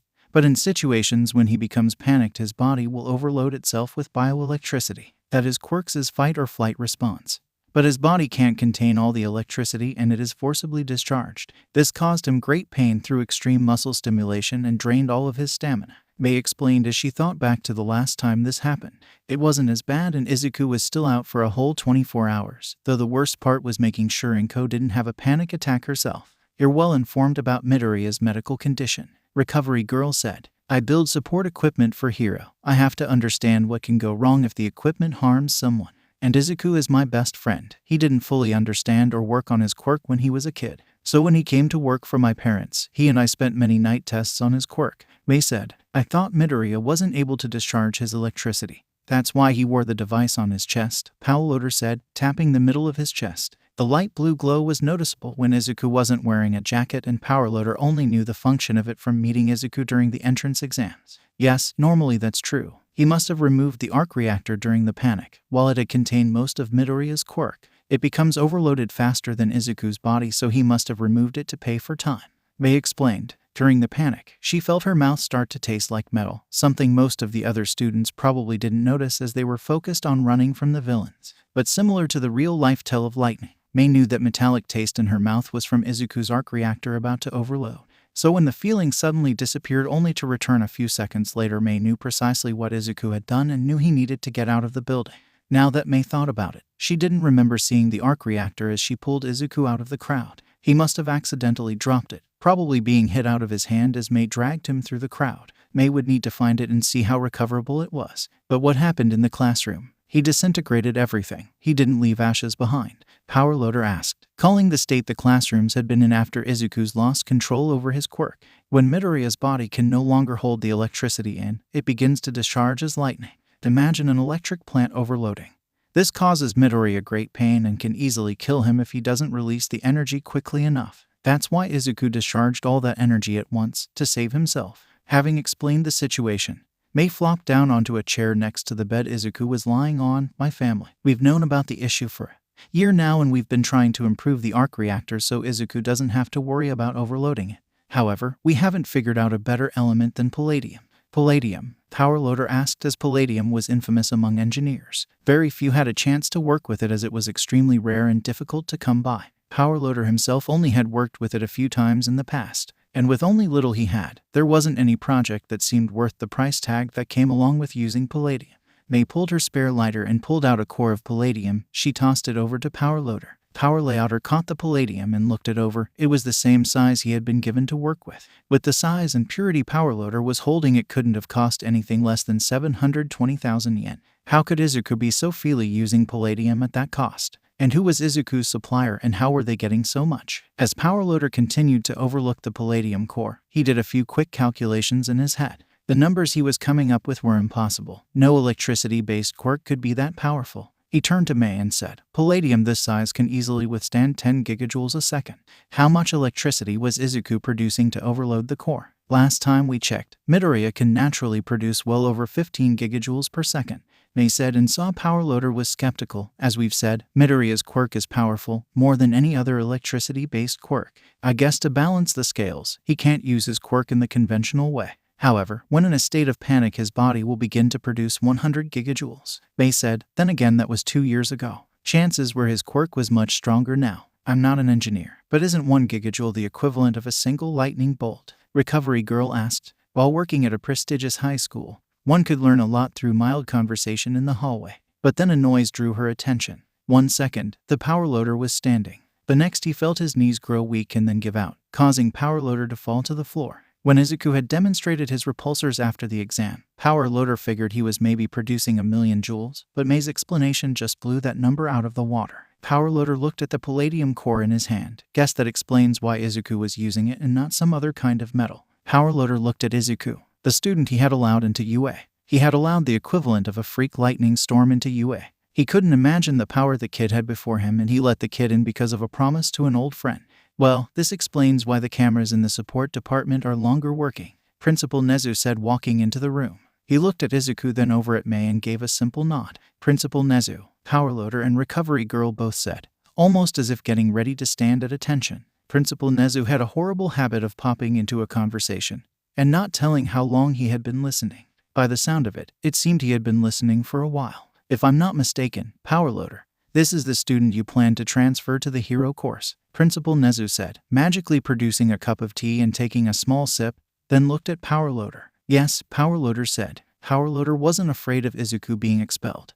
But if Mr. Aizawa knew what happened and feared it happening again, It could easily hurt Izuku's chances of getting transferred. Wait, transferred to the hero course? What do you mean? Mei asked, looking behind the principal and her homeroom teacher. Izuku's acceptance letter hadn't made any kind of reference to Izuku having the chance to transfer, something that can be explained at a later date. Principal Nezu then pulled something out from a hidden pocket. Oh, I believe this belongs to you. Principal Nezu held out Izuku's Arc Reactor to Mei. Mei got off her chair and grabbed the Arc Reactor. She looked it over. The glass was cracked, and using her quirk she saw the palladium core was fried. I had received the warning about a large electricity discard in the support department and managed to pull up the security camera, though only for a few seconds before Midoriya's quirk fried them. Impressive, yet destructive display of power. Remind me why this student failed the hero exam, Principal Nezu said, taking another small sip of tea. His quirk doesn't allow him to discharge his electricity, so he uses a device called an arc reactor to siphon the electricity out of his body and to power his equipment. He failed because said equipment got destroyed early in the exam, Power Loader said, and afterwards he came to the support department to fix them and give you a demonstration, Principal Nezu said, stirring his tea before taking another sip. I remember you wanted to enroll Midoriya because of a favor and promise you owed to an old colleague. What was his name? I don't think you ever shared his name in the meeting. Hisashi Sutku, Power Loader said, and suddenly Mei bent the hospital bed rail guard she was holding. Principal Nezu noticed and was quite impressed at the feat of strength. Mei's face was narrow and looked like she was ready to kill something. The display of grip strength told Principal Nezu that whoever she felt like attacking should fear for their life. Are you familiar with the name? Principal Nezu asked. After taking a sip of tea, it was a small cup. How much tea could it hold? And why did it still look like it was full? I learned about him before I was supposed to. Hisashi Sutaku is Inko Midoriya's ex-husband. He abandoned Midoriya because of his quirk, even after making a promise to help him become a hero. The only good thing the man left behind was the blueprints to Midoriya's equipment.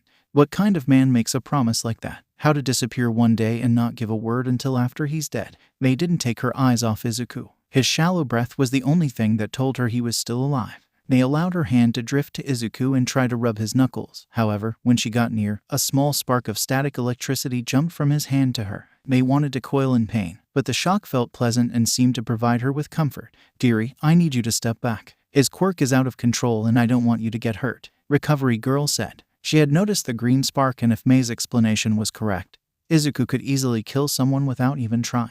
But the green electricity that shot out of his chest only a few minutes ago, he had some electricity left in his body. Mei gave a small nod, not wanting to step away from Izuku. Yet she stepped back and sat down in a chair further from the bed, but still only a few steps away. She looked back at Power Load and Principal Nezu, noticing they were discussing something new. I assume you were not aware of the relationship when you made plans to hand over the information, Principal Nezu said, turning his attention to Power Loader. I knew he had a son, but I didn't remember his name.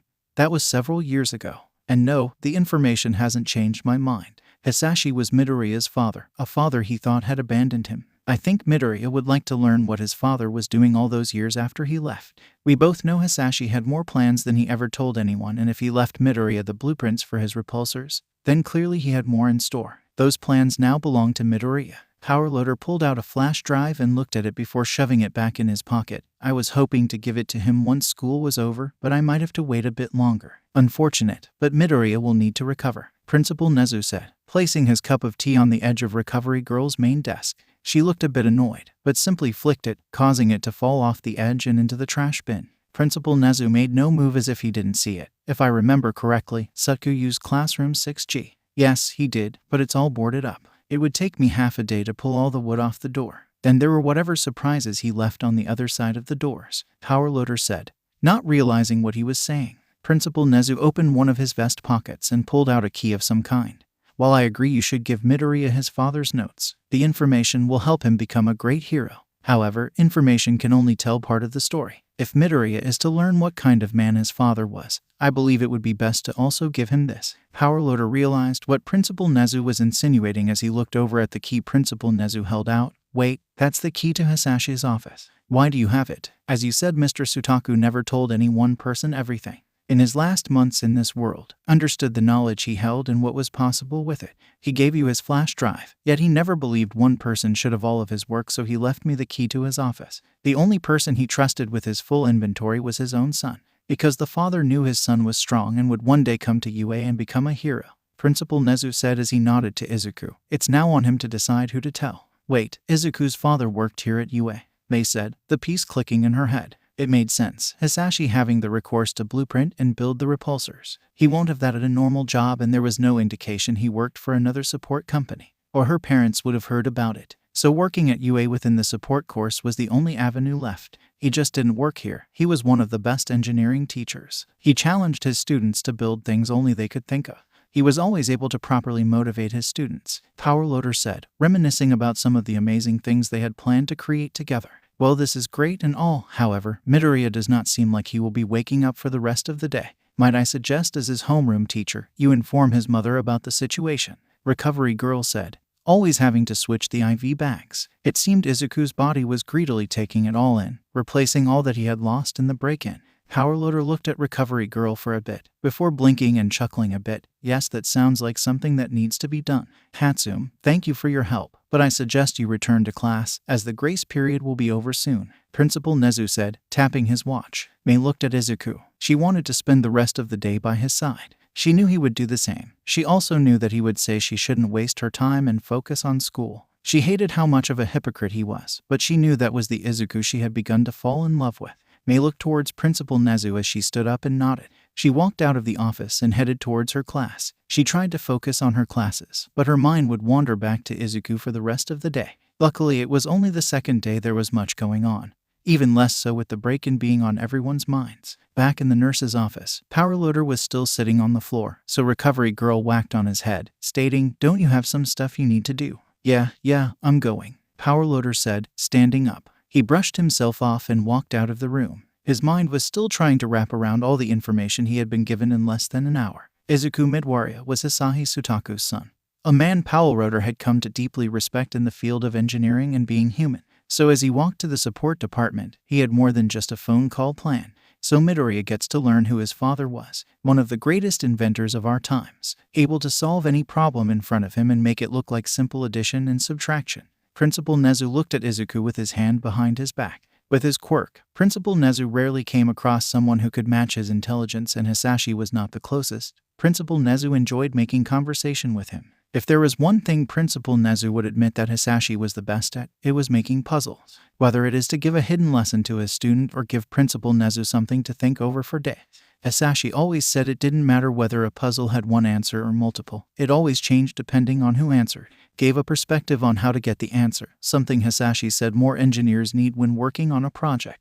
Yes, Sutaku was extremely smart. I'm sad he was killed early in his career. The question is, when will you tell the boy about how his father died? Recovery Girl said, checking on the IV and making sure her patient was comfortable. Powerloader was a close friend of Midoriya's father and is Midoriya's teacher. I believe he should be the one to tell Midoriya the story of how Hisashi sacrificed himself to save the world. Principal Nezu continued to look at his student. It wasn't exactly a record for having a student in the recovery office so soon, yet it was a record for how quickly damage was done to school property. The previous one was 9 days, and Izuku was pushing the record for the amount of damage too. Principal Nezu recalled an old fight the support course used to have with All Might when he was a high schooler. All the third years tested their invention against the now #1 hero, and one fight resulted in the new record of 2 of the fake cities being destroyed. So while one classroom seems small, it only being on the second day, if Izuku kept his pace, he could easily beat the record. Principal Nezu looked down at the floor. He didn't think about pressing charges. He knew it was an occupational hazard when dealing with such a powerful quirk. Damage wasn't inevitable, just limited, and from what Mei said, Izuku's priority was minimizing damage. And in the end, it was the media's fault for breaking in, something he still didn't understand the circumstances of it happening. Principal Nezu looked back at Midoriya. It was the media's fault and maybe somewhat the third year's fault for how poorly they handled the situation. He would leave that punishment to their teachers. Maybe he could give some suggestions. With that thought, Principal Nezu turned around and walked out of the room. With everything handled, Principal Nezu thought about tracking down Izuku's supplier, having that much palladium and using it freely. Either Hatsume Industries was a bigger company behind the scenes, or Izuku had an extremely wealthy relative that covered the expenses. Though Principal Nezu was not willing to rule our black market just yet, the supplier might just be fooling Izuku, and Izuku was none the wiser. This could be a fun process for Principal Nezu, and maybe in the end he could find out more about one of his close friends' son. As Powerloader walked into his office, he looked over at his desk, which held his laptop and school phone. With a sigh, Powerloader powered on his laptop and began looking through the register upon he came upon Inko's phone number. He quickly punched it into his school phone, but then his finger hesitated over the call button. Calling the parents of one of his students wasn't a new thing. Accidents and injuries were common occurrences in the support course at UA High. He had several of his students' parents' numbers on speed dial. Some were even on a texting basis, as these students got injuries the most often. Yet he never had a student whose parent he knew about from a previous work relationship. Now he had never actually met Inko in person before, only hearing her voice over Hisashi's phone calls. Yet this was different from every phone call he had made in the past. Powerloader could feel his heartbeat as he looked at his phone. 5 minutes later, and his finger still hovered over the button. A simple button that would most likely lead to a tearful conversation. Though Powerloader didn't know whether it would be from him or Inko. Powerloader closed his hand for a second, then opened it, before taking a deep breath and pressing the button. The moment the dial tone began, Powerloader swiped the receiver and held it up to his ear. With each beep, Powerloader felt his heartbeat begin to match the rhyme. After the 5th tone, the line connected and Powerloader heard Inko's voice again after 9 years. "Hello, this is Izuku Midoriya. How may I help you?" Inko said. Her voice was sweeter and kind than Hisashi had ever described. Powerloader couldn't help but think, "My friend, I want to respect your life and know why you did what you did, but you really screwed up. Hello, are you there?" Inko's voice came again. Powerloader paused for a second. His mind was blank. He didn't know whether to ease into explaining everything or dive into the deep end. The first call with a parent was always the hardest, but Powerloader didn't feel like calling Inko was ever going to get easy. "Hello, Ms. Midoriya. This Powerloader, Izuku's homeroom teacher." Powerloader began. "Oh my god, is my son okay? What did my son blow up this time?" Inko asked, her voice taking on concern and worry. Powerloader clenched his teeth before saying, "Your son is okay." Making parents worry about their child was always Powerloader's least favorite part of the job. "I don't like how that sounds," Inko said. Her voice was no longer sweet, more like a police officer trying to force information out of someone. Powerloader felt like he was standing at gunpoint. "I can see where your comment about her being a mom bear came from, Hisashi." She went straight to it. Powerloader didn't know how to break it to Inko. He didn't want to make it seem like her son was in danger or that UA was the one that put him in danger. "Ms. Midoriya, are you familiar with the issue that your son's quirk causes him when he becomes panicked?" "Yes. His Arc Reactor becomes overloaded and begins to discharge energy in the form of lightning," Inko said, with such a knowledgeable voice. Powerloader thought he was talking to an actual engineer. He figured that happens when you marry one, you start to sound like one.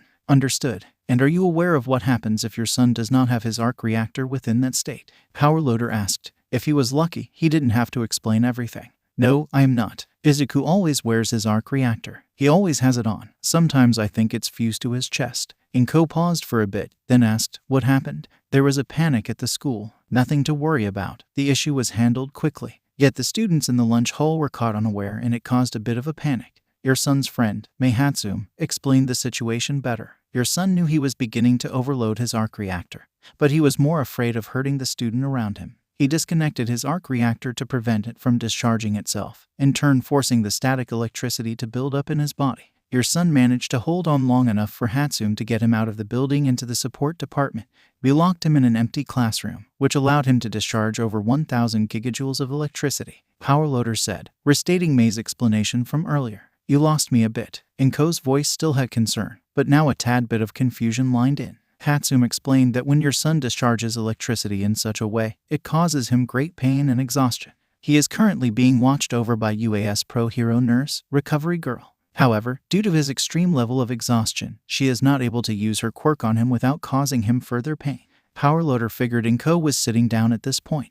However, a loud crash on wood told Powerloader she had just fallen. "Madam, are you okay?" Powerloader could hear her crying over the phone, "So that the waterworks, you were always talking about Hisashi." "Madam, I want you to understand that your son is fine and is being taken care of. He is currently asleep and recovering and he's expected to wake up by tomorrow morning." Powerloader lied about that last part because he knew what Inko needed to hear. "Powerloader, is my son okay?" Inko said she had to know. At the moment it was the only thing she cared about. "Yes." "How long until school gets out?" Inko asked, her voice still filled with worry, but now it was firmed. All she cared about was protecting her son. Powerloader looked at the clock on his phone. "School gets out in 3 hours. Good, I'll be there to see my son." With that, the phone call ended. Powerloader looked at his phone for a bit, trying to make sense of what just happened. His mind wandered to one of the first times they were able to get away from UA after Hisashi left Inko and Izuku. They had gone out late to drink and Hisashi began to talk about Inko. "I can't think what story my wife will tell my son. In the beginning, I knew they were safe and I could love them. But now I'm in so deep, the only way I can protect them is to leave them behind.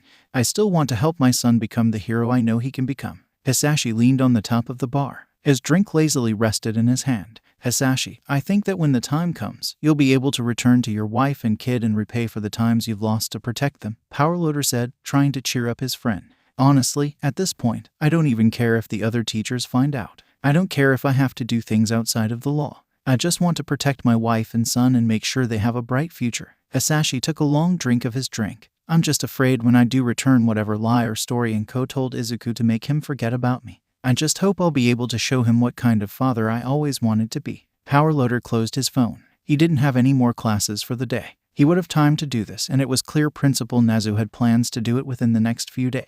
Powerloader stood up and walked over to his workbench, a crowbar already waiting for him. Powerloader swiped the crowbar on the workbench and headed out of his office. As he walked down the hallway, all his attention turned to Class 6G, the most dangerous room in all of UA, and several of the rooms had reputations. Yet while other rooms could hurt harm or injury, the equipment and technology that rested in Classroom 6G were world-ending. To most teachers, it was a simple old classroom that belonged to an old teacher. The reason it was boarded up was different depending on which teacher was asking. But only Powerloader, Principal Nezu, and Recovery Girl knew the real reason. And the fact the boards were a facade, then real security was whatever Hayashi had built into the doors. A security program so advanced and complex, Powerloader couldn't dismantle it, nor could Principal Nezu hack into it. And what was hidden behind the door? Technological advancements that could shift the world's control to anyone that could get their hands on it. Engineering advancement Hisashi had made in his quest to turn his son into a hero. Devices even nowadays could only exist in the wildest dreams of engineers. Well, that's at least what Powerloader thought, as not even he had seen the kind of work Hisashi set his free time on. Why less would the door be boarded up? As the door to Classroom 6G appeared, Powerloader brought his crowbar up and then rammed it into the first board. With some effort, Powerloader ripped the first board off and let fall to the ground. As Powerloader worked on the second board, he could only think, Hisashi, I'll make sure your son knows what you did and sacrificed for him. Over the next 2.5 hours, Powerloader worked to rip all the nails out of the barred door. Once the last nail came out and the last board fell in next to the floor, Powerloader stopped and took a deep breath. Ripping the nails out felt like reopening an old wound, something Powerloader wished he could forget about. Yet he knew if he didn't, he would be disrespecting Hisashi's memory. Powerloader took a deep breath and then fell to his knees. I assume you've spoken with Ms. Midoriya then? Principal Nezu announced his presence with that statement. Yeah, she'll be arriving within the next 2 hours to see her son. Powerloader let go of the crowbar, allowing it to fall onto the wood it had just pulled off the wall. Hisashi always said Inko cared about her son more than we could ever understand. Principal Nezu said, I'll be at the front gate to greet her. No need to start another panic. Yeah, that's what got us into this mess. Powerloader grumbled a bit. Would you like that honor? Principal Nezu said, pulling out the key. He held it out, holding it by the metal key ring. Powerloader was tempted to take the key and open the door. However, everything in that room was left for Inko and Midori. I think they should be the ones to unlock the door and see for themselves what Hisashi has done for them. Principal Nezu flipped the key back into his paw. I'm glad you agree. Principal Nezu left Powerloader by himself at the door. Once Inko had ended the call with Powerloader, she wanted to walk into her boss's office and asked to leave early. Her boss owes her a million favors, as after she got hired as his accountant, the first matter of business she took care of was getting all of his company's finances in order. Her boss liked to joke she was the reason his business was still afloat, but she forced herself to refocus on work and not allow herself to get distracted. Izuku had been in dangerous situations before, whenever he tested one of Mei's less than safe inventions, and Powerloader reassured her that Izuku was fine and safe, if not a little banged up, but that was expected of teenage boys. But whenever she stepped away to take a breath, she found her mind wandering back to the call she had with Powerloader. She was looking over an order of advanced AI process chips that had been created for a military project when a knock came on her doors. It's open, Inko said. The door opened, sliding across the smooth oak floor of her office, and in walked her boss. He was stroked his white beard, as it reflected the overhead light. How are you, Ms. Midoriya? I heard you fell not too long ago. I'm fine. I got a call from my son's school. He was a bit injured and I was a little concerned, Inko said. She tried her best not to sound panicky, but it appeared in her voice. A bit injured and little concern don't usually result in someone falling to the floor, Inko's boss said, as he walked over and leaned over the chair that faced Inko's desk. Inko chuckled a bit. I guess not. There was a break-in and it caused some panic. My son lost a bit of control of his quirk and in the end, he injured himself to keep it from injuring the other students. Shows like he's quite the hero. He does go to UA if I'm not mistaken, Inko's boss said as he moved around the chair and sat down across from Inko. Yes, he was hoping to get into the hero course but was accepted into the support course. I will admit I was glad he would not be in direct danger as he would be in the hero course, but it seems like just being at the school will get him into danger. Inko would never say it out loud, but she was glad when Izuku wasn't accepted into the hero course. Her son won't be in direct danger, but clearly, fate had a twisted sense of humor. He's a strong kid, but if you would like to leave early, I'll understand, Inko's boss said with kind eyes and a gentle voice. No, I'm fine. I'll leave when his school gets out. Besides, this is a project you've spent the last 4 years working on. I'll be fine, Inko said as she reached forward to her keyboard to finish looking over the order. Inko's boss held his hand up defensively. I understand, and that's why I'm glad I hired you. You love your son so much. He stood up and began to walk out. Mr. Sutin, thanks for understanding, Inko said. My pleasure. But as you said, I've been working on this project for 4 years. If you need to leave, I'm sure the project can wait a few more hours, Mr. Sutin said, before walking out and closing the door. As he walked down the hallway, his cell phone went off. It was a blocked number, but he answered it and opened with, I heard the break-in was successful. It was. My apprentice handled the security system with ease, and your authorization key allowed us to break into UAS more secure servers. The plan in a week, a cold voice said. Were you able to locate the file of the power source? Mr. Sutin asked. It seems UA was no closer to finding a power source than you were. We'll send you what we got. Hopefully, it will help you. Will your prototype be ready? The cold voice asked on the other side. You might work in biology, but engineering is an art form. It's more than trial and error. It took Hisashi Sutaku years to build his masterpiece. If you were able to copy the information I needed off of UAS server, then I can build it within days. Then Hisashi Sutaku will see what kind of power his creations could have given him. Mr. Sutin ended the call and dropped his phone into his pocket. Izuku slowly opened his eyes. The blind light of the room was harsh against his vision. Slowly the room came into focus and he saw it was a medical-style room. Where am I? Izuku said, then felt his extremely dry throat. You are my office, the medical section of UA. Good afternoon, Midoriya. You gave us quite the scare after you burned that room, an elderly voice said. Izuku thought about where he had released his quirk. He had passed out before he got a look at the room. Is everyone okay? Your friend Mei Hatsume got you to the support department where Powerloader used the advanced fire suppression system installed there. Izuku looked over and recognized the nurse as Recovery Girl. If he wasn't so tired and thirsty, he would have requested an autograph. Recovery Girl walked over and held a glass to his lip. I used 5 IV bags on you, but your body is still going to be sore. I went through 5 IV bags in just a few hours, Izuku asked after a few sips. The water felt going down, but it caused him to cough a bit. Few hours? You've been asleep a lot longer than a few hours, Recovery Girl said, lifting her cane and tapping it against a clock on the wall. Izuku looked at the clock. It read 3:58. But you said good afternoon. Izuku was extremely confused now. Of the next day. You were passed out for a little over 25 hours. You didn't miss much. It's still the first week of school. A knock came on the door.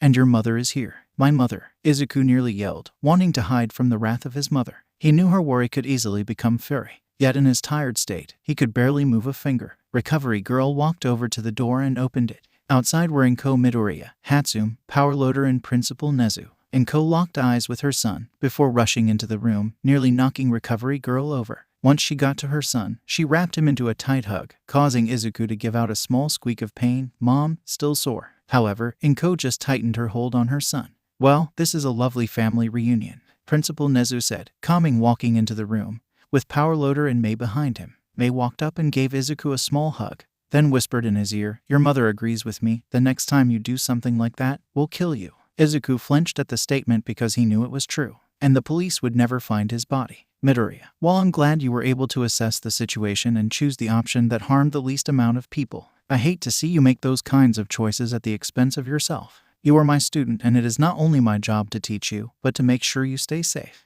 Powerloader said, looking Izuku in the eyes. Izuku was confused at the last part of the Powerloader statement. What do you mean to stay safe? I'm in the support course, and the worst thing I experience is Mei's exploding inventions. Mei would have smacked Izuku, but then again she didn't attack poor defenseless things. After a few moments, Powerloader sighed. You're going to need a wheelchair. I can walk, Izuku said and began to lift himself off the bed. No, you cannot. Izuku, Mei, and Recovery Girl all shouted. Izuku slowly lowered himself back into the bed, surrendering to them. Midoriya, you have been unconscious for the last 25 hours. Your muscles are weak and you have no energy to burn. If you want to leave this room, it will be in a wheelchair, the Recovery Girl said. Izuku looked between the 3 women in the room, then sighed, admitting defeat. Fine, I'll take the wheelchair. At that moment he would do anything to get out of this room. Good, I'll send a message to Lunch Rush to prepare you something light to eat on the way, Principal Nezu said, then pulled out his phone. Recovery Girl disappeared, to return shortly with a wheelchair that had a foldable tray on its side. Recovery Girl and Mei helped Izuku into the wheelchair, and then Inko grabbed the handle on the back. While Inko pushed her son in the wheelchair, Mei, Power Loader, and Principal Nezu followed behind. As they passed the lunchroom, Lunch Rush stepped out and gave Izuku a small tray of food. Izuku thanked Lunch Rush, who excused himself. As they continued through the school, Izuku slowly ate the food he had been given. When they got out to the front, Power Loader directed them over to the support department. Once they arrived, everyone waited for Power Loader to unlock the front door. However, Power Loader paused and looked at Inko and asked, Ms. Midoriya, I mean no disrespect, but how exactly did you teach your son to view his father? Inko froze at the question. She wasn't expecting to be interrogated. Well, when my husband first left, he explained he was going to go look for a solution to Izuku's problem with his quirk. In the beginning, he would return every other day. Soon that was only twice a week. Then eventually once a month, then after a bit, he disappeared. He never texted, never called, and never came home. I thought he had abandoned our son because he saw Izuku as useless. A month before he died, he sent me a box full of his old college textbooks and some blueprints. I just shoved them into the closet and forgot about them, Inko explained, until I met Mei and you gave them to me, Izuku said, as he looked over his shoulder at his mom. Yes, Inko nodded in agreement. Power Loader nodded and locked the door. Thank you, Ms. Midoriya. You thought your husband had abandoned you, but you couldn't be further from the truth. You see, your husband was always working towards a solution for your son's quirk. It's just 2 years after he started working on the issue. He began to use less than savory means to get material to find the solution. He met with the wrong people. He did things he wasn't always proud of, but he kept working until he had a solution for his son. It was because of these people that he distanced himself from you. They were the kind of people that would use anything for leverage. Power Layouter stopped in front of room 6G. How do you know this? Izuku asked. Your father needed a safe place to work and someone that could help him build. We had crossed paths before and he came to UA to consult me. Principal Nezu met with him and offered him a safe place to work, as long as he acted as a teacher alongside me. Power Loader said, You knew my father? Izuku asked. He couldn't believe that his father had the chance to work alongside actual pro heroes. Yes, we became great friends. I and Principal Nezu were the only two people he would talk to about you too. He always said he loved you, Izuku, and he always wanted you to know what kind of man he was. He was the kind of man that would do anything to help his son become a hero. Power Loader pulled out the key to the room and handed it to Izuku. This was your father's classroom. In the last few months before he died, he spent most of his time there. We have no idea what he was building. All we knew was it was for you. Izuku nodded, then leaned forwards and slid the key into the lock. He looked at the lock. Everything he knew about his father was wrong. His father loved him and sacrificed his life to keep Inko and Izuku safe. He had left his life's work to his. Izuku took a deep breath and then twisted the key. After a few seconds, nothing happened. Thanks, Dad. You left me with a broken and permanently locked door. Izuku sighed. Handprint verification. A British-sounding voice said. What? Everyone said. None of them was expecting this. Power Loader and Principal Nezu looked at each other. Did you know about this? They asked at the same time. Handprint verification. The voice asked again. Izuku looked around the door but didn't find any kind of scanner. Mei suddenly leaned forwards, her face getting close to one of the sections of the door. She suddenly grabbed Izuku's hand and held it across the door. What are you doing? Izuku asked, but he had no strength to pull his hand out of Mei's grip. Suddenly the piece of the door grew a light blue and hummed. Handprint verified. Welcome, Izuku Midoriya. 2 more handprint verification needed. Everyone tilted their heads in confusion. I'm guessing either myself, Principal, or Ms. Midoriya, Power Loader said. Izuku withdrew her hand and Inko pressed her hand against the door. Handprint verified. Welcome, Ice Princess. 2 more handprint verification needed. Ice Princess? Izuku asked. He looked up and saw that Inko had a small grin on her face, as if she was thinking about distant memories. Your father used to call me that because he said my stare was cold as ice. I'm in the system but not authorized. Inko said. Your husband must have not thought you would be here at the opening, Power Loader said, offering an explanation. Principal Nezu walked forwards and scanned his paw. Handprint verified. Welcome, Tic Tac. Nezu began to chuckle. That's what your father called me when we first met. He said I looked like a white Tic Tac. 1 more handprint verification needed. Everyone looked at Power Loader. He was the only obvious person left. I guess that means me. Power Loader walked forwards and scanned his hand. Handprint verified. Welcome, Point Break. Power Loader was fully ready to break down the door. He balled his fist and said, Damn you, Saku. Inko started chuckling, while Powerloader had murder in his eyes. I always hated Hisashi's nicknames. Powerloader tapped his fingers against the screen, causing small cracking. He knew he was going to break something later, but for now, he was satisfied. The door hissed and began to split apart, sliding to allow access. Inko grabbed a hold of Izuku's wheelchair, however, he stopped her. He grabbed the bars on the wheels and rolled himself in. He rolled into a pitch-black, dusty room. Izuku felt like he was breathing in dirt, with all of the dust that was in the room. Izuku coughed, then waved in front of his face. It's dusty. Well, it has been boarded up for a while. Powerloader pulled out his phone and turned on the flashlight. It didn't matter too much, as the dust caught most of the light. Now we just have to find the light switch. Everyone else pulled out their phone and used the flashlight and began to look for the light switch. I can't even use my quirk here, the dust blocks everything. Mei complained, coughing on some dust. I believe I have some that may help with the dust situation. Principal Nezu pulled out his phone and began typing. After a few minutes, the sounds of air conditioning filled the room. Hold your breath and close your eyes, Powerloader said. Within a few seconds, it felt like a mini sandstorm had entered the room. The air conditioning pushed the dust around until it slowly flowed out of the open door. After a few minutes, the dust storm had disappeared and Mei was quick to find the light switch. She flicked it up and the ceiling light flickered to life. Some were burnt out, but enough light was provided by those that still worked. Everyone looked around and saw it was a regular classroom, with a few desks and chairs pushed up towards the front of the room. So this is what my father left me, an empty, dusty old classroom. I'm a little disappointed. Izuku sighed. He didn't know what he was expecting, but he was hoping for a bit more. Beginning, track 1, the voice said, and 4 hidden projectors came to life. They were pointed at the center of the room. When an image came into focus, Inko recognized it was Hisashi. Hisashi, Inko said, "Hello, my dear. I'm afraid this is a mere recording that I have left behind in the chance that I am killed before I am able to explain anything." The hologram said, then turned and looked at Izuku. "My son, I am proud that you were able to make it to UA, and no matter which course it was, whether it was hero and support, I am proud that you followed your dreams of becoming a hero." Izuku rubbed the back of his head in embarrassment. "Thanks, Dad. I'm sure Powerloader and Principal Nezu have explained a bit of what I did here, the kind of people I met and the things I did. If they haven't, please locate track 68. But know that everything I did was in hopes of being able to help you." The hologram of Hisashi paused. "Would you like to play track 68? The voice asked. "No, continue with track 1, Izuku said, and the hologram resumed. "You are currently standing within classroom 6G, my own room that I used to teach and invent. I used many means to get a hold of machinery to invent new things, but not all were through legal means. Principal Nezu and Powerloader were generous enough to keep their mouths shut, but as I continued my work, the HPSC began to poke their heads into my work, and if they learn what I invented or the means I got the material for them, I would have never got the chance to finish it. I did all I could to make sure they or anyone with ill intention could never find my work. The vault's doors were merely the first step of security. To find the rest, I have a simple question for you, Izuku. What is the greatest kind of weapon?" Izuku thought for a moment, then remembered something he used to hear his father say. "While most people would say the kind you never have to fire out, you disagree. You always prefer the weapon you only have to fire once." The hologram of Hisashi smiled. As walls and floor tiles began to shift, everything an inventor would ever need began appearing in the room. "Let me be the first to welcome you to Candleland.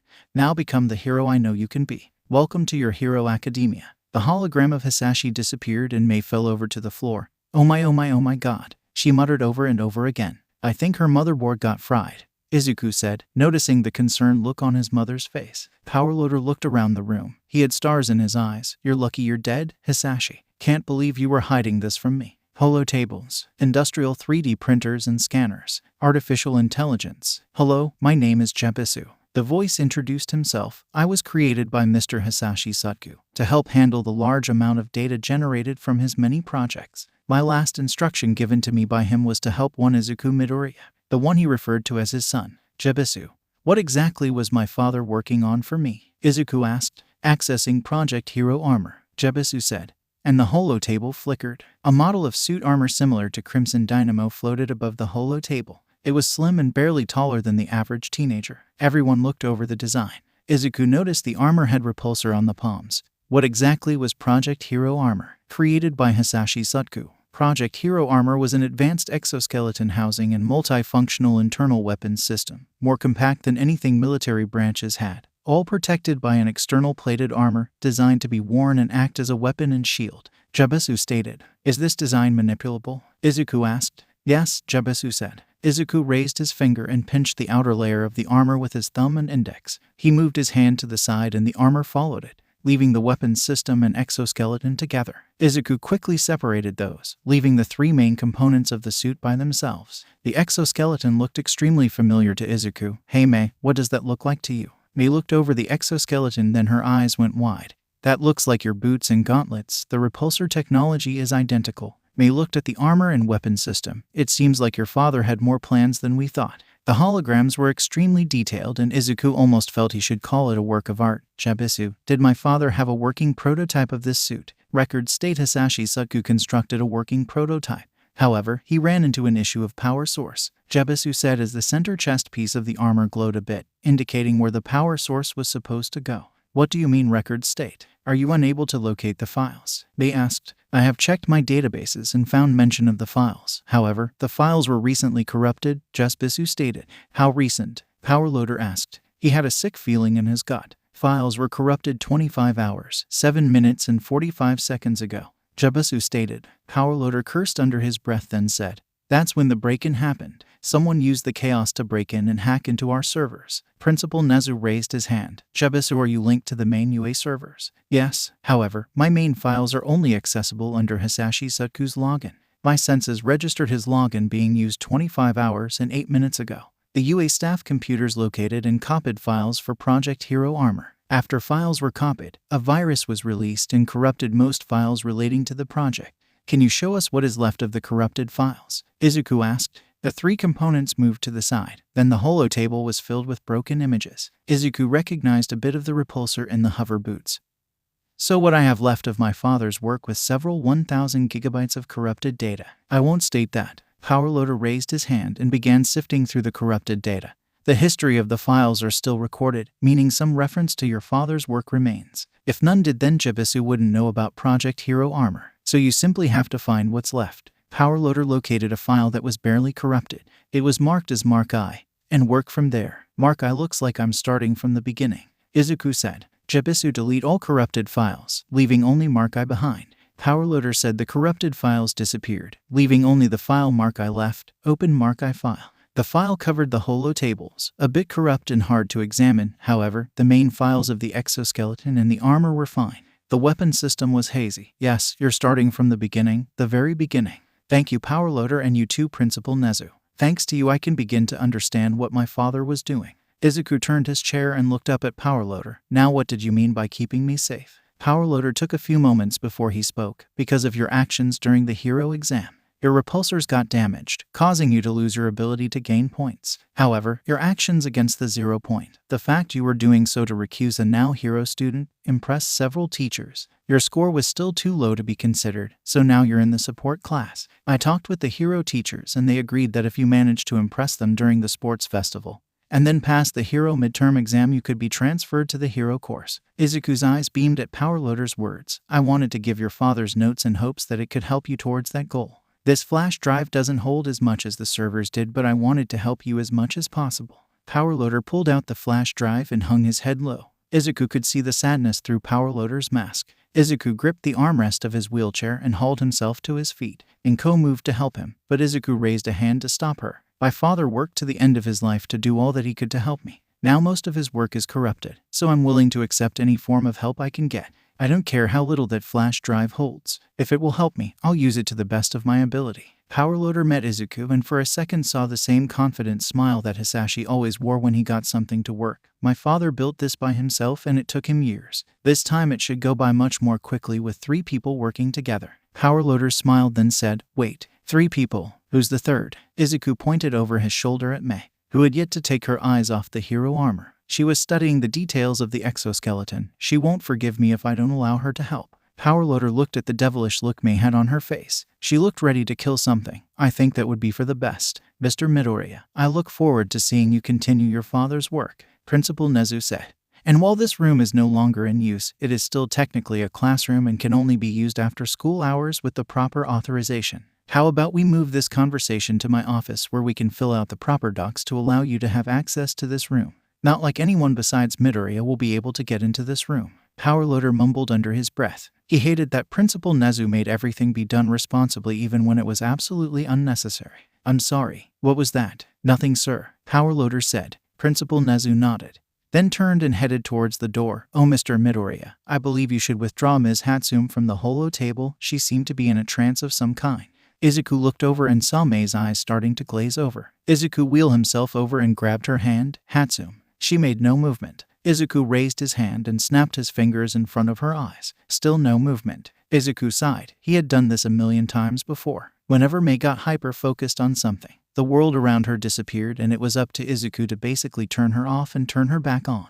Izuku pinched Mei's nose close, then held a hand over her mouth. A few seconds went by, and then Mei's eyes bulged. She began to try to pry Izuku's hand off her face, but Izuku held for a few more seconds, then finally let go. You nearly made me pass out this time. Mei yelled. Better to teach you then, Izuku said. Whatever. The group made their way to Principal Nezu's office, where they signed the permission slip for Izuku to have access to Classroom 6G. Compared to where he was only a few months ago, Gaizan Hisahito could say being at UA was a massive improvement for him. He was finally going to a normal school, just not for a normal reason, and it had been easy to get in, despite what Gaizan had heard. The entrance exam was quite easy. It was made easier that Gaizan's quirks did help a bit, so he didn't take damage from the robots, and he was able to destroy most of them with only a few punches. And with all the training he had as a kid, he was able to handle himself and not get distracted, as many examinees he passed did so. He didn't second-guess himself or his action. As soon as the bell sounded, he drove headfirst to find his first point. Then came the zero-pointer. It was easy to see why no one ever went after it. It was as tall as some of the buildings and looked powerful. Though Gizo always loved a challenge, he built up as much energy as he could, falling as building, and while his punch didn't match the zero-pointers, the energy Gaizan gained but blocking it. Gaizan happily returned the favor and returned the force upon the zero-pointer, ripping its entire arm off. That, along with all the villain and rescue points, Gaizan easily got the top spot in the ranking and generated that Gaizan could leave his old life in the dark. Though he wasn't the only one, he heard an examinee from a different group had also destroyed their zero-pointer. However, when Gaizan asked his fellow classmates of 1A and those of 1B, none claimed to be the student that had done so, which he found strange. He wasn't boasting he had been the second student to do so. He figured at least one student would claim to be the other one, even if they were lying. Then came Mr. Aizawa's quirk assessment, and Gaizan immediately knew that while the threat of expulsion was false, Mr. Aizawa was more than ready to make good on it. Though Gaizan couldn't figure out on what basis Mr. Aizawa was truly grading everyone. And along with that, Gaizan started to butt heads with two of his fellow students. The first was Minoru Mineta, and the fact he was ogling the girl every time he looked over at him. That was something Gaizan decided to put off for later. The second was Katsuki Bakugo, and it came after the throw ball. Gaizan was called out by Mr. Aizawa for holding back with his quirk, something that Bakugo didn't seem to like, as Gaizan had nearly matched his score. Bakugo rushed Gaizan and looked ready to attack. And as Gaizan shifted to defend himself, Mr. Aizawa used his capture tool to restrain Bakugo. Seeing the yellow goggles under Mr. Aizawa's scarf, Gaizan recognized him as the pro hero Eraserhead. Though he stayed silent about identifying his teacher for personal reasons, Mr. Aizawa threatened to give Bakugo detention if he acted. While Gaizan saw an opportunity to give Mr. Aizawa what he wanted, Gaizan turned to Mr. Aizawa and said, "Actually, I don't mind. It would help with my quirk." That got everyone's attention, confused about what Gaizan was getting at. Mr. Aizawa looked at Gaizan, who shrugged his shoulders and then nodded.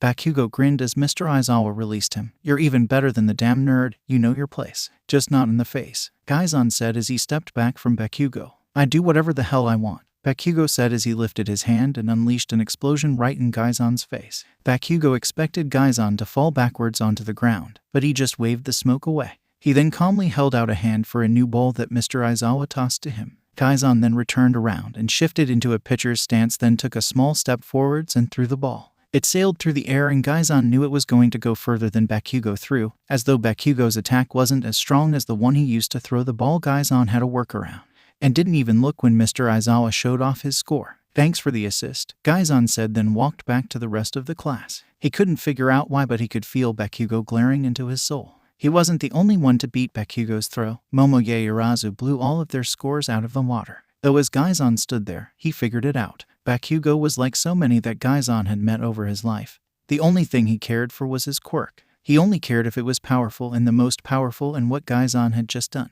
showed that Bakugo's quirk did nothing to him. Gaizan would have to get Bakugo out of that mindset, or it could lead to a dangerous path, one that Gaizan saw destroy lives. However, that is not to say it was going to be easy, as Bakugo returned the favor during All Might's first class. And while all of his classmates cheered at being able to meet the symbol of peace, Gaizan just gave a small clap. Even now Gaizan could still remember the power he had held for a split second.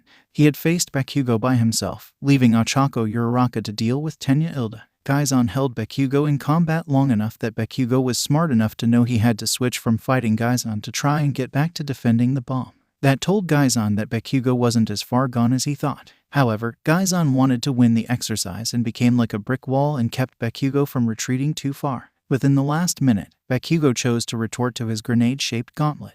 Not wanting to let the explosion damage the building too much, Gaizan got close and took the attack near point-blank range. He was thrown back and through several walls, before after catching his breath and pulling himself out of a hole in the wall, Gaizan landed on his foot with a thud that shook the entire building. Imbuing his quirk with all the energy he had absorbed, Gaizan pulled off his burning UA gym shirt and faced Bakugo. With his eyes glowing and a golden biblical light forming around him, Gaizan shifted his weight to launch himself back in Bakugo. With a yell, Gaizan pushed off the ground and was flying straight towards Bakugo. Yet that push was enough to put too much staring on Gaizan's body and mind.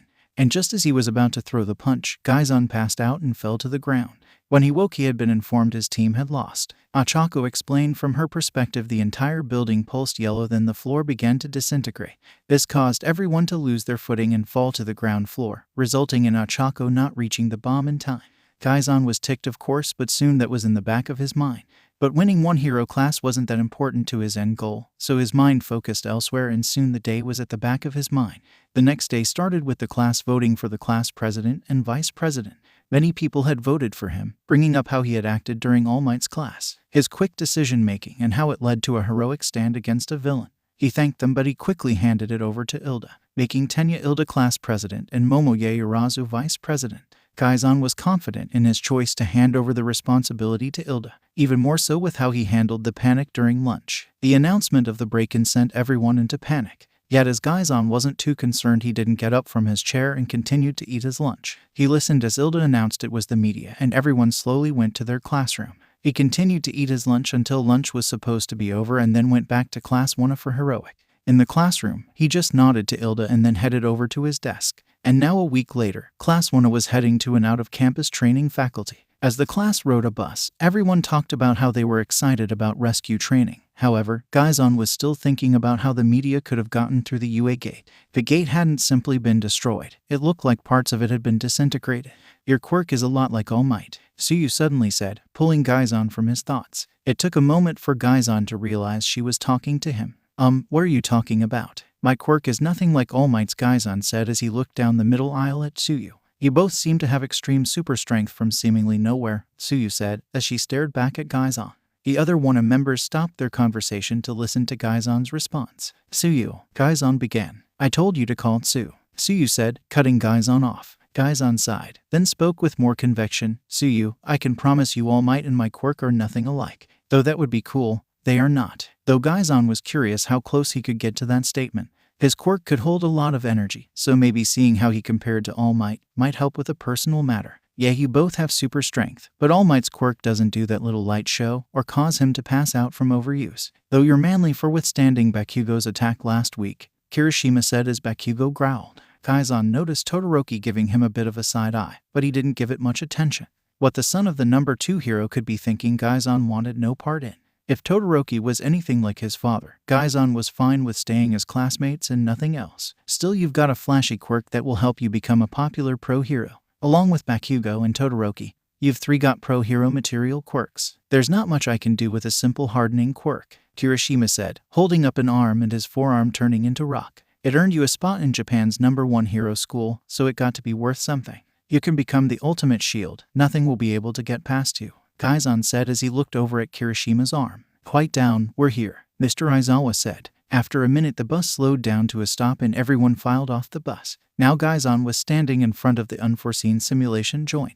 Ochaco asked why he wasn't wearing his hero costume, something he hadn't also worn during training yesterday, despite everyone having chosen to wear their costumes. However, before he could answer them, 13 had walked out, causing Ochaco to start bouncing. Gaizan had to place his hand on her shoulder to hold her down and make her stop jumping. "I can't believe it's 13. She's my favorite hero. I can't believe she's going to teach us," Ochaco said. She was still bouncing under Gaizan's hand, but not as much. "Welcome Class 1 into the Unforeseen Simulation Joint, otherwise known as the USJ," 13 said, giving a small bow. Gaizan couldn't help but compare it to Universal Studios Japan and wonder if they had ever sued. Movie companies were quite protective of their image. "Now before we begin, there is a thing I would like to say." "Okay, maybe 2 or 3, actually," 13 said, and Gaizan internally groaned as the number got bigger, but eventually 13 made her point about how quirks could be dangerous and heroes all have to know when they limit their quirks and manage control over it. Gaizan couldn't help as he had some personal experiences about losing control over his quirk and seeing it multiple times, people gaining quirks and having to struggle having to learn how to control them. Power was dangerous. Power left unchecked was disastrous. Power left uncontrolled was detrimental to the user. With her warning over, 13 continued with, "I can't wait to show you what's inside. Follow me." The students of Class 1 followed the 2 pro heroes inside. Inside there were several different environments. Kirishima commented it looked like an amusement park. Inside the USJ you will find many different environments that can be caused by natural disasters or villain attacks. Shipwrecks, landslides, fire and deep caverns are just a few that can be found here. This facility was created to teach how to handle these environments during rescue operations. While many heroes focus on combat and fighting, recuse is just as important. Quirks can be used in many different ways, some you may never have thought of. Mr. Aizawa's assessment taught you where your current power level is. All Might Hero class will teach you how to fight against those who seek to harm others. Here in my class, you will learn how it feels to fight against Mother Nature. And here I thought it wasn't nice to mess with Mother Nature and her judgment, Gaizan said, earning a few chuckles from the students that heard him. Gaizan decided not to tell them about how he had crossed paths with a woman whose quirk gave her control over the earth and she was known as Mother Nature. Mr. Aizawa looked around the entrance and noticed that someone was missing. He turned to 13 and whispered, "Where's All Might? I thought he was supposed to be here waiting for us." 13 turned to Mr. Aizawa and leaned in. With all of Class 1 still taking in the sights, she whispered, "Apparently he used up all of his time on the way to work this morning. It was all over the news, 20 different incidents within an hour. That man is the height of responsibility." "Fine, so where is he right now?" Mr. Aizawa knew the only reason All Might was supposed to be here was because Principal Nezu suspected a villain was behind last week's break-in. The official report was a person within the media, but as admitting to being the one that destroyed the gate would mean losing jobs and reputation, all of the new outlets said they were silent about it. But there was even worse news as Principal Nezu shared with the teacher that the break-in had been to steal information. The assailant had hacked into the server of an old teacher who had a hand in most of UA. Besides that, Mr. Aizawa didn't bother with details. "He's resting in the teacher's lounge," 13 answered in a hushed tone. "Good, Principal Nezu should be able to easily find him then. He deserves the long-winded lecture he has coming." Mr. Aizawa smiled a bit before. If there was one thing no one from UA wanted to deal with was sitting through a 2-hour lecture from the mouse. Mr. Aizawa heard from Present Mike and Midnight that his lecture was boring enough they wanted to sleep but just interesting enough that they could. Mr. Aizawa was pulled from his thoughts as a cold shiver went down his spine and he began to look around for it. Mr. Aizawa's eyes darted over to his student, and he noticed Gaizan was stealthily looking around too. Had Gaizan noticed the feeling too? But he was only 15, how were his senses that attuned? Question for later as Mr. Aizawa found the source of the cold feeling. A purple swirling cloud formed in the middle of the main courtyard between the different environments. Class 1 finally noticed and a few of them took a step forward to get a better look, while Gaizan took a step back. Gaizan couldn't believe it. He couldn't have possibly found him. Gaizan had erased everything and did well to hide his track as he had done it before. Then again he owed the man a large debt and the man was patient and not the forgiving type. Gaizan looked over at his classmates. Why couldn't the man have just picked him off the street? Gaizan could easily lose him in the streets. But in the middle of a new building surrounded by people who had gotten to know Gaizan Hisahito, his disappearing act won't work too well. Wow, is the beginning of training. UA is so manly, they go all out for everything, Kirishima said as he and Mina looked down the stairs. This isn't by UA hands, Mr. Aizawa said. Principal Nezu had been right. The break-in had been caused by a villain. And it was more than just a one-time thing. Had it been a warning, a calling card? Yet why attack the USJ? To make a statement when the timing couldn't have been guessed. Mr. Aizawa realized what the true purpose of the break-in was. It had been a distraction to steal a class schedule, allowing the villains to plan around the best place and deal to sneak in an attack. Whoever was behind the operation, this was not their first time. Suddenly Gaizan stepped forward, with an aura that he knew what he had to do and Mr. Aizawa saw the look in his eyes. He was acting because he had better judgment. Yet how could he know how serious the situation was? Yet Gaizan knew how serious the situation was, probably better than anyone else in the building.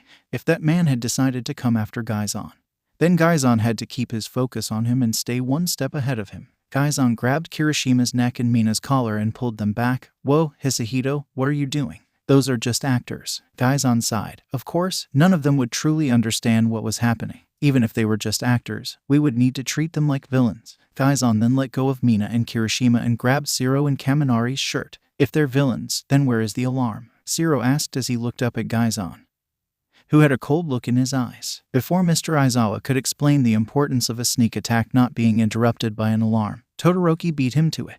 They must have picked this location and time because they knew a class would be here, Todoroki said. It was a smart play if they were looking to cause some damage. The only pro heroes were Eraserhead and 13. The villains wouldn't want to be interrupted by more teachers showing more. Real villains would have a way to deal with the alarm. Technology or quirk base, honestly it doesn't matter. They would want to make sure their arrival wasn't interrupted. If the alarm was tripped, then their whole plan would be over before it began. We're only 10 minutes from the main campus and some of the UA hero teachers can move faster than a bus. If an alarm was tripped, this would all be over before they would do any damage, Gaizan said, now showing no fear as he exhaled a deep breath. Mr. Aizawa looked at Gaizan as if he wouldn't have been able to explain it any better. Gaizan was a smart student. The way he had acted during the first week of class told that much. He had a strong quirk and knew how to use it, but he was also quick to assess different situations and break them down. However, Gaizan wasn't speaking as if he read that somewhere in a textbook. No, he was speaking as if that was how he would plan something like this, as if he had first-hand experience. As if this was how he was planning an attack on the USJ. Mr. Aizawa shook that thought and refocused on the purple cloud. It quickly expanded and people began to walk out. None of them looked all too intimidating, just some low-level street thugs. Yet in the middle of the USJ were over 200 of these thugs, which could cause some issues. None of the WANA students had training against other people. Some know how to effectively use their quirks. But against test dummies and actual people was a big learning curve. Eventually, the purple cloud expanded even more and a large entity walked out. The first one was a large figure, muscles bulging all over its dark purple body. It had a large open beak mouth, with its brain exposed. It gave off a demonic and twisted aura that almost made Mr. Aizawa want to throw up. Mr. Aizawa always noticed despite not seeing them. Gaizan took a small step back. Before Mr. Aizawa could think about his student's action, a second large entity walked through the purple cloud. It was different from the beaked monster. The second creature looked like a giant metal suit of armor. It had a clear sign of an exoskeleton, making it clear it could easily move. The question was how fast. It stood nearly as tall as the other figure. It had glowing white eyes, and it scanned the group of students as if it were looking for something. Finally, a person covered in gray hands walked out of the cloud. As soon as the man stepped out, Gaizan took a small step back. He had seen the man before and seen what he was capable of, but Gaizan knew he needed to hold his ground. Once the man was clear, the purple cloud shrunk and morphed into the shape of a man wearing a standard butler attire. "Everyone has passed through, sir. We're ready to begin," the purple cloud said in a monotone voice that benefited its attire. "Good." The man covered in his hands spoke in a dry tone as he looked up at the group atop the stairs. "I don't see All Might. Master said he would have been put over these students after the break-in. My scanners aren't picking him up. Only 13 and Eraserhead," the giant metal man said, his voice booming over the crowd, making him sound like a villainous All Might, though the monster beside him seems to hold the power. The man began to scratch viciously at his throat. "This whole job was to kill the symbol of peace and he isn't even here. We were supposed to be able to beat the game after the tutorial, but the final boss isn't even here. I didn't join your little band of thugs just to waste my time," the giant robot said, looking down at the man covered in hands. "You promised everything was going to go according to the plan. Your master said Nezu would add All Might to the roster, out of fear because of the break-in. Yet I don't see him anywhere. I'm putting a lot on the line for this. We aren't wasting our time. If we can't kill the symbol of peace, then we'll just stop the next generations of heroes." The man yelled, "Attack." All the thugs began to rush forward. "Kirigiri, time for you to do your job." "Yes, sir." The purple cloud of a man collapsed on himself, disappearing. "Class, you need to get out of here. This is no place for children," Mr. Aizawa said, pulling his goggles over his eyes. "You're only first years. This is not your fight. You against over 200 thugs," Gaizan said, "out of everyone in Class 1A. He needed to prove himself the most. He wanted to prove he could be a hero despite what his father wanted. "Mr. Aizawa, your quirk is best suited for sneak attacks, not prolonged battles. Rule number 1 about being a hero: you can't just have one trick. Mr. Aizawa took out and leapt down the flight of stairs. As he rushed towards the villain below, he began picking out his targets in the order in which it was most efficient to take them out. "Gunners, aim and fire," one of the thugs said, raising their hand which had barrels of guns for fingers. He tried to activate his quirks, but nothing happened. "My quirk. It's gone. What happened?" Mr. Aizawa came crashing down on the thug, his knee pressing into the thug's head. The thug was instantly knocked out and Mr. Aizawa fell to the ground, but quickly hopped back on and landed on his face. He looked around, gauging which thugs were going to take the most time. Idiots, that eraser had. His quirk allows him to block quirks. The metal giant informed the group of thugs. Not that it could do them much good. Heroes were trained to fight with a disadvantage, as a smart villain would know a hero's quirk before fighting them. "Interesting, but I bet your quirk doesn't work on a heteromorphic like me." A man whose skin was gray and black rock charged forwards. He had his fist drawn back and ready to attack the hero. "You're right." Mr. Aizawa gripped his scarf and threw it out. One from the heteromorphic would easily do damage, and with all the other villains surrounding him, Mr. Aizawa didn't want to get jumped and kept down. As the scarf reached the villain, it wrapped itself around the heteromorphic's torso. Mr. Aizawa spun around, using the thug as a wrecking ball, before pulling him in close and ramming his elbow in the thug's nose, knocking him out. "That's why I only allow people like you close when I want." "All right, who's next?" Mr. Aizawa looked over at the crowd of thugs in front of him. He was going to take a hard nap after this, not just for having to deal with all this, but to step up and cover All Might. If he wasn't exhausted from Principal Nezu's lecture, even if the number one hero was tired from the lecture, Mr. Aizawa would give him an earful and a lecture about how as a teacher his first responsibility was to his student, not to the media or his public image, but to his students, to teach them and to protect them. For many reasons, some wanted to help, others wanted a chance to let loose, the rest just watched to watch as Mr. Aizawa fought. All of Class 1 was still standing at the top of the stairs looking down. They were all impressed as Mr. Aizawa easily took care of the thugs, moving to the next before the one had hit the ground. All the while guys on and were trying to get them to step back from the stairs. Yet they were all entranced by the fight to move. "Mr. Aizawa is manly. He's handling those villains like they're nothing," Kirishima said, as Mr. Aizawa knocked out a guy that had metal arms, then wrapped his scarf around a villain that was behind his back. "Students, you need to get out of here right now. I'll be staying behind to assist Eraserhead. Now go," 13 said as Gaizan grabbed Kaminari's shirt and began to pull. But then Gaizan felt something was wrong and he mumbled, "No, we won't be able to escape. It's too late." Gaizan looked over the fight to see what was causing him to have that feeling, when he noticed that the purple cloud butler was missing. He had been the one to teleport all of the thugs into the USJ, causing Gaizan to begin desperately looking around for him. Gaizan couldn't find the purple cloud butler when he suddenly felt a cold chill coming from behind him. Gaizan turned around and came face to face with the purple cloud butler, who had a look of recognition on his misty face. And Gaizan has one too. He felt something familiar with the man in the gray hands, but with this teleporter, it was else. It was fearing death like from him, or caution from the man in the gray hands. But the purple cloud butler, Gaizan felt a feeling of entrapment. "We're stuck."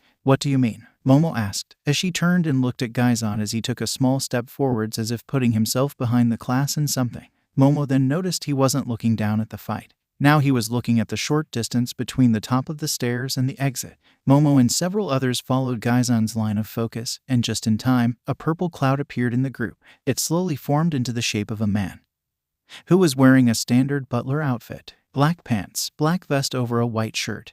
The only thing out of the ordinary was some kind of metal piece of armor that Gaizan barely noticed. The mist villain bowed in a formal fashion and said, "Hello, my name is Kurajiri and we are the League of Villains." Gaizan had to stop himself from laughing. He could never understand how stupidly people name themselves. "And we are here to kill All Might. However, it seems he is not in our presence. Yet that is not my job. My job is to divide you from your classmates." The purple cloud surrounding the villain's arms began to fly out. But before anything would happen, Bakugo and Kirishima launched themselves forwards. Bakugo lit off an explosion and Kirishima swung a hard punch. However, both attacks missed. "No, don't attack," Gaizan said. Getting close to a teleporter was one good way to allow the teleporter to use their quirk on you. "You talk too much," Bakugo said, preparing another explosion, while Kirishima got ready to throw another punch. However, the ground beneath their feet was suddenly replaced with purple mist and they fell through. "Bakugo, Kirishima," their classmates yelled, though Gaizan was the only one to take action. He dove forwards, trying to grab hold of their hand. However, the portal closed before Gaizan could get close. Kurajiri lashed out at Gaizan, forcing the one student to jump back and do a reverse handspring to land next to 13. as she stepped forwards to protect the student. Now to deal with the rest of the students, Kurogiri said, and much more quickly this time. A portal appeared under the feet of the students. The ground below each student became covered in purple gas. Gaizan looked back to see several of his fellow students through. This distracted him enough that he began to fall through. Gaizan couldn't believe it as he fell through the portal. He had been training his life over to let down his guard. That was his number one priority during a fight, was his life number. But had he always become attached to the class 1 that he forgot that? He had dived to try and save Bakugo and Kirishima. As Gaizan's chest went through the portal, he realized he had tried to save Bakugo and Kirishima. His first thought wasn't to protect himself. Then Gaizan's vision changed and he found himself falling into the landslide hazard zone, which was filled with thugs. Gaizan always knew he had a high chance of dying young, but he wished it wasn't by the hands of low-level thugs. As Gaizan got near the ground, he crossed his arm in front of him and hit the ground. Normally a person's arm would be destroyed, but as a cloud of dust went up and caught everyone's attention, Gaizan's arms absorbed the impact. He pulled himself out of the hole and saw cracks had formed around him. Then as Gaizan felt all eyes on him, he instantly shifted into a defensive pose, and just in time as the first thugs attacked him, Gaizan dodged the thug's knife. This was not the first time Gaizan had fought against someone with a knife, and the thug was no way near her level, so Gaizan easily grabbed the thug's wrist and twisted, forcing him to drop it, allowing Gaizan to kick the thug in the chest and send him flying. Gaizan was then caught off guard as a thug's with rock-covered hands punched Gaizan's across the jaw. Gaizan slid across the floor a bit, but the villain was quickly on top of him again. The thug decked Gaizan and went flying. Gaizan hit the ground and quickly got to his knee, and saw the thug coming towards him. He was ready this time, and as the thug kicked, Gaizan blocked the attack. Gaizan took the time to get on one leg, then blocked a punch. Gaizan got his other leg under him. The thug then drew back its right fist, and Gaizan quickly stood up and caught the fist. Gaizan's eyes glowed a bit yellow as he forced the thug's arm out of its socket, and Gaizan looked the thugs in the eyes. Gaizan saw fear enter his opponent's eyes. "You hit hard." Gaizan then roundhouse kicked the thug square in the chest and sent him flying. "I hit harder." Esahito. Gaizan heard someone calling out and looked over and found Momo and Jiru defending themselves. Momo created a bow staff for herself while Jiru pulled a machete out of Momo's leg. Gaizan jumped over to them and shoulder-checked the thug away from Momo. "You were sent here too." Before Gaizan could say anything, the thug ran back in and tried to tackle Gaizan. Gaizan got in close and with a right hook made the villain stumble back. With the brief window, Gaizan Spartan kicked the villain away, then went shoulder to shoulder with Momo and Jiru. Gaizan looked around and said, "I'm glad I wasn't the only one sent here. If we're the only 3 here, then the others must have been sent something else." Kurogiri said his job was to divide us. This must be what he meant, divide and conquer. Our main focus should be getting back to the main plaza and hope the others are able to handle themselves. Momo deduced, and it was a smart plan. Divide the class 1 a student among the groups and then overwhelm them with numbers. Thus the expert in battle moves the enemy, and is not moved by him, Gaizan said as he raised his hand to ready himself. The quick fight he had had was good to fill his quirk with energy, and he was more than ready to return the favor. "Now is not the time to quote Sun Tzu," Jiru said. "Then how about this one? Know thy enemy. If our opponent knew me, they would be trying to restrain me, not fight me," Gaizan said as he looked around and noticed that the thugs were starting to move into position to attack. The initial skirmish is over, and even if they are cannon fodder, numbers still play a big part in battle. Gaizan counted over the crowd and counted 64 thugs left. He needed to get out of here, away from Kurogiri and the man in the gray hands. They felt so familiar, and that only meant one thing for Gaizan. "Come!" One the thugs yelled, and they all charged the trio. Momo and Jiru used their weapons to defend themselves, while Gaizan took a step forward to hold his ground. He was punched left and right, yet all that did was fill up his quirk. Once he had enough energy, Gaizan fought back. He sent thugs flying and then pulled them off of Momo and Jiru. Gaizan noticed their costume had rips and tears, showing the thugs only had one thing on their minds. Gaizan was a gentleman. He was always nice to women when he first met them, but if their attitude was not kind, he lost all respect for them. And Momo and Jiru had been nice to Gaizan since he met them. After Bakugo had destroyed his hero customer, Momo had offered to create him a new one. Gaizan respectively declined the offer as the costume wasn't what he was looking for in the first place, while Jiru had helped Gaizan find his way to his exam area and then to class 1 on the first day. So when Gaizan found men trying to have some fun with Momo and Jiru, he lost it. Jiru's jacket and belt had been torn off. Momo was having to cover herself. So he grabbed one of the larger thugs and lifted him into the air. It was time for prison rules, so Gaizan yelled, "Hey!" And as soon as he had all of their attention, he slammed the large thug into the ground, breaking the ground with his face. Gaizan then stood up and said, "Leave them alone." All of the thugs look at Gaizan. He didn't look over imposing. He didn't have a figure like All Might. or an aura-like endeavor, though the thugs wouldn't have been any wiser as Gaizan knew how to hide his aura. Nor did it help that he was in a regular white t-shirt with an open jacket over it and a pair of gym pants. The only thing that made Gaizan seem like a threat was he was taller than the average person from Japan. "You seem like a guy that would jump at a chance to join us," one of the thugs said, and Gaizan then gave a kind smile that hid his anger. Oh, how wrong they were. Gaizan was the last person that would fall to such temptation. Gaizan casually walked up to the thug that said then, and the next second his punch was punching the man's nose. The thug went flying back and down the mountainside. That was enough to get the rest gunning for Gaizan. Yet his main priority was not fighting, as he quickly weaved through the onslaught and came out now between the group of men and his classmate. Gaizan grabbed hold of Momo and Jiru, in a way not to make them feel uncomfortable, and jumped away. He landed a good distance away from the men and set the girls on the ground. Jiru noticed the state of Momo's costume, and despite Gaizan saying he wouldn't, Jiru didn't have much trust in men. So she moved to cover Momo's exposed chest, but then Gaizan, with his eyes closed, took off his jacket and draped it over Momo. Gaizan then looked Momo in the eyes, and she expected Gaizan to say some comforting words, but then in a flat voice Gaizan asked for a smoke grenade.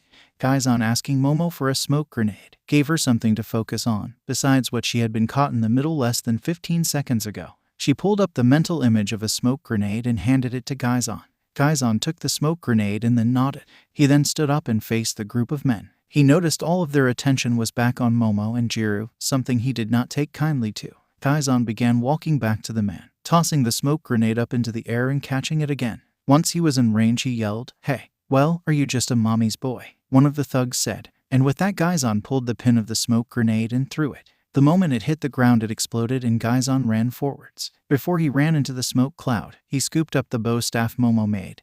Then he disappeared into the smoke cloud. From Momo and Jiru's perspective, the moment Gaizan disappeared into the smoke cloud, a flash of yellow light began to set off. Each flash of light was accompanied by the sound of flesh hitting flesh and a body hitting the floor. A few villains tried to run out of the smoke cloud, so Momo and Jiru got ready to fight, but then they were pulled back into the cloud of smoke by an arm with a biblical light around it. 2 minutes after Gaizan disappeared, he walked out carrying the bow staff and dragging the man one had called Gaizan's a mommy's boy. Gaizan lifted the man in front of him and stared into the man's soul for a bit, as if telling the man how much he had messed up. Then with a yell, Gaizan threw the man into the ground and cracks formed as the ground broke. Gaizan sighed and began walking back to the girls. When he was only 10 steps away, the ground behind him broke and a large villain wearing a skull mask grabbed Gaizan's head and lifted him into the air. Gaizan felt an electric pulse go through his body, and though he absorbed most of it, the feeling made his body go numb. Such defiance, acting as if he isn't like every other teenage boy. But with him now out of the way, I'll have you two all to myself,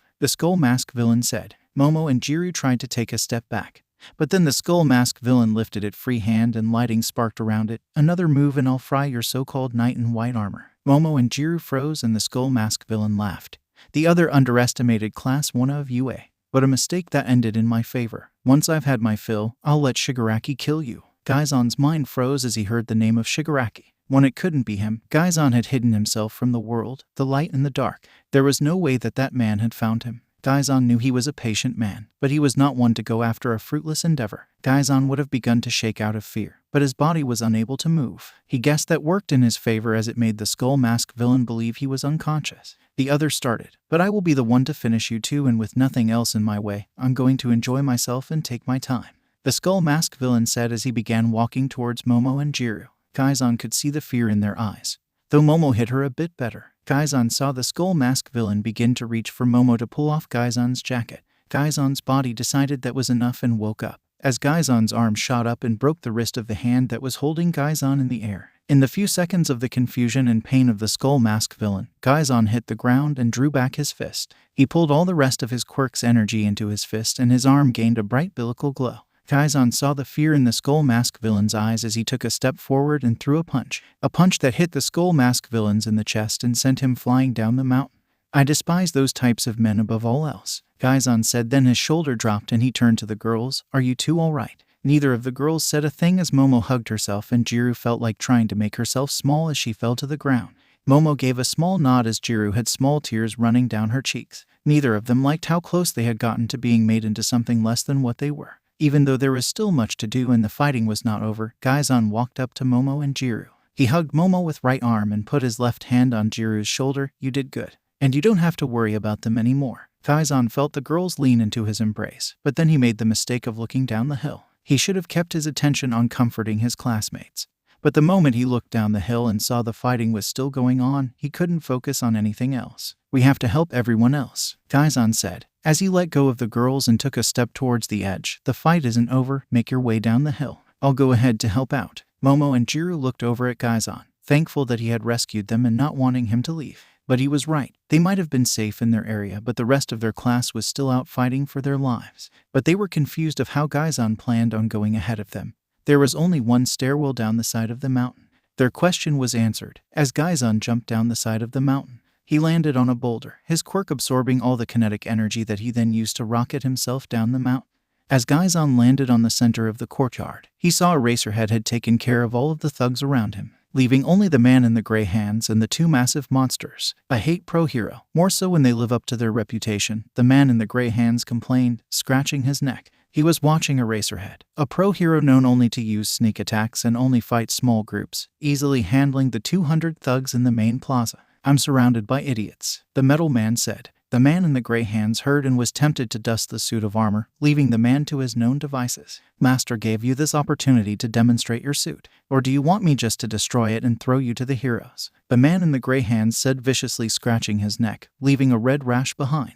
"Fine, Shigaraki. I'll deal with your hero issue, since you seem to be waiting for your precious All Might to use your creature." The man sighed, then stepped forwards. He looked at Eraserhead, who readied himself, as his scarf turned around his neck and shoulders. Kaizen froze and focused on the man in the gray hands. The metal man had called him Shigaraki. That was impossible. The Shigaraki Kaizen knew it looked nothing like that. Had Shigaraki got a quirk that allowed him to change his look? No, the man Kaizen knew wouldn't make himself look like a young 20-year-old. The Shigaraki Kaizen knew would show off his age, showing that not even time could kill him. The Shigaraki that was in front of Kaizen had to be a son. No, that wasn't it. A disciple. That felt right. Someone the man had trained to be the face of the League of Villains, so he could remind the mastermind in the shadow. Time for the boss's minion. Eraserhead, looking at the giant metal man rushing towards him. Once he was a few feet away, Eraserhead activated his quirk. However, it did nothing to slow his opponent's speed. As an underground hero, Eraserhead had seen all different kinds of quirks, from quirks that turned people into the weirdest animals to quirks that were downright disgusting. So when Eraserhead had first laid eyes on the metal giant, he assumed it was a quirk that gave his opponent his appearance. However, the realization that it wasn't was quirk as soon as the metal monster lost no speed under erasure. The thought that it was some kind of suit crossed Eraserhead's mind as he felt the cold metal of a large fist bat him away. Eraserhead flew away, but before he could hit the ground, the suit ran up and caught him. Eraserhead was lifted up and then slammed into the ground, only to be kicked away this time. Eraserhead could feel his breath escape his lungs as he hit the ground and rolled. Once he stopped, he forced himself to catch his breath and slowly rose his head to see the hulking figure of the suit staring at him. Eraserhead could feel that his ribs were sore, a sure sign that once the adrenaline wore off he would be in a world of pain.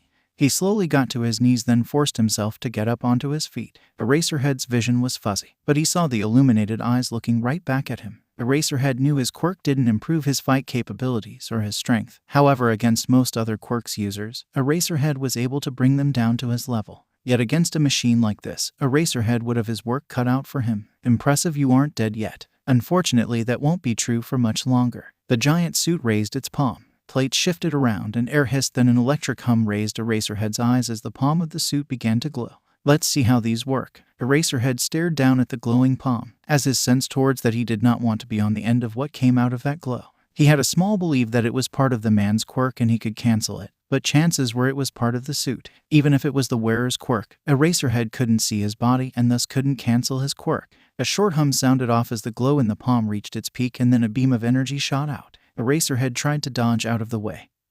However, a flash of pain shot through his body, leaving him unable to move. Eraserhead wasn't willing to accept defeat, not at a time his student needed him the most. However, as the beam got closer, Eraserhead knew there was nothing he could do. Suddenly, a figure landed right in front of him. The figure used its body to shield Eraserhead from the beam without a yell or scream. Yet Eraserhead closed his eyes and waited for a second. Inhale. Another second. Exhale. Eraserhead opened his eyes and found himself still alive. Eraserhead looked up and saw Gaizon with a golden biblical light around him standing his ground against the beam. As the beam hit Gaizon's chest, the glow around him grew until the attack shot and Gaizon slightly slumped forwards. The biblical glow condensed around Gaizon then completely disappeared.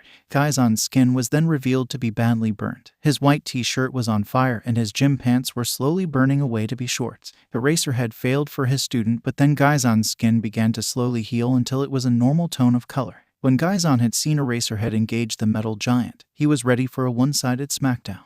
That's what he had seen, but wasn't in favor of the person he wanted. He watched as his favorite pro hero was easily tossed around and unable to defend himself. So when the palm of the metal giant began to light up, Gaizon knew he needed to engage, even if some secrets were revealed. So pouring all the energy he had gotten by jumping down the mountain into his leg, Gaizon rocketed towards Eraserhead. Gaizon landed about 6 feet in front of Eraserhead and held his ground.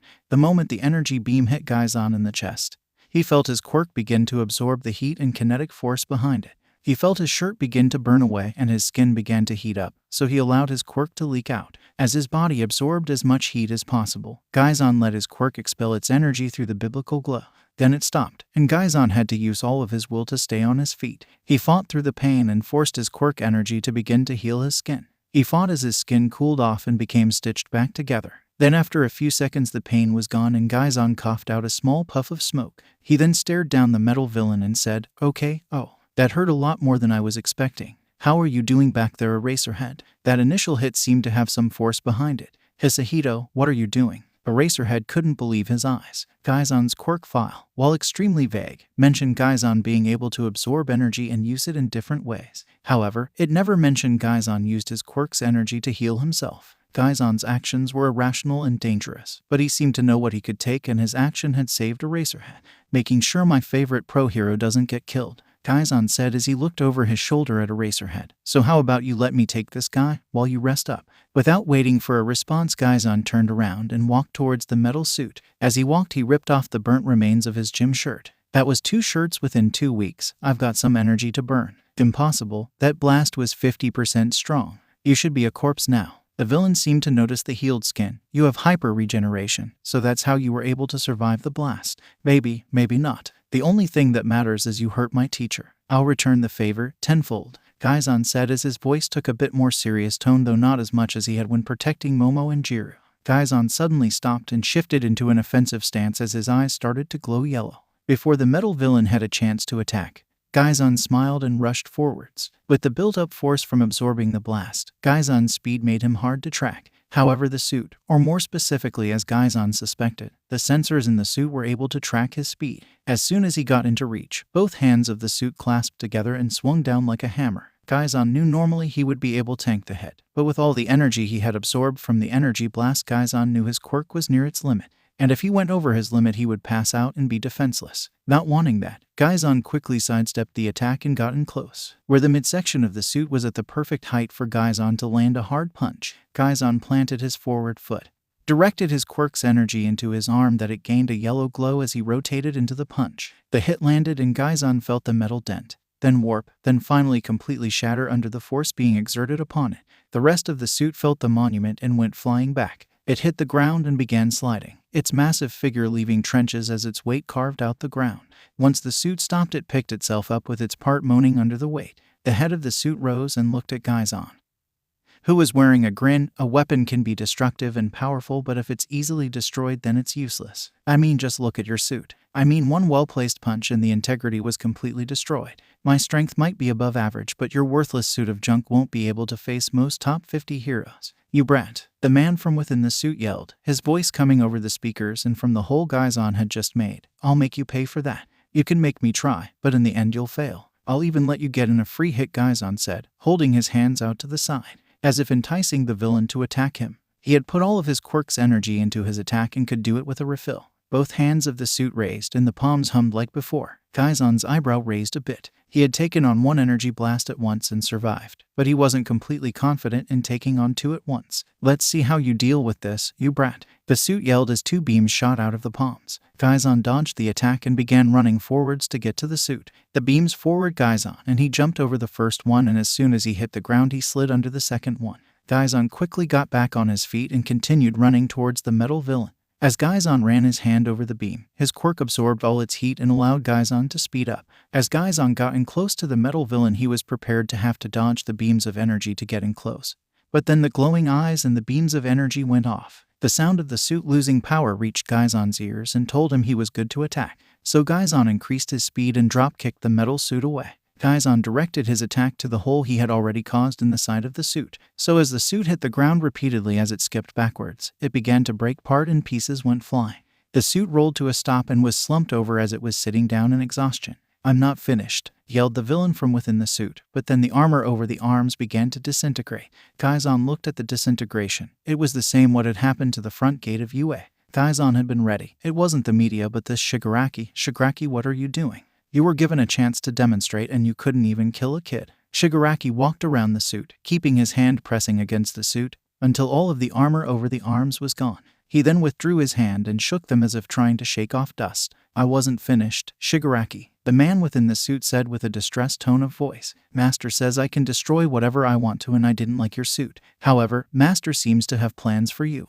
Kurogiri appeared next to Shigaraki. "What are you doing? Some students in 13 managed to dodge my initial attack. I managed to put 13 out of commission, but one of them managed to escape," Kurogiri explained. Shigaraki yelled, "If you weren't on our way out of here, I would kill you." Kurogiri teleports Mr. Sutin to Master. "I'll let Master deal with him. And Namu, deal with the student that's running up." With the metal suit villain out of the way, and the Shigaraki in front of him not being who Gaizan thought of, Gaizan knew he was a good attack. But as soon as he heard Shigaraki give that command, his eyes went wide. Despite running, his footsteps had been quiet. Training from his father always made sure Gaizan's footsteps were quiet. Yet somehow Shigaraki still heard him and gave Gaizan barely any time to see the large beaked creature move. It disappeared from Gaizan's sight only to reappear right in front of Gaizan.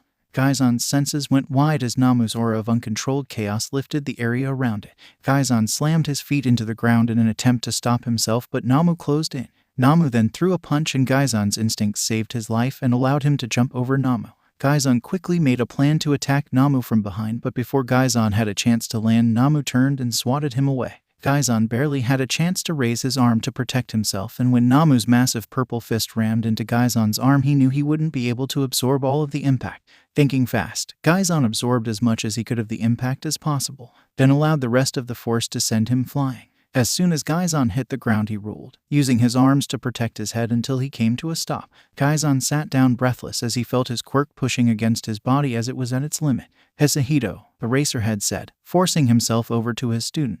Gaizan got to his knees and felt that his left arm was broken and his right was fractured. "Are you okay?" Gaizan spat out some blood in his mouth as he stood up. "Peaky. That Namu must have a strength-enhancing quirk. His hits felt like All Might's." Gaizan looked at Namu and noticed that his punch had been powerful enough to also kick up dust. Gaizan knew he wouldn't be able to survive a punch like that unless his quirk was fully empty and about to absorb as much as possible. That's what Kurogiri must have meant when he said they came to kill All Might. That Namu, that creature, whatever is it, it's their weapon designed to kill All Might. His quirk must be as powerful as All Might. "No, he doesn't. I cancelled his quirk at the last second, yet it did nothing," Eraserhead said, though he didn't know why he was telling Gaizan this information. He was only a first-year high schooler. What could he possibly do against someone whose strength was on the level of All Might? Maybe it was because Gaizan had willingly stepped in to protect him, so maybe he deserved to know what he was up to again. No, Eraserhead needed to focus and get his student out of the way. Eraserhead, someone managed to get past Kurogiri. I heard him tell Shigaraki, but I don't know who.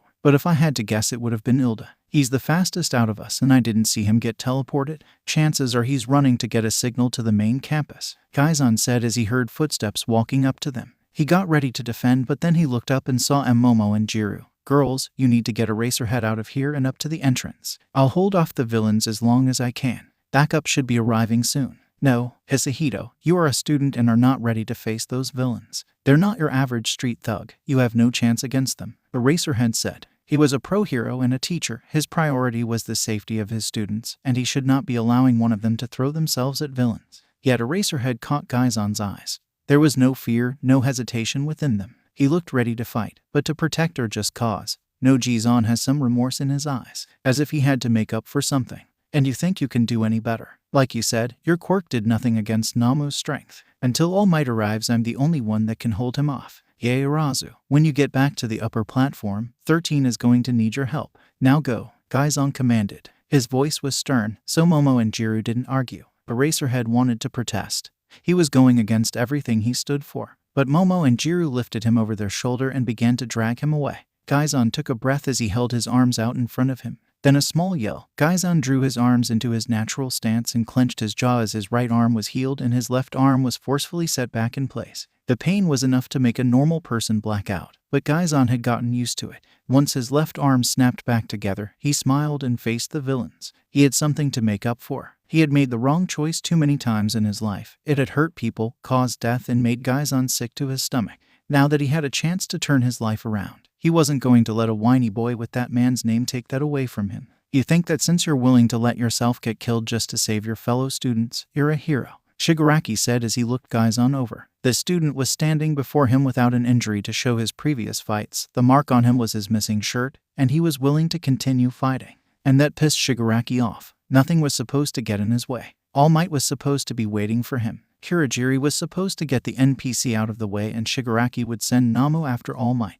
Yet Player 2 wasn't here and an NPC had made themselves Player 3. A player that was somehow holding their own against the anti-All Might. I've got a lot of past mistakes to make up for. If I can't start right now, then I might as well die, Gaizan said. He knew he could hold back Namu, but that would require his full attention. That left Shigaraki. Gaizan hoped that name didn't mean anything to its current user, and Kurogiri to act as they pleased. I can make that happen. Namu, kill this punk, Shigaraki commanded. Namu yelled as he once again charged forward, ready to kill Gaizan. Maybe it was because of the extra energy from Namu's last attack, or the adrenaline. Most likely a combination of both. But this time Gaizan was able to follow Namu's movement. They were still fast and Gaizan still had a hard time following them, yet he was able to react. Gaizan was able to dodge the first 3 attacks but was blindsided by a backhand. As before, Gaizan absorbed as much of the attack as he could.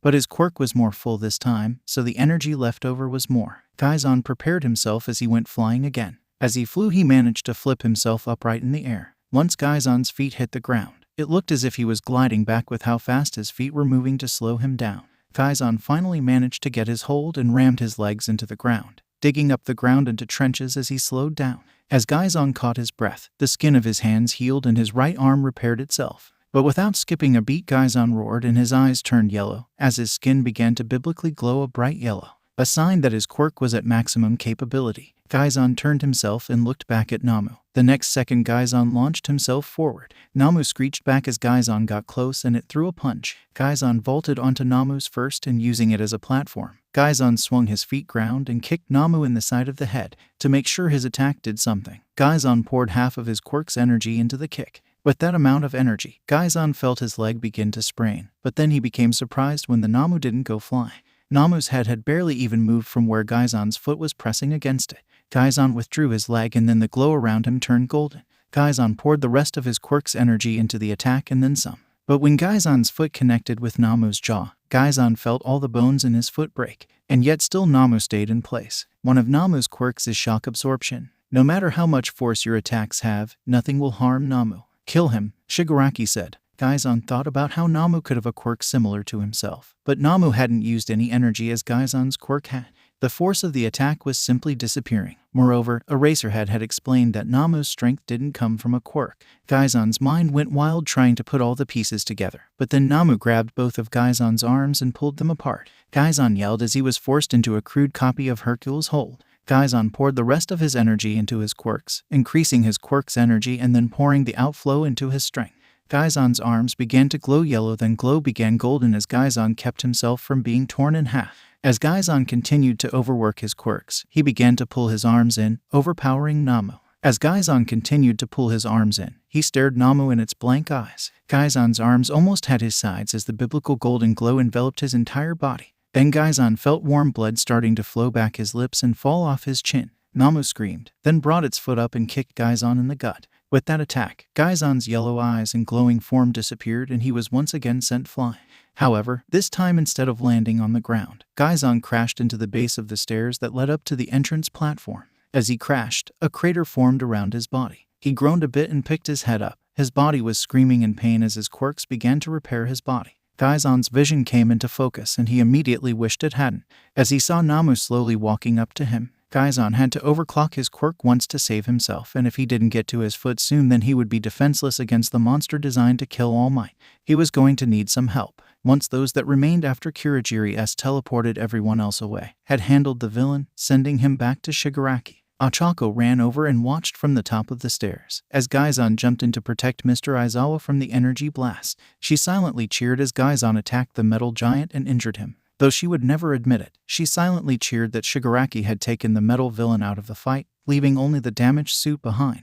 But then Gaizan had been caught by Namu and beaten back. Ochaco knew she needed to help, but she froze. She didn't have control, and right now would be the worst time and place to injure herself. She would just get stuck in the middle of everything. "Uraraka," Momo called out, drawing Ochaco's attention down the stairs. She saw Momo and Jiru carrying Mr. Aizawa. He was broken and beaten and only conscious due to his seer stubborn will. "We need your quirk, Mr. Aizawa is heavy." Ochaco immediately hurried down to them, watching Gaizan fend off the Namu as she ran. She reached the girls and their teacher and used her quirk on Mr. Aizawa. She helped them carry their teacher up the stairs, but then Gaizan was sent flying into the base of the stairs. "Hisahito," the girls yelled. Gaizan had just saved Momo and Jiru from a lifetime of embarrassment, and Ochaco had known how right-hearted he was. He was starting to make himself to be the strongest member of 1A, but if he was beaten back so badly, so much that his body was broken and he was struggling so much to just sit up, Ochaco gritted her teeth. She couldn't let him struggle on his own. She turned to Momo and Jiru and said, "You need to hurry up the stairs. Yaorazu, 13 is going to need your help with first aid.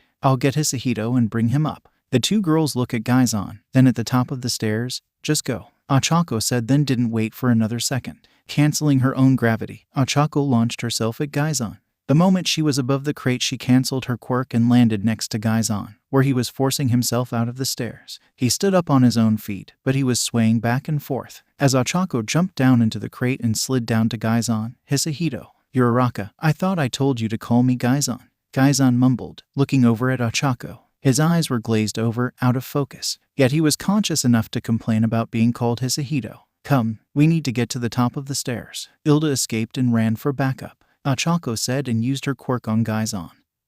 But then Gaizan grabbed her wrist. He applied just enough pressure on her wrist to stop her from closing her fingers. "No, I have to continue to fight Namu. I'm the only one that can hold him back," Gaizan said. His body was broken and beaten, and his healing was slowing down. He couldn't last much longer, but he wasn't going to give up. "You'll die," Ochaco said, pulling Gaizan out of the crater. Yet Gaizan grabbed a hold of a piece of rubble and kept himself from being pulled up the stairs. They had only known each other for a week, but Ochaco didn't want to see one of her classmates die. Well, maybe except for one, but Ochaco tried not to think about that. "And if I don't, everyone else does too. A hero's job is to protect them, giving their all to save the people around them. A hero would fight with their life to allow others to smile," Gaizan said, finally looking Ochaco in the eyes. He planted his feet on the ground. His body mostly healed and a small yellow glow pulsed over his body. Gaizan's words echoed through Ochaco's mind.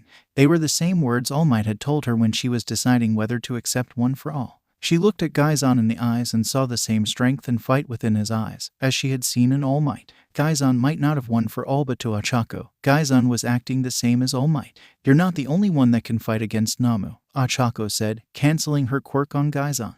If Gaizan was determined to fight Namu, then Ochaco would do her best to fight alongside him. Her eyes narrowed as she focused on Namu. He was slowly walking to them, his villainous aura fighting against Ochaco and Gaizan's heroic one. "I've got one last good attack on me. I'll be going all out," Gaizan said. His eyes flashed golden and his right hand started to glow. The biblical glow around Gaizan's arms was no longer soft, but razor-cut and pointed. "Would you do me the honors of doing the same?" Ochaco nodded. She really hadn't practiced using One for All. She had managed to localize the strength of the quirk to signal parts of her body, thus minimizing the damage. But she couldn't control the percentage she used. It was either 0 or 100. However, Gaizan made it clear that if Namu made it to the stairs, everyone was dead. People that Ochaco considered friends. "Good, let's go," Gaizan said. Ochaco powered up One for All in her legs and they rocketed towards Namu. Time to see how they handled themselves and if they could protect their friends. As they neared Namu, it threw a punch. It would have connected, but suddenly the glow around Gaizan grew, and then he seemed to teleport to the side and block the punch. As he blocked, the aura around his right arm became brighter and more sharp. Ochaco, however, saw that was causing him great pain, yet it had cleared the way for their attack. It gave Gaizan and Ochaco a path to draw their fist back and rocket them forward. Gaizan had told himself that he was more than his past, beyond everything that had been given to him by his father and that man. Yet those experiences, those powers were tied to him and he wasn't going to lose them anytime soon. Gaizan had only known Wana for a week, and well, that didn't make this fight personal for him. He was starting to become friends with them, and how poetic that the first people he had a chance to save as Gaizan Hisahito would be them. Yet his base quirk wasn't enough. He might regret his past and everything, but he knew he had to use it to save his friends. As Gaizan's fist hit Namu in the jaw, Gaizan consciously activated a second quirk. His entire body once again gained a biblical glow, but it was entirely golden and it was cut through the air. Gaizan yelled in his mind, "Force multiplier times 10. Ochaco could feel that her punch wasn't doing any damage to Namu. Was this all she had to offer while Gaizan was willing to give it his all? He is sacrificing his life and his career to save our classmates, so much that the pain he felt was making him bleed. Was she not willing to do the same? She was the 9th user of One for All. All Might trusts her to become the next symbol of peace. That meant she had to work harder than anyone else, take on responsibilities that no one else could fulfill. She was the next symbol of peace. Ochaco poured her heart and soul into One for All as it overtook her body. Go beyond, plus ultra. One for All. Beyond my limits, beyond 100%. As they attacked, Gaizan's entire body flashed golden, while Ochaco's hair floated up a bit and took on a pink hue. Namu seemed to hold its place, but with everything against it, he began to move backwards. Then with a bit more effort together as heroes, Gaizan and Ochaco sent Namu flying back. Shigaraki watched as 2 dumb students rushed Namu. One of them had been informed of Namu's shock absorption, and yet he continued to fight. The other student seemed to simply follow her classmate, following him into a fight that could only end with both of them getting killed.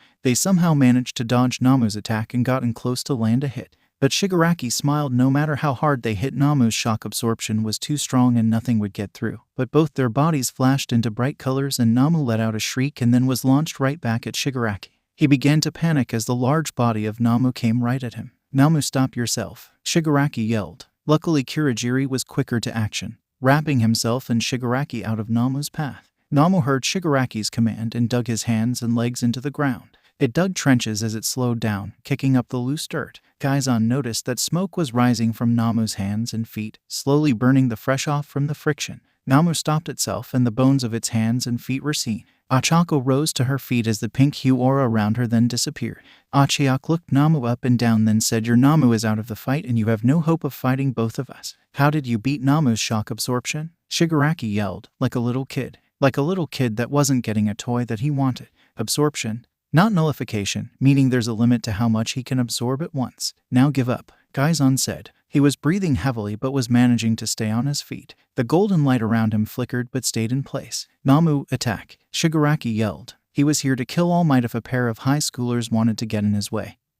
He would get rid of them. Just 2 more deaths to shake the world with. "He can't," Gaizan said. But then he saw Namu come running at him. His hands and feet were healed and he was barreling towards them. "Shock absorption isn't Namu's only quirk," Shigaraki said. "He has hyper regeneration, and it was better than yours." Gaizan couldn't believe Namu could have more than 1 quirk. Then again, he had more than 1 quirks, but then that means that man was still alive. But only that he had created Namu and sent his disciple to attack USJ. If that man found out about Gaizan, then Gaizan was pulled from his thoughts as Namu was upon them. He didn't have time to think about what this all meant. He quickly grabbed Ochaco and put himself between her and Namu's fists. He felt the punch, not even worrying about absorbing any of the impact. Gaizan managed to hold his ground, but then Namu drew back its fist and plowed its fist through Gaizan's arms. The 2 UA students went flying. Gaizan grabbed Gaizan and rotated himself in the air, so he hit the stairs first. The moment Gaizan's back hit the stairs, he felt his ribs finally break. But not worried about that, he looked at Ochaco and saw that her legs and left hand were purple.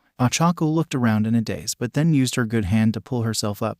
"We have to continue to fight." She tried to pull herself out of the ground, but Gaizan stopped her. "No, we can't. We can't beat that thing," Gaizan said as he struggled to heal his body. His quirk was becoming strained. If Namu had multiple quirks and the name Shigaraki was still around, that could only mean one thing. Shigaraki did have a connection to that man, which meant All Might wasn't as successful as he thought he was. The symbol of evil was still alive and kicking. "But you were confident a few minutes ago," Ochaco said, confused by Gaizan's sudden reverse of belief. With all the adrenaline running through her body, she hadn't realized how broken she or Gaizan were. "That was before I knew that All for One was involved," Gaizan said. In his hysteria, he didn't think about whether Ochaco would recognize the name, and if she did, how she would react to how he knew the name. Nor did he really care. Even people who didn't know who he was, from the name alone, felt something. "It doesn't matter." "Wait, how do you know about All for One?" Ochaco began to panic. If Gaizan knew about All for One, was there a chance he knew about One for All? How much did he know? Were All Might and Ochaco in danger? Had One for All accidentally been revealed? That doesn't matter, but it sounds like you know that name too. If you knew half of what I knew, you would understand we can't do anything against that thing now, Kaizan said. His mind was fuzzy, and he could barely see Ochaco. He felt his quirk urging him forwards to protect himself and his classmates. But Namu will kill everyone. Are we just going to sit around and let that happen? Ochaco said. Suddenly a loud ringing sound echoed through the USJ, followed by a second one, and then the sound of something large and metal hitting the floor. Then the atmosphere felt charged with an aura that once lifted it up with peace. Peace then was now being condensed into a feeling of fury. Kaizan didn't even need to look up to know who had arrived. One for All did not fail to explain perfectly the light that All Might gave to the world. Kaizan was starting to understand how pissed the self-proclaimed demon lord off so much. A man who wanted nothing more than powerful to be the most feared, to lose against a feeling of such peace. Kaizan had to laugh a bit. Talk about perfect timing. Backup arrived just in time. Toshinori hated fate. He knew he had lost track of time doing hero work in the morning, but he had realized how badly he had done so. Not until he got to the teacher's lounge and deflated, when then proceeded to spit out an alarming amount of blood to a normal person. Toshinori was just glad it wasn't as bad as it used to be whenever he went past his time limit. After wiping his lips, Toshinori sat down on the couch, and then before the thought of having a chance to relax could his mind, the door opened and Principal Nezu walked in. Toshinori had heard horror stories from his coworker when he first joined the faculty. Horror stories about Principal Nezu's lectures, and how dull they were, but it seemed as if Principal Nezu had a second quirk that did allow anyone present to fall asleep as long as he kept talking. After the stories, Toshinori learned the signs. First, the recipient of the lecture had done something wrong and they knew it. Check. Second, Principal Nezu would find them alone, in a location where they would not be disturbed for some time. Check. Double check as Principal Nezu locked the door. Third, Principal Nezu had a small smirk on his face with a villainous glint in his eyes. All the while never once looking at the recipient during the lecture began. Check. Fourth, Principal Nezu would walk to his chair as he did not have a care in the world. Check. Fifth, the way to know how long the lecture was going to be was whether a teapot and teacups seemed to magically appear in front of Nezu. No tea usually meant only an hour to an hour and a half. If only one cup appears, 2 hours at the minimum. 2 cups meant another hour on top of that, as Principal Nezu expected the recipient to answer any question he gave them and would not move on until he received an answer he liked. Sixth, and the most feared, the type of tea. The tea in general and the cups were a good indication of how long the lecture would be. If the recipient was to taste Imperial Black Leaf Tea, they would need to prepare themselves for half an hour of complete silence, while Principal Nezu quietly judged them, followed by a single question, and once Principal Nezu received an answer he would wait another 20 minutes before he dove into a 6-hour lecture that typically would have a quiz at the end. Toshinori had heard the stories of a teacher who had received the Imperial Leaf Tea lectures and would quit the next day. The only one to receive that lecture and still be a teacher was Eraserhead. But look where that put him. So being the #1 hero and this being his first month of teaching, Toshinori thought he was safe. Yet as he tasted the tea he learned how wrong he was. So after the 30-minute wait, Principal Nezu asked, as a teacher of UA and someone who holds their students' future in their hands, what is your top priority? To teach them how to handle foreseen events, but prepare and give them the skills to handle unforeseen events. Toshinori froze as he realized he wouldn't know if he had the right answer and would only know after 20 minutes. And if he did have the wrong answer, that just added another 20 minutes of waiting. Though surprisingly only after 10 minutes of Principal Nezu judging the symbol of peace. He nodded his head and began his lecture. Toshinori's relief of having the right answer and one good enough to warrant a 10-minute wait was short-lived as he realized how the stories he heard did not do the actual thing justice. An hour after Principal Nezu began his lecture, Toshinori was already wishing for something to happen. Anything, nuclear warfare, natural disaster. He was even starting to get to the point of wishing he hadn't killed One for All and he would attack. Then a quick rapping came from the door, and it sounded urgent enough that Principal Nezu stopped mid-thought and walked over to the door. He unlocked and opened it, only for a very distressed Ilda to be standing on the other side. The USJ. It's being attacked. Villain broke in. Mr. Aizawa is holding them off. Everyone's scattered. We need All Might, Ilda said in a breathless voice, showing how hard and fast he had run to get back to the campus. Principal Nezu fought against his instinct to look behind him at the true form of the #1 hero. He focused on Ilda and said, go back, help your friends. I'll send words to all available teachers. All Might will be in the forefront. If we're lucky he'll get there before you do. Ilda nodded, his mind latching onto the orders given to him. He turned and began running down the hallway. When he turned the corner, Principal Nezu turned around and saw that Toshinori had already buffed up. Don't think this has saved you from the rest of my lecture. Your fellow teacher can testify to how long I hold on to a thought. All Might nodded and, more than ready to get out of the sight of the white mouse, dashed out of the teacher's lounge. He left a dust trail as he dashed through the hallways of UA. He rushed out of the front door and looked towards the USJ. Without a second thought, he took off, quickly catching up to Ilda and then shooting ahead of his student. When he arrived at the USJ, he found the cracked door Ilda had slipped out. Unfortunately, it wasn't big enough for him to get through. He quickly threw a punch, and then with a second punch, the door fell in and hit the ground, resonating the sound through the building. He walked in and saw the mess. Some of Class 1A, along with Mr. Aizawa and 13, were on the top platform. His fellow teachers were both broken and bleeding. The students appeared to be fine, but All Might understood that not all scars were visible. He looked down and saw Gaizan and Ochaco in a crater inside the stairs. Then he noticed a second crater lower down on the stairs. It was clear the two had been through a long fight and were not backing down from injuries. Yet now they were breathing heavily and struggling to stay awake. All Might looked around and saw signs of fights. He saw sections of the different areas destroyed, but the worst of the carnage was in the middle plaza. Unconscious thugs on the outer ring with several holes in the ground in the middle. All this, and All Might had a sense of what had happened. And it was enough for him to drop his iconic smile into a groan as he yelled, "Fear not, students, for I am here." All Might. The students nearby cheered, all of them relieved to see the number one hero had come to rescue them. Though some were off-put by the scowl on his face. If the symbol of peace was getting this serious, then the fight had already been decided. All Might looked at them for a second to reassure them, then began to walk down the stairs to Gaizan and Ochaco. "Now who is the punk that decided to mess with my class?" Shigaraki laughed and said, "Finally the final boss showed up. We can clear this level and move on." Shigaraki was no longer scratching his neck with his full attention and focused on the number one hero, on killing him and reshaping the world and society. All Might knelt next to Gaizan and Ochaco. They looked horrible, and it was clear they had made themselves the front-line defense to stop anyone else from getting hurt too much. Pain that they shouldn't have had to endure, as All Might should have been here from the start. Ochaco had used her primary quirks to take the weight off her broken body, while Gaizan looked like he was going to break his teeth with how hard he was clenching them. "How are you two?" Ochaco didn't answer, so Gaizan said, "We're still breathing. Wait here while I clean up this mess." All Might then stood up and took a step. But then something happened, something that had never happened to him before. He was held back by a strong grip on his forearm. He looked down and saw Gaizan holding him back. It wasn't Gaizan's strength that was holding him back, but the pressure from the aura emitting from the blonde-haired student.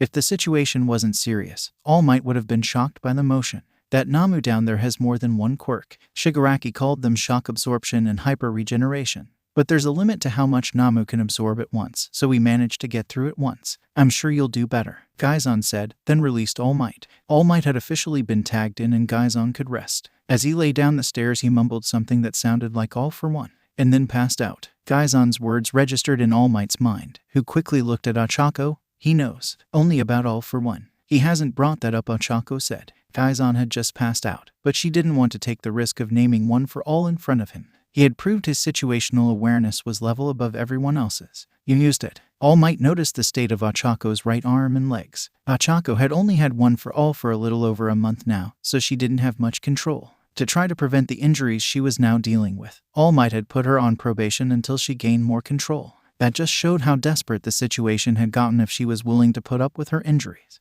Hisahito, he was willing to give his all in the fight against Namu. Why, yet he was already tired from fighting the giant metal villain. "You trust me to be the next symbol of peace. I couldn't let myself fall behind." He needed my help, Ochaco said, fighting back tears as she forced her thoughts into words. "I understand. You've done well. Rest and I'll handle the rest," All Might said, then walked down the stairs. "My students have informed me of what occurred in my absence. And I must say, in all my years of being a pro hero, I have never made a fight personal. But after what I've learned, what you've done to my students, I'll tell you what I'm about to do to you and your Namu. I'm going to enjoy it." All Might reached the ground with the last words, cracking forming under his foot from the pressure. "So the number one hero has a dark side." Shigaraki gave a big smile, then lazily lifted a hand as if there was nothing that mattered if he did. Then he pointed at All Might. "Good. Namu, kill him." Namu dashed forward and All Might matched its speed. They met in the middle, punching and kicking. Namu even bit All Might. Everyone could just watch in amazement as the two titans clashed. Each blow shook the ground and sent harsh breezes through the USJ. It was impressive the amount of power two people could hold. My students informed me of Namu's two quirks, more importantly their limits. All Might punched Namu's arm into the air and with no defense. He got around Namu and wrapped his arm around the creature's midsection. Then with more effort than initially expected, All Might lifted Namu into the air. All Might then let his weight fall backwards as he suplexed Namu into the ground. That had been the plan at least. As Namu's head neared the ground, a portal formed and the upper half of its body went through. All Might saw this and looked around to see where the Namu would be crawling out from. But then he felt a pair of hands latched onto his side, especially over his left side from his weakness. All Might let out a small grunt as the pain started to flow throughout his body. The sight looks like one out of an old horror story. As blood began to bleed through All Might's shirt, it began to drip from All Might's back and fall to the ground. All Might let go of Namu and gripped Namu's hand. He tried to force Namu's hand open, but it was like a vice grip. All Might continued to free himself, but then Namu began to lower back through the portal, dragging the symbol of peace along for the ride. I never said Namu was going to be the one to kill you. He just has to hold you still in Kurogiri's portal, Shigaraki said, then gave out a dry laugh. Everything was going to plan. There was the small hiccup of the blonde student fighting against Mr. Soutine, but then against Shigaraki never really liked him. And that blonde brat and the pink glow girl didn't do much to Namu, and it was still ready to fight against All Might. But in the end was near and closing in fast. I don't like leaving things in my portals, but for you and all the parts you'll be leaving, I'm willing to make an exception, Kurogiri said, as the portal began to expand to allow All Might to easily push through. As All Might got close to the portal, he struggled even harder against Namu's grip. He had never thought he would go out like this, and with all of his students, Eraserhead and 13 counting on him. All Might refused to give up, but he was unable to free himself. Then when he was only an inch away, All Might heard the sound of ice crack, and suddenly Namu's left hand began to form. Very cold. Cold enough that a shiver went down All Might's spine. All Might followed the ice through the portal and over to where Shoto Todoroki was standing. The dual-haired student scoffed and said, "Sorry it took me a moment to get here. Your thugs weren't willing to give much information without some percussion." Kurogiri, help Namu, Shigaraki said. Suddenly an explosion went off right next to his ear. Then one threw Kurogiri to the ground. It seemed Todoroki was not the only student that had been underestimated. Impossible. My body was hidden, Kurogiri said as Bakugo landed next to him, gripping the metal neckpiece. Kurogiri tried to free himself, but then he saw the feral grin on Bakugo's face, asking for a reason divided by. In the beginning, I didn't think you had a body, but then why would you be wearing this piece of neck armor? Bakugo said, lighting off a small explosion against the armor. You move and you're dead. Shigaraki's focus was drawn away from his two captured allies as Kirishima tried to attack. Shigaraki easily dodged his attack and reached forward to kill Kirishima, but the red hair jumped down. All you annoying NPCs, getting in my way. Thank you for the rescue, All Might said, as he gripped the frozen hand of Namu and broke it. He rolled away from the Namu and stood up. Now surrender and end this madness. Yet Shigaraki was no longer focused on All Might as he appeared to be looking out into space. Then his body began to shake as if he couldn't contain his anger. We were so close. You lied, Master. All Might hasn't gotten any weaker. Shigaraki paused. Then he gained a smile. But that doesn't mean we've lost. Namu, free Kurogiri and then attack all these worthless brats. All Might was about to comment Namu not being able to free itself without injury, then he remembered it had hyper-regeneration.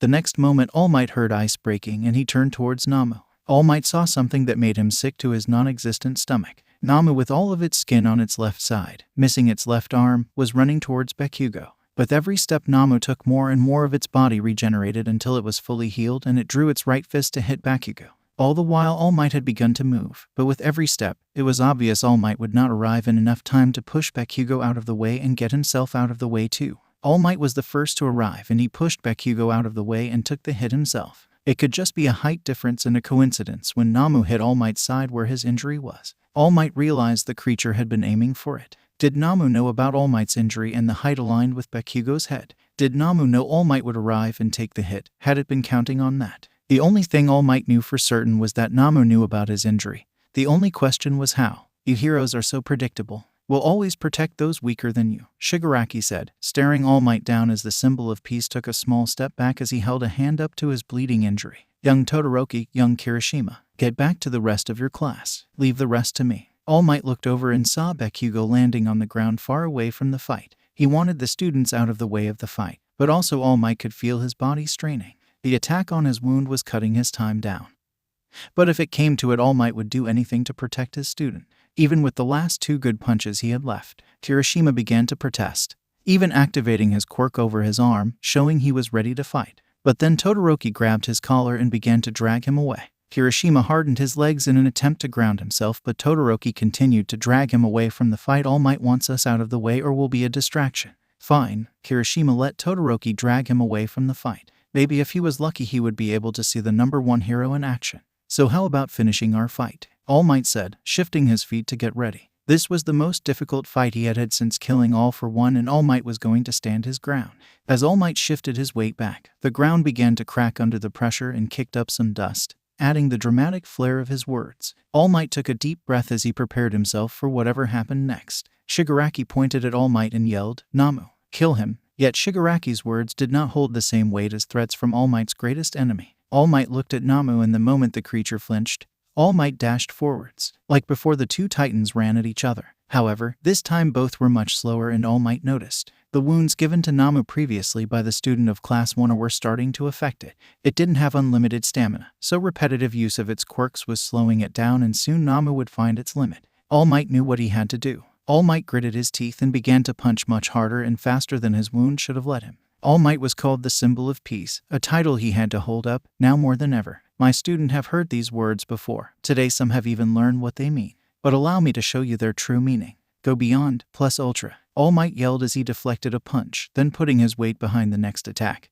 He got in close and unleashed a massive uppercut. Namu. The initial contact did nothing, but with the follow-through, Namu went flying into the air. Namu hit the top of the USJ dome, then went through it. A hero's job is protect those around them, to fight with all their power, then push past their limits. All Might brought down his right hand and let it hang by his side as he couldn't move a muscle. Then steam began to flow off his body, telling All Might he had most definitely gone past his limits. Luckily it was masked by the dust. But All Might knew if he tried to move, then his body would deflate and he would be defenseless. All he could do was bluff. Then let's see how you deal with this, Shigaraki said, a grin appearing behind his mask as if everything was going according to his plan. Yet All Might didn't understand. Their biggest weapons were in the next city over, and while he definitely wouldn't be able to do anything, All Might was imposing enough to make any sane villains want to run away. Suddenly a purple portal opened a few feet away from All Might. He could only watch as Namu came flying out of the portal. It yelled as it had its fist reared back, ready to throw a punch that would kill All Might. All Might froze, as there was nothing else he could do. If he moved, he would deflate and Namu would most likely kill him. Even if Namu missed, Toshinori's weakened state would be revealed and then he would be killed. Yet if he didn't move, then the result would be the same, his death. He's not done yet. A bone-chilling but pained voice came from behind All Might. All Might felt a person run into his back, then grab a hold of his shoulder. All Might felt his body begin to deflate. Then suddenly it was full of energy. All Might saw a golden glow coming from behind him as he felt the energy flow into his body. The energy was completely different from One for All, but it mixed with One for All, blazing the embers All Might had left. A small smoldering fire was now a large bonfire, and was threatening to burn down the forest. One more time then, with power behind it. The voice said. It rang in All Might's ear like ancient church bells. It held untold power, enough to shake the world and cause all to bow before it. More powerful than All Might thought possible even by his standards. All Might looked down at his fists. A golden biblical glow had enveloped his body. He felt the power escaping into the air as if even two mortal bodies were not able to contain it. Agreed. All Might drew back his fist and met Namu head on. His reach was longer, so Namu got hit first. The power and strength were tenfold of the previous hit. It looked as if Namu was gone before All Might's knuckles even made contact.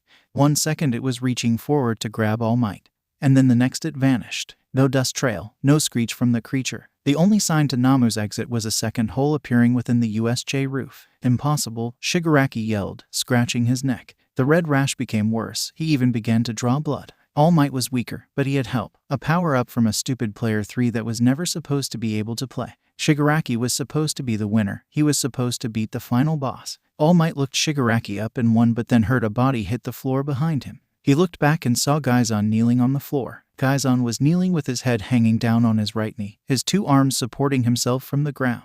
Gaizan coughed up some blood, then blood began to slowly leak out of his mouth. Gaizan's body looked even worse. Both of his arms were purple and his left leg was misshapen. All Might was afraid Gaizan had received the same level of injury he had 6 years ago. Gaizan then looked up at All Might, his eyes unfocused. He then chuckled a bit and in a silly tone said, "Limits are bullshit. So Shigaraki, do you surrender?" All Might asked, flexing his entire body. Now that Gaizan wasn't holding on to him, All Might felt just as weak. Luckily this time there was no way Namu would be returning. "This is unfair. All your dumb power-ups and secondary phases. You cheated," Shigaraki yelled. All Might would have slapped the villain if he could move. He could feel his body struggling to keep its form. Whatever Gaizan had done or given him was the sole reason he was holding this form. Yet now that power was beginning to fade, as Gaizan was swaying back and forth and seemed to be ready to fall unconscious. The tension in the air was thickened and both sides looked ready to attack.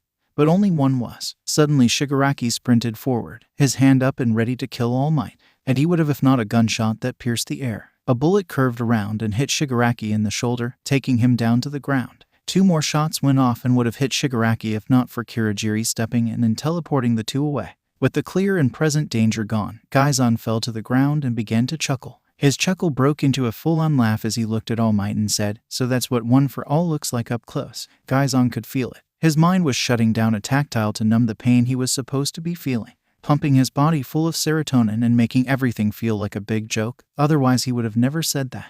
All Might quickly turned and looked at Gaizan. "How could a high school know that name?" "How do you know that name?" Gaizan just gave a big smile and laughed. "I'll tell you my secret if you tell me yours, and I believe your Araka is involved. You two share something and it isn't family ties." Gaizan laughed a bit, his eyes starting to glaze over as he looked at All Might. Then something weird happened. Gaizan began to see a yellow glow appear around the symbol of peace. A glow not all that different Gaizan gained from pushing his quirks. He could also feel All Might's aura. It was peace and calm, and when he looked over at Ochaco, he got a similar feeling while she had a little extra on the side. "All Might," Ochaco said, coming through the dust. She was floating and pulling herself along with her good arm. When she was next to Gaizan, she cancelled her quirk and let hers fall to the ground. Though she barely dropped an inch, the pain from hitting the ground made her mind instantly go white. It took all of her willpower to bring the world back into focus. "Young Uraraka," All Might said, then deflated. "Crap. Everyone in that USJ would see Toshinori's true form, a secret that very few knew about, barely any more than those who knew about One for All. The first-year staff of UA, the principal and some trusted friends of Toshinori. But now all the students of Class 1 were going to learn." Suddenly a cement wall appeared, separating the 3 of them from the rest of the USJ. Toshinori recognized it as the work of Cementos. Said hero walked through a small opening, which closed after he stepped through. "All Might, you are safe. I'm also a big fan." But then Cementos' eyes landed on Gaizan and Ochaco. He hadn't noticed the 2 of them. If he had, he would have kept them separate from Toshinori. Cementos moved to do so but was stopped by Toshinori. "Don't worry, I trust these 2. He had a small smile on his face as he looked at Ochaco. She was looking at Gaizan with a concerned look, as he still had a massively stupid grin on his face. He looked like a horror villain as his teeth were stained with his blood and blood trails were going down his chin and neck. How he was still conscious was anyone's guess. Where the hell did this come from? Powerloader yelled. Everyone looked over and saw he was picking apart the metal suit that Shigaraki hadn't fully decayed. Cementos lowered the wall to allow the 3 to see what Powerloader was referring to. "A villain was wearing it," Gaizan said, in a chirpy voice. He then laughed as if he thought of a really funny joke. He began to rock back and forth, causing Ochaco's concern for him to grow that much more. Powerloader had a look of dread on his face as he pulled out his phone and dialed a number. "I need a pair of cleaner robots to the USJ to move some salvage. Tell Midoriya and Hatsume to meet me in classroom 6G. Powerloader looked back down at the mangled suit with a look of dread on his face. If a villain had access to build this kind of suit, there was no telling who he shared it with. Along that thought, Powerloader was starting to have an idea of what the purpose truly meant. After the crazy week that was the beginning of high school, Izuku and Mei, more Izuku than Mei, were grateful that school had slowed down to its normal pace. This allowed UA to feel like an actual high school rather than one disaster after another. The day was normal and nothing out of the ordinary happened. This was a thought Izuku had throughout the day but never voiced it. Izuku would come to regret even having that thought. History was the last period and Izuku and Mei were on a worksheet together. There was only half an hour left of school when a teacher's assistant walked into them. He headed over to the teacher at their desk and handed them a note. A hushed conversation happened between the teacher and the assistant, but Izuku heard mention of Classroom 6G. The only UA staff members who knew Classroom 6G was being used were Powerloader and Principal Nezu. Why would either of them be calling Izuku out of class? Whatever it was, couldn't it have waited until after school was done? Eventually, the teacher nodded and then stood up. She locked eyes with Izuku and said, "Izuku Midoriya, Mei Hatsume, Powerloader has asked that you meet with him at Classroom 6G. The teacher looked to the Ta to confirm the room number again. The Ta nodded and the teacher turned back to Izuku. "He has something of importance to discuss with you." "As in right now?" Izuku asked as he put his pencil in his notebook. In case he needed to close it, he could easily open it back to where he left off. And with Powerloader calling him and Mei out, he figured it had to be of the utmost importance to not wait until the end of school. "Yes, the notes say immediately," the Ta said, holding out a yellow slip note. "You can stop by after whatever Powerloader needs you for and pick up tonight's homework," the teacher said. Izuku and Mei quickly closed their notebooks and slipped their class material into their backpack. After slipping on their backpack, the duo hurried to the door and slipped out. Once in the hallway, Izuku took off. With everyone being in class, he wouldn't have to worry about running into anyone, meaning he could run fast enough that Mei struggled to keep up with him. Neither of them spoke until they reached the front door of the building.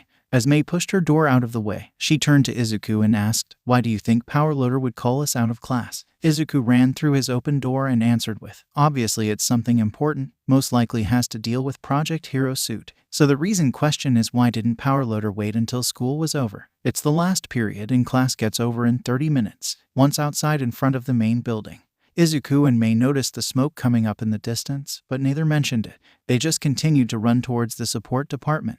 Once they reached the support department, Izuku quickly scanned his ID badge to gain them access. Once inside, they ran down the empty hallways until they reached classroom 6G. Izuku scanned his hand on the door, and with a hiss of air, the doors swung open. They had been expecting to see Power Loader waiting for them, but they were greeted by an empty classroom. "Jabisu, where's Power Loader?" Izuku asked. He walked over and put his backpack on one of the desks left in the room. The room looked exactly as the last time he had left it. "I do not have his current location, but he and other teachers of the Hero course were called out to an off-campus location for an emergency. He notified me that he would be arriving in a few minutes and had a great deal of information to share. However, he did not explain further." Jabisu said, "Looks like we've got some time to kill," Izuku said, as he pulled out his math homework and began to work on it. Less than a minute later, he heard mumbles and grunts coming from Mei. He didn't even need to look up to know what she was trying to do. "Hatsume, you know Jabisu is one of the most advanced AI in the world. A learning one at that. Every time you try to break one of his firewalls, he adapts. You're not getting into that holo table. And you know it's only coded to Power Loader and my fingerprint." Izuku finally looked up from his paper. Every time they spent any amount of time in 6G, Mei tried to use the different machines. With every attempt, Izuku got some amusement out of it, and he was going to make her stop anytime soon. "So why won't you save both of us the trouble and add me to the system?" Mei huffed and kicked the holo table, but walked away accepting defeat once again, but not for the last time. She was like a kid in a candy shop who had been told that they couldn't buy anything while there was a sale going on. She hated it. "Because we both know that you could spend hours looking at it and never get your homework done. Because you can become so focused on something and the world disappears from around you."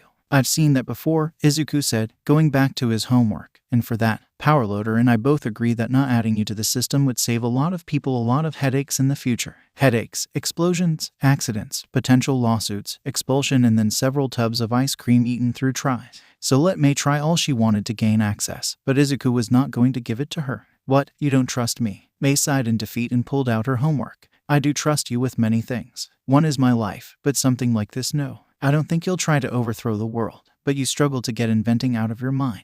This is making sure you aren't given any more temptations," Izuku said, not even realizing what he had just said. Mei looked like she wanted to say something, but then she closed her mouth. She joined Izuku in working on their homework, but then the door hissed, catching both of their attention. The door opened and Power Loader walked in with some cleanup bots behind him. They were carrying what appeared to be a large pile of scrap metal. "Good afternoon, you two. Glad you could make it," Power Loader said to his student, then turned to the robots. "Just put it in the center." The robots chirped and carried their load to the middle of the room and dropped it.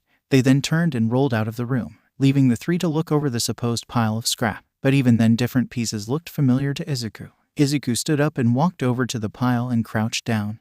"What's all this?" He ran his hands over the pile. Most of the metal was dented and broken into pieces. Yet to his eyes, it didn't look like complete junk, a mindset he had picked up from Mrs. Hatsume, as she was always repurposing broken items around the workshop. "This is a copycat," Power Loader said, and began looking for something in the pile. The USJ was just attacked. Izuku stood upright to fight, while Mei closed up on herself. "Don't worry, no one was severely injured. The teachers are in recovery right now, along with 2 students, who did more damage to themselves than the villains did. It was mainly low-level thugs looking to cause some chaos. Class 1 was able to handle themselves. The teachers handled the rest. However, one of the villains was wearing this." Power Loader found what he was looking for and pulled out a helmet. "Remind you of anything?" Power Loader tossed the helmet to Izuku. Izuku caught it. The metal was cold to the touch, and it had dirt and stretched all over it. It was the size of a large watermelon, easily fitting a person's head and with room to spare. Izuku slipped his head and his vision became obscured except for the 2 eye slides. "It's a helmet. Its vision is horrible. I don't see how anyone could fight in this thing," Izuku said, his voice echoing around his ears. It was almost deafening how much his voice echoed. Just added to the list of what made the helmet so bad.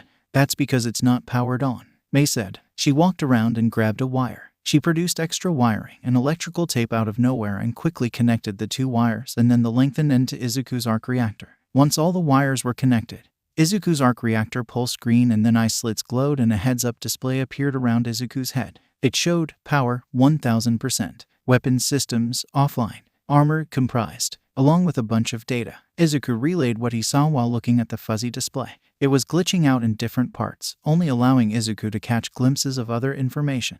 Remind you of anything? Powerloader repeated his question. It was almost unnerving how similar it was. But Chibisu had been on lockdown. No was supposed to be able to gain access, but then there was the login with Hisashi's information the day of the break-in. Izuku paused as he looked at the HUD, then back at the pile of metal. The HUD scanned the metal and it briefly displayed something of great interest to Izuku. Izuku looked over the pile of scrap as a hologram that looked like a suit began to morph together on the right side of the HUD. Yeah, it's a lot like. Izuku stopped, then pulled off the helmet. He walked over to the holo table, disconnected the helmet and put it. Izuku then powered the holo table on and after a few seconds he said, "Chibisu, pull up Project Hero Suit Mark I." "One moment," Chibisu said. And then the hologram of the suit appeared above the table. Izuku raised the helmet and held it next to the suit. "It looks a lot like that." Mei looked between the helmet and the suit. She could see the similarities. However, the physical helmet was a crude copy, with bigger and sharper angles than the fluid design of Hisashi Sutaku, like an attempt to copy the suit from memory. She looked over at Powerloader. "What does this mean?" "It means during the break-in, someone didn't just corrupt the files for Project Hero Suit. They copied it then made their own suit. The question is how quickly will they be able to get to the more advanced suits?" Sutaku never got a working prototype, but clearly this villain did. So the question is how deep did the villains go looking through the files they copied? Powerloader said. Izuku walked back to the suit as a queasy feeling filled his stomach. Someone had stolen his father's design and created a functional suit before Izuku had perfected the repulsor boots. This almost made his knees buckle. He couldn't hold himself up. Yet there was something more important at hand. Something that this suit, how crude it was, had proven. Izuku had to see how close to the margin it had gotten. "Let's see how far they got," Izuku said. He needed to see the suit in fullness, to see how far the villain had gotten in replicating his father's work. Izuku laid the helmet at the horizontal top of the pile. He then began to recreate the suit from the mess in front of him. As he had the blueprints memorized, the reconstruction was easy. He started the chest area and took a few minutes to get it assembled.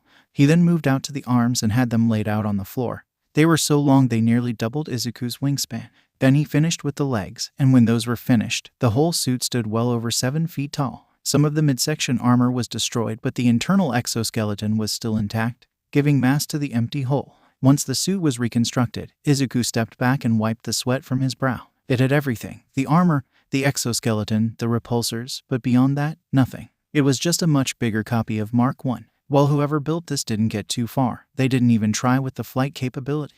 There's no repulsors on the boots. Izuku lifted one of the feet to show the bottom, yet this person is skilled. They were able to build repulsors. Izuku dropped the foot, then brushed his hands off on his pants as he moved up to one of the arms and opened it on the palm. Even with proper blueprints, this person would need a high level of engineering intelligence to know what he was even looking at, let alone build them. Izuku noticed a small slit on the forearm. With a bit of force he pried it open, yet they aren't that smart, as they didn't change much. Empty missile silos. Probably didn't even know what they were for, just built them because they were in the blueprints. "What do you mean? They were able to build the suit, so shouldn't they have known what everything was for?" Mei said as she looked at the empty silos. "Not exactly, Hatsume. When you first build stuff, your creations were crude and often broke," Izuku said. "They still do," Powerloader mumbled under his breath. "Yes," Mei said, confused about what Izuku's point was. "Because your level of skill was low, but now you have experience. If you had half the experience you have today, and then took a look at my father's designs, do you think you would be able to build everything and understand what it was all for?" Izuku said.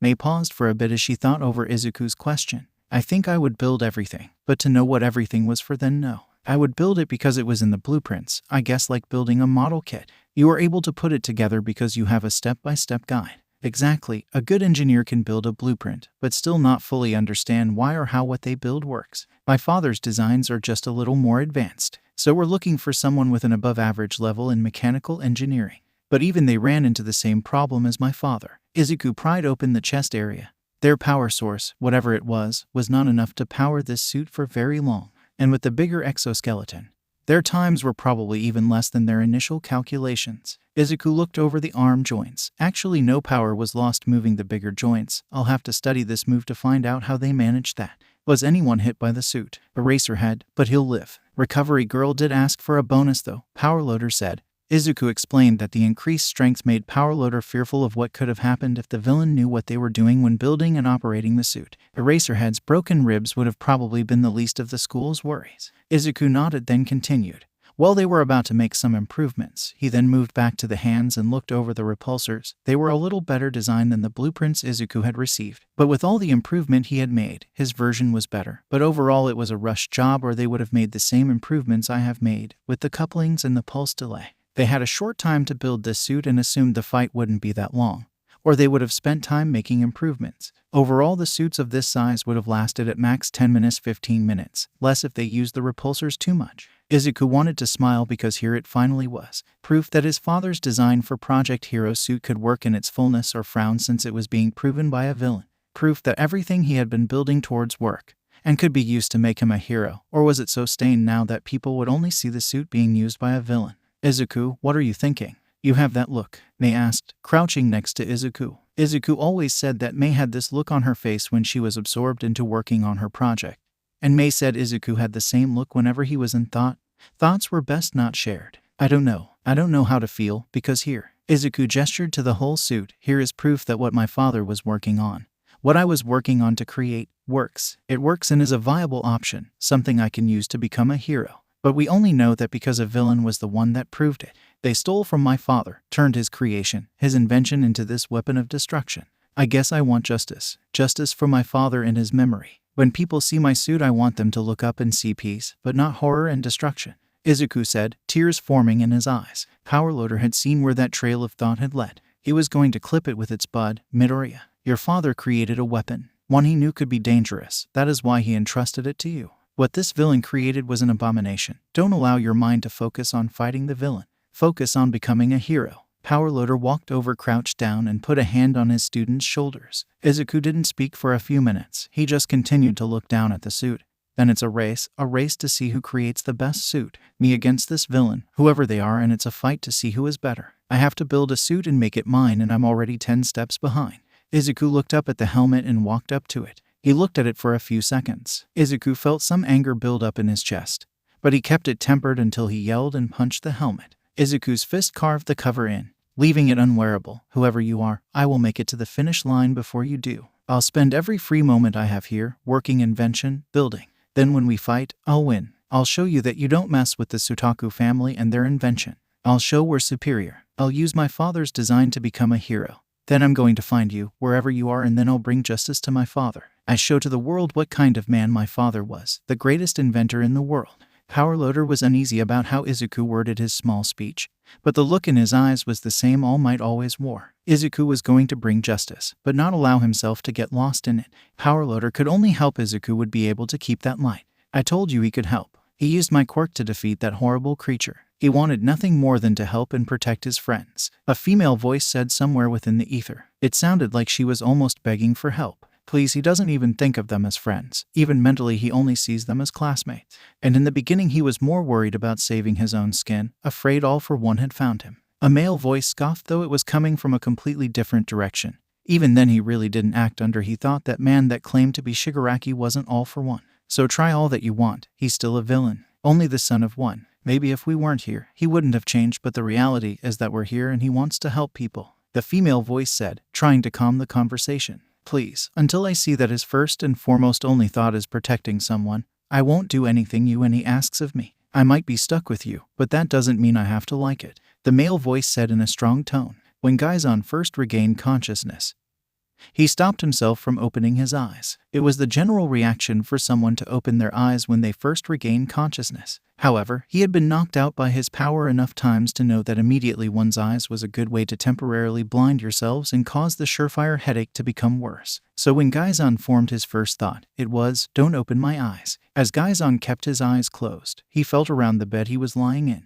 There were rail guards on either side of him, and along with the thin blanket and deflated pillow, it was obvious he was in a hospital bed. His hearing slowly came back, and he could hear the steady beat of a heart monitor. He was definitely in a hospital, most likely UAS Personal 1, meaning he was being watched by Recovery Girl. Gaizan lifted his arm and found something strange about them. On each of his wrists were cold metal rings that were clanging around. Gaizan smiled as he realized what they were. He had been handcuffed to his hospital bed and made a smart decision, and no doubt done at the order of All Might, or Movi even did it himself. And despite how it looked and what it could be perceived as, Gaizan couldn't blame his teacher. He had just revealed he knew who All For One was, a person you don't just know unless you meet him. And the only way you leave meeting All For One alive is if you're in his good graces. Even then, Gaizan could fuzzily remember him also mentioning One For All. That was a secret almost as less known as All For One, a quirk that was passed from generation to generation.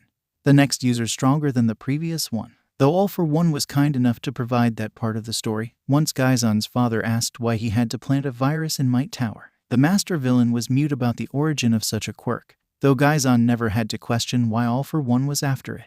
Maybe All Might wasn't as dumb as Gaizan thought he was, something Gaizan won't ever tell him. Gaizan knew about both quirks. It was easy to see why his loyalties were in question. The last thing Gaizan remembered from the battle was a portal opening in front of All Might and the Namu rocketing out of it. At that sight, Gaizan knew that he had to help All Might, no matter what. All For One had told Gaizan's father about All Might's injury, and Gaizan recognized the smoke coming off the #1 hero as not a good sign.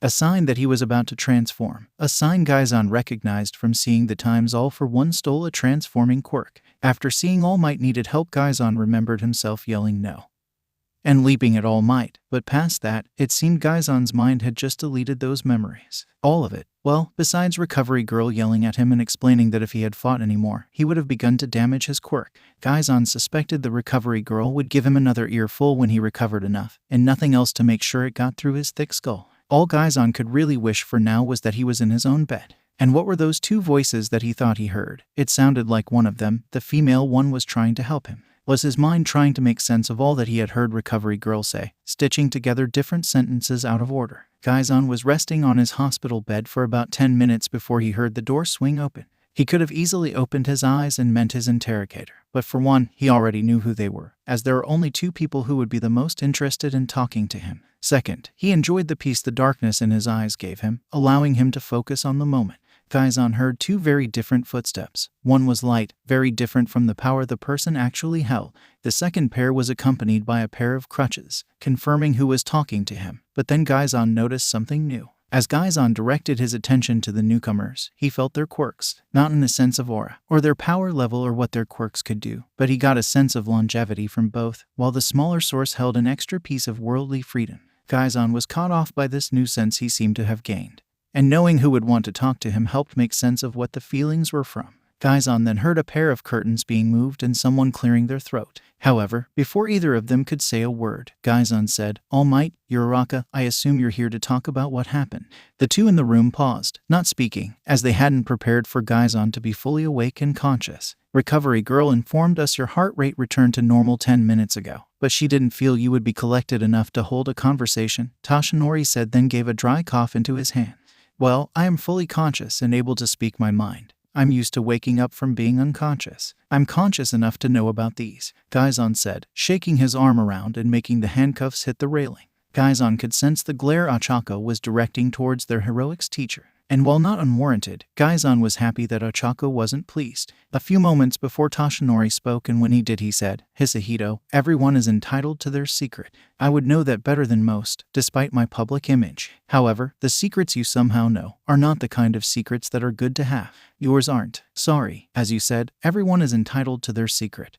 And with that, they are allowed to choose with whom and when they share those secrets," Gaizan said, waiting for his teacher to stop beating around the bush and just ask the question. He was starting to feel a bit irritable, and though he had just woken up from a nap that was probably made tomorrow, he would have liked to go back to sleep. Yes, but some secrets are best shared with others, to help share the load they cause, Toshinori said with a pause in the middle. He had expected to come across someone, let alone a high school that knew about One for All and All for One, and trying to play it out the window and act like he didn't know Gaizan knew it was out the window. Yet what was the best way to play it as Gaizan's loyalties were in question? Gaizan waited for Toshinori to ask the question, but he didn't. Gaizan then noticed something in the way Toshinori spoke. He wanted to ask the question but at the same time didn't.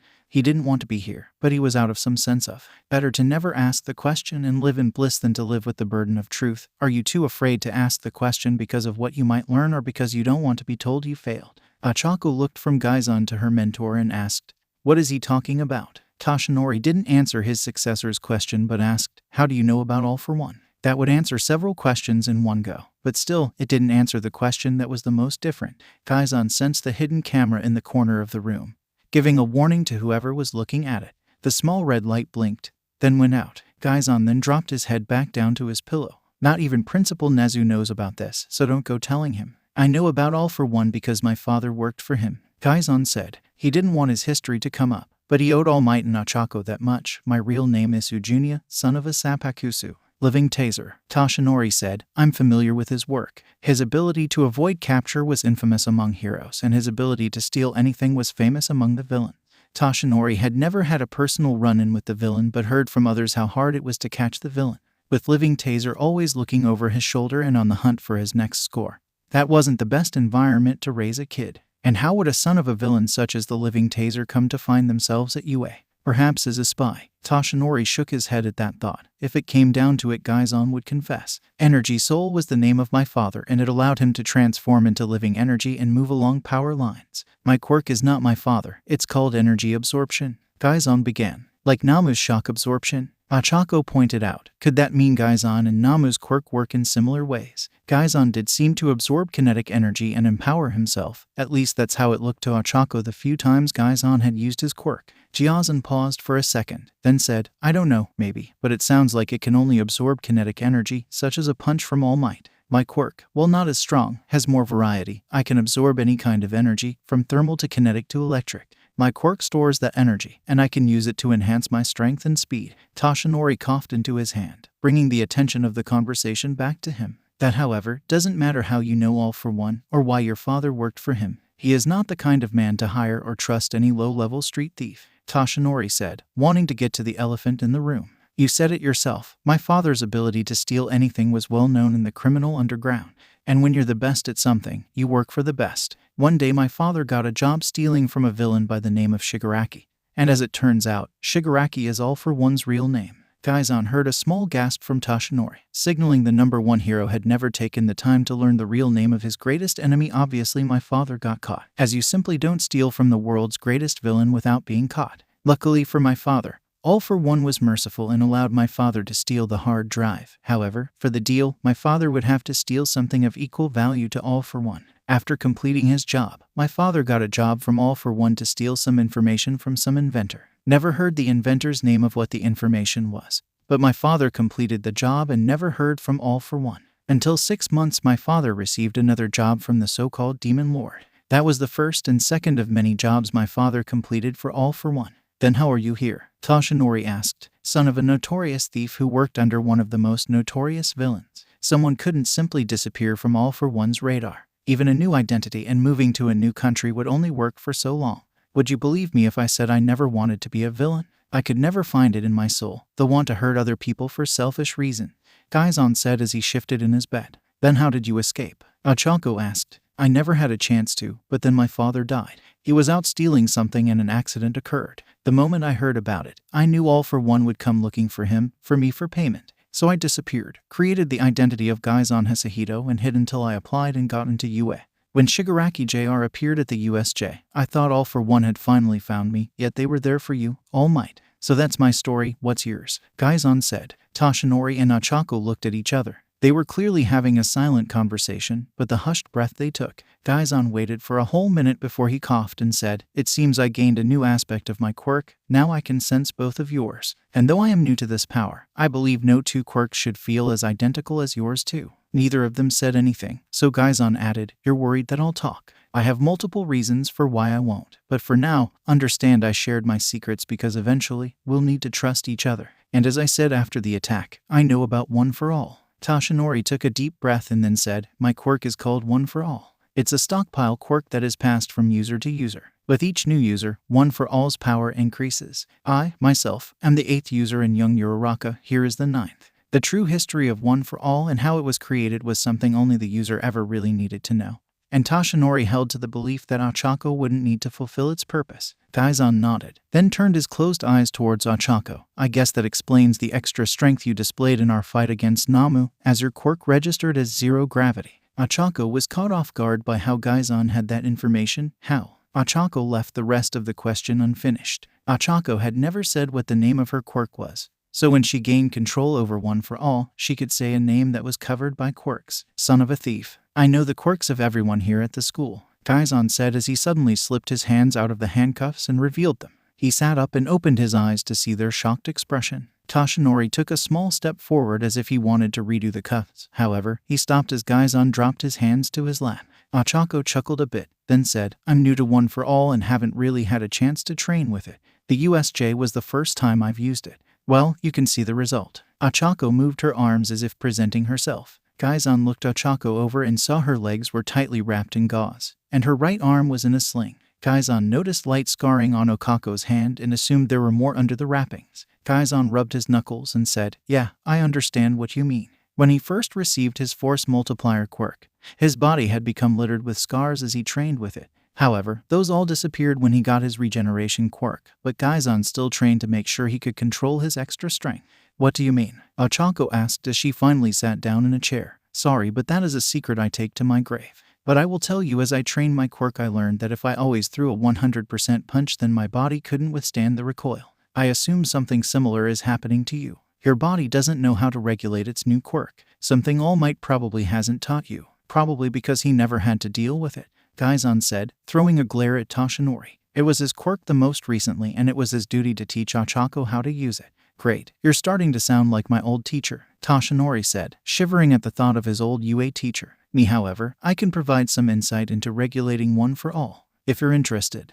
Kaizen said. That threw Toshinori and Ochaco for a loop. In the past few hours, Jiazen had revealed he knew about One for All and All for One. He knew the villain personally. His father had worked under him. But now Kaizen was offering to teach Ochaco how to use One for All, and to what end All for One was dead. Teach me. We've only known each other for less than 2 weeks. Why are you offering to teach me? Ochaco asked as she was surprised by Kaizen's offer. He seemed like a down-to-earth person, but to make that kind of offer that soon. Ochaco Uraraka, daughter of Hoshi and Mio Uraraka, only child, born in my prefecture on December 27th, which makes you a Capricorn by 5 days. Your blood type is B and your height is 156 centimeters, per your doctor's appointment at the beginning of this year. Would you like me to continue? Kaizen said, then noticed the confusion on Ochaco's face. Remember, son of a thief. As for wanting to train you, I have my own personal reason, but you're the next symbol of peace. You're going to need all the help you can get. Kaizen said. What for? Toshinori asked. Clearly, you're not as smart as you think, nor as powerful, Kaizen said as he slumped forward a bit. He then faced Ochaco and then Toshinori. Clearly you haven't put everything together. Shigaraki Jr. Namu with multiple quirks, my father working for him. My father only died 2 years ago and he only began working for One for All 6 years ago. You tried All Might and you got close, but One for All isn't as dead as you think he is. It didn't take long for the rest of the school to find out about the attack, as soon as the media showed up at the front gate to talk about the incident. To show that as the staff of UA, Principal Nezu and the teacher were taking the attack seriously, they cancelled school for the rest of the week. Yet while the main campus was empty, it was still busy with UA staff preparing lessons. Principal Nezu was locked in his office by the number of phone calls and emails he had to work through. The news was having a field day with the USJ attack, so Principal Nezu had to make statements about how UA was still a safe place for students to learn. Along with working with Power Loader to improve UAS security, Principal Nezu could easily call this the busy start to a year. The only one who was actually grateful was Mr. Aizawa, who was doing what he always did when he had a free moment, even more so since he needed to heal. The rest of the campus was quiet, well, except for a classroom in the support department. Izuku had spent the last few days in classroom 6G working on his hero suit. This time he had the addition of the metal suit used during the USJ attack, which was hanging in one of the corners. Except Izuku wasn't looking at it. He was looking at a holographic copy of it that stood in the middle of the room, at full size, meaning it towered over Izuku. He was comparing it to the Project Hero suit Mark I, whose hologram was over the holo table. They looked very similar to each other in design with few artistic choices. The villain's suit had sharper edges and the faceplate had a more scrolling shape to it. Then there was the more noticeable difference, the overall size difference. Sir, you've been looking over these for the past 2 days. What do you hope to achieve? Jebisu asked as Izuku took another sip of water. That was a habit he was glad he hadn't picked up from Mei, of allowing her health to suffer because she was too focused on a project. Honestly, I don't know, Jebisu. I mean, I have my father's blueprints. I've looked them over some many times and I practically have them memorized. Yet nowhere within my father's notes does he state that he managed to get a working prototype of the suit. Now I have this. Izuku tapped the hologram of the villain suit. This crude copy in front of me, it follows the same design, so it proves that my father's designs work. Yet here I am following the same blueprints, same design, and I can't make anything work. There has to be something different, or my father would have gotten a working prototype. I'm just hoping that by seeing these differences, I might get an idea of how to perfect my boots. I tried the same fixes I did for my gauntlets, but they aren't working. Izuku explained, his voice dropping to almost be called depressed. Sir, you understand this suit you are comparing. It too does not have flight capabilities, Jebisu said, pointing that fact out for the nth time. Izuku had lost track after the 37. I know, but still it's the only proof that my father's designs can work as one. The exoskeleton, the armor, the wiring, everything can and does work. Just think about it. My father had these designs but could never get a physical prototype to work. One issue was a power source, solved by my quirk. A side issue to that was finding a way to siphon my quirk to power the suit, solved by Hatsume Industries and their Arc Reactor, Izuku said, tapping the Arc Reactor that was hidden under his shirt. And because of this, my father never truly found out if his design for the hero suit works. Izuku walked over and placed his head against the holographic copy of the villain suit. If it had physical matter, Izuku would have hit his head against it. He got each individual piece to work, but never had one full suit. So by studying this villain suit, I'm hoping I can put everything together, find that one piece I'm unable to find, that my father had but was deleted, and they have my suit. And I'm working on improving it so when I come across this iron giant as dubbed by the media, and I face him, I have the superior suit, and maybe along the way, impress the hero teacher at the sports festival and get transfers. Izuku looked over at the calendar that was on the wall that had the days counting down until the sports festival, the first deadline that had to be reached. I understand, sir, but by all accounts, your father's design is far superior. You said it yourself, the villain made a crude copy of it. Your father's design is faster, stronger, more powerful. So what can the villain's suit possibly teach you? Jebisu asked. Yet he never had a full working prototype. Izuku had no idea why he was arguing with an advanced learning AI. Izuku sighed as he stepped away from the hologram, a motion he had made several times throughout the past few days. He was holding to the belief that by stepping back, he would notice some difference. Yet just as the times before, Izuku didn't notice anything. No hint of a direction to move in. I don't, Jebisu. The only thing I do know is that once I figure it out, I'll be kicking myself over it for days. Could it be the villain's quirk that allowed the suit to function as it did? Jebisu asked. Izuku thought for a moment. As with all the crazy quirks in the world, it was a possibility. It is a possibility, but without knowing who the villain was or what their quirk is. Quirk biology is kind of out of the question. Izuku said he had already scanned the suit for tissue samples but found nothing. The internal operating system didn't have a record of who the villain was or what kind of server their external server was, so it had come back to square one of brutes forcing his way through it. As Izuku sat down, he continued to stare at the different holograms, until a knock came from the door, drawing Izuku's attention away from the holograms. Izuku looked at the door, but a second knock hadn't come, making him believe he had imagined it. Izuku began to look back at the holograms when a succession of knocks occurred. Pushing himself off the floor, Izuku walked over and opened the door. Maybe a teacher had noticed the lights were on late in the night and thought a student was still on campus. He had permission from Principal Nezu and Powerloader, so Izuku was fine to be here. But as Izuku's projects within Classroom 6G were secret, none of the teachers would know that. And with school being cancelled, most of the teachers weren't on campus, and those that were didn't have any reason to come to the support department. So when Izuku opened the door, he was surprised to see All Might on the other side. He was wearing a yellow pinstripe suit and had his iconic smile on. He was holding out a plate, which had a sandwich and a bottle of soda, like he was offering them to Izuku. All Might, what are you doing here, sir? Izuku said, taking several steps back, causing him to nearly trip over and fall. He was planning on hunting the symbol of peace down to get an autograph, but with the USJ attack and receiving the villain suit, Izuku hadn't found the time to do so. And never in a million years would he have expected the hero to hunt him down. Hello, Izuku Midoriya, right? May I enter? All Might asked as he stood up tall, allowing Izuku to take in the entirety of being in the presence of the #1 hero.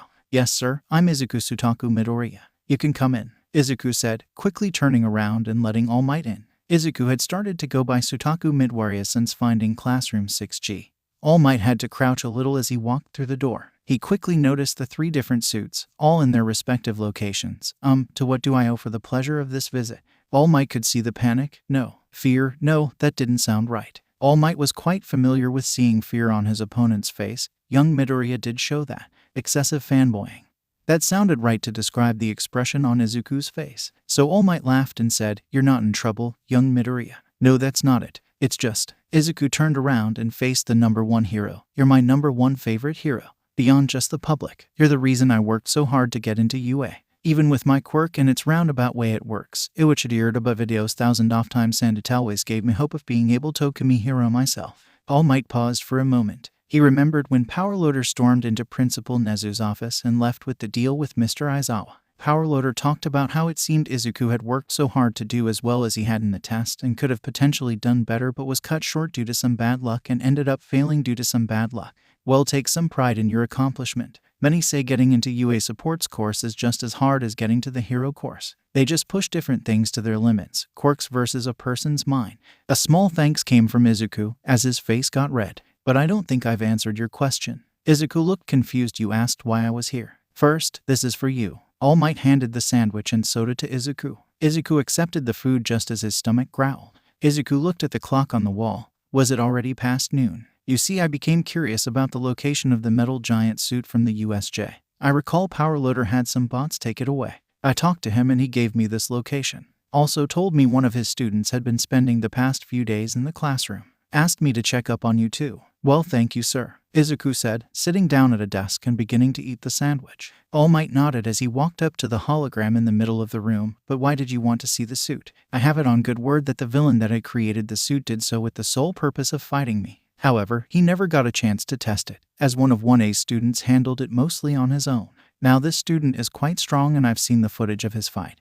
But I was still curious as to what could make the villain believe he could defeat him. All Might said, looking over the hologram. Then he noticed the reconstructed suit hanging in the corner of the room. He had seen how it looked after the fight as it had been in pieces, but now he could see how the damage it had received, though Gaizan had said it was Shigaraki that put them out of commission in the end. And that statement was obviously true from the large hole in the side of the suit. Clearly the villain would have no chance of defeating you if he couldn't defeat a student of 1A, Izuku said, still working to not sound nervous. All Might had feats of strength that were beyond the world, and Izuku didn't think that his own suit when he had it finished would be able to withstand many of All Might's punches. Well, as I said, the student is quite strong, which piqued my curiosity in the suit. What information do you have for this suit? All Might asked as he wasn't an engineer but hoping Izuku could provide some insight. As in, do you know how strong it could have punched? Could have being the key words here. Izuku said, thankful for the chance to talk about something he was quite well versed in. Since the suit is no longer functionally, these are just rough estimates. Personally, a punch from my gauntlets can generate on average 2,000 pounds per square inch, a little over double of a trained boxer.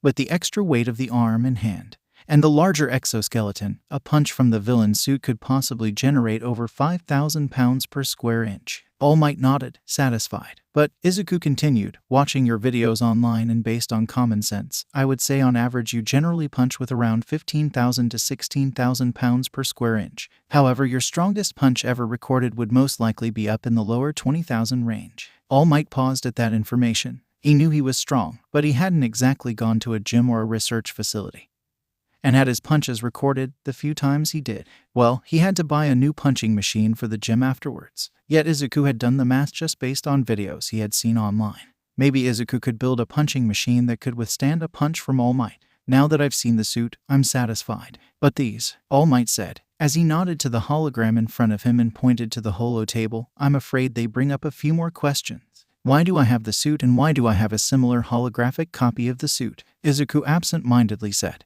And then he realized what he said. He looked up and saw All Might nod. Well, I think to best answer those questions, it would be to say, my version, more specifically my father's version of the suit, came first. You see that break-in last week. The villains from the USJ just didn't steal a class schedule. They also stole my father's designs and built a crude version of the suit. Yes, Principal Nezu mentioned part of the server being hacked. I thought they had merely done that to steal a school schedule, but it seems they were also after. You said your father's designs. All Might questioned. Something advanced. It was just a small pet project. It was a goal that could take a lifetime to achieve, so there was no way Izuku had created the design for high school. Asashi Sutaku.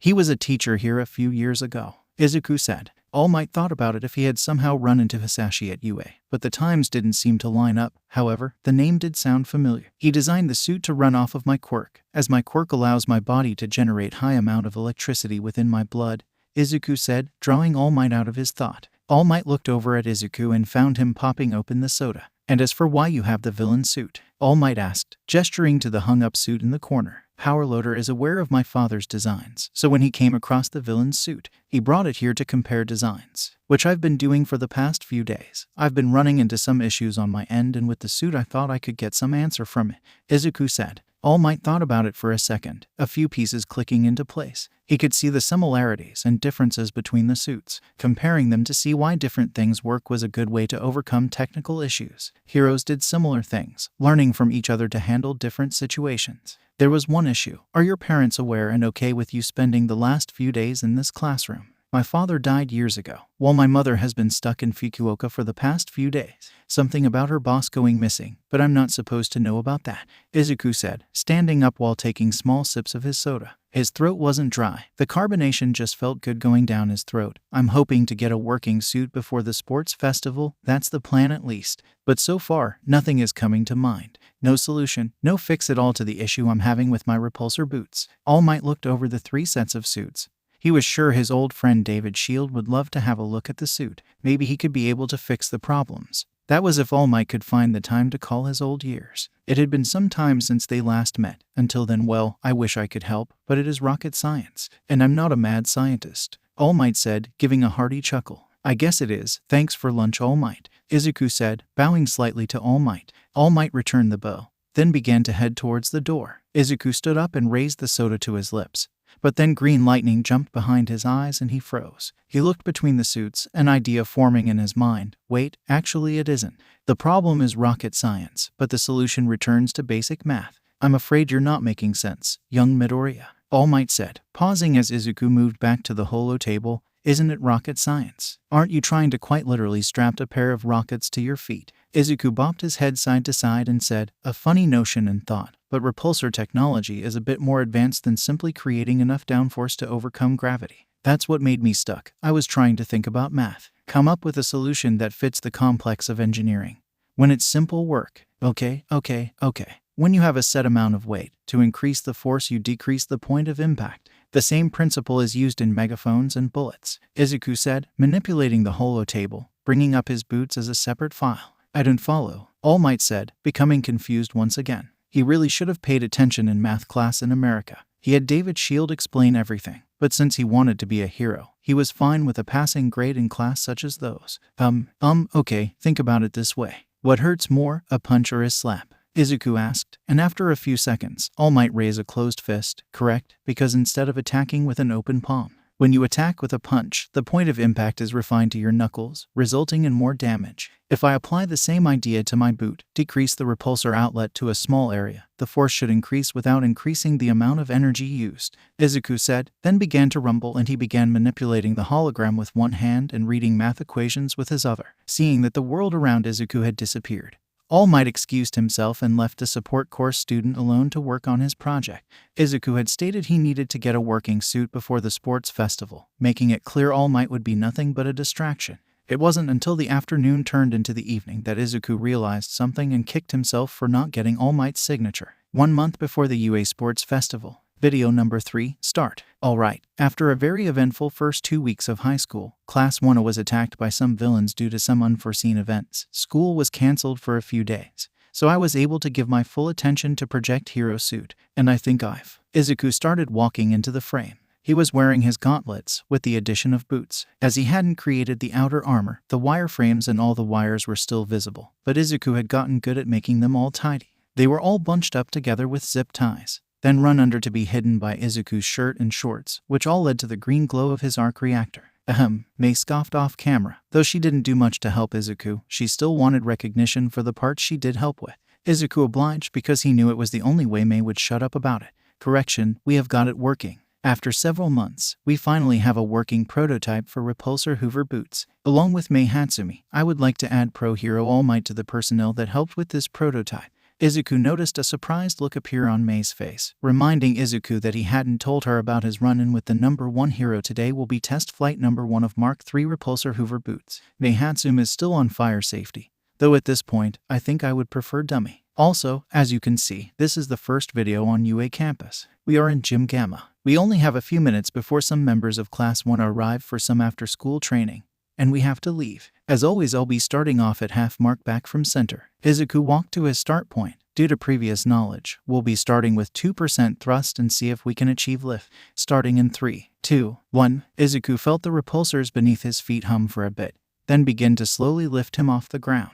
The sound was almost deafening to Izuku, but when he got nearly a meter off the ground, the force coming out of his boots got enough space, and the sound quieted down. As Izuku hovered in the air, he struggled to keep his balance as his only points of stability were from his feet, which were directly underneath Izuku, not giving him much of an area of balance. Izuku came to sway back and forwards from the sense of instability, and this only worsened the problem. Then just as he leaned forward then kept going forward, Izuku instinctively shot his hands forward and said, "Gauntlets on, 2%. The repulsors in his hands quickly powered on and began pushing against Izuku. Now that he had 4 points to pivot off of, Izuku was able to slowly bring him back to stand. He grunted as he regained his balance and steadied himself. "All right, that was user error. I should have realized that balance between 2 points would be nearly impossible. And it seems that using 2% on both my arms and my feet is enough to slowly increase my height," Izuku said, as he looked back and saw that the ground was slowly getting further and further away, "so I'll be decreasing my power to 1%. Izuku felt the Arc Reactor begin to siphon off less of his body's electricity, and he was no longer being lifted. He was now over 2 meters above the ground, and he tried not to show his discomfort of being so high off the ground, but the nervous chuckle he gave didn't help. He took a deep breath and slowly leaned forward. While his feet went back, Izuku slowly brought his hands in front of him. He was able to slowly drift forward, and when he wanted to stop, he fully pointed his hands forward and brought his feet back around him. Izuku smiled as he had a handle on hovering and moving around. He slowly glided around the marked-off area, becoming more and more confident in his ability the more time he spent in the air. He still panicked every once in a while, moving his arms and legs around, but for the most part, he was able to stay calm and collected. This gave Izuku a sense of pride with a hint of cockiness, as he was able to achieve and overcome a roadblock that had been with him still first getting his father's blueprints. Isashi's blueprint worked by themselves, and now Izuku had proven they could work as one. Izuku was now beyond his father's plans and was in uncharted territory. He could push the boundaries of what he could do, and what better way to do it than by looking cool. Once Izuku was finished hovering around, instead of simply turning off his repulsors and dropping to the ground, Izuku wanted to test something out. So instead, Izuku cut all the power to his gauntlets while simultaneously increasing his boots and leaning forward. This caused him to shoot forward in a front flip. Then as his feet got close to the ground, Izuku cut the power from his boot. As he landed, he took a knee while throwing his right arm downwards and punched the ground. To the camera, it looked like he was doing a dramatic pose. But in all honesty, Izuku was just stopping himself from rolling forward. As he stood up, Izuku brushed some dust off of his shirt. He then turned to the camera, a stupid grin on his face. "Oh yeah, I can fly. Oi taser, what the hell do you think you're doing here?" An angry video called out. Izuku quickly turned and promptly ran out of frame, with a few more incoherent yells in the backgrounds. Over the weekend, the media talked about the break-in and attack, nicknaming it the USJ attack, and every time Gaizan tuned on a news channel he heard the same discussion but in different ways. Was UA still able to protect their students? And what was UA's response? To cancel school for a week and look over its security and see if anything needed to be improved.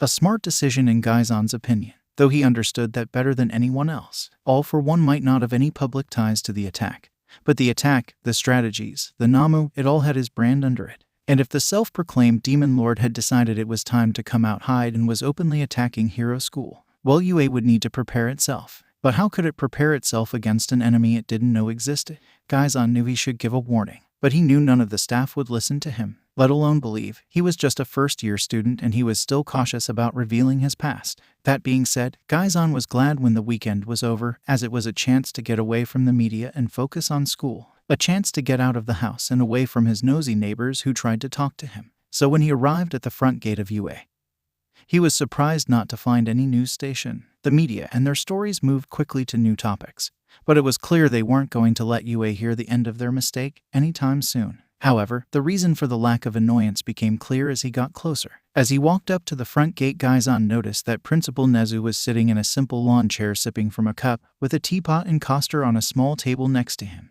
He was reading a newspaper, and Gaizan didn't even think those were used anymore. And yet, for some reason, Gaizan didn't understand why that was scarier than anything else that UA could have done.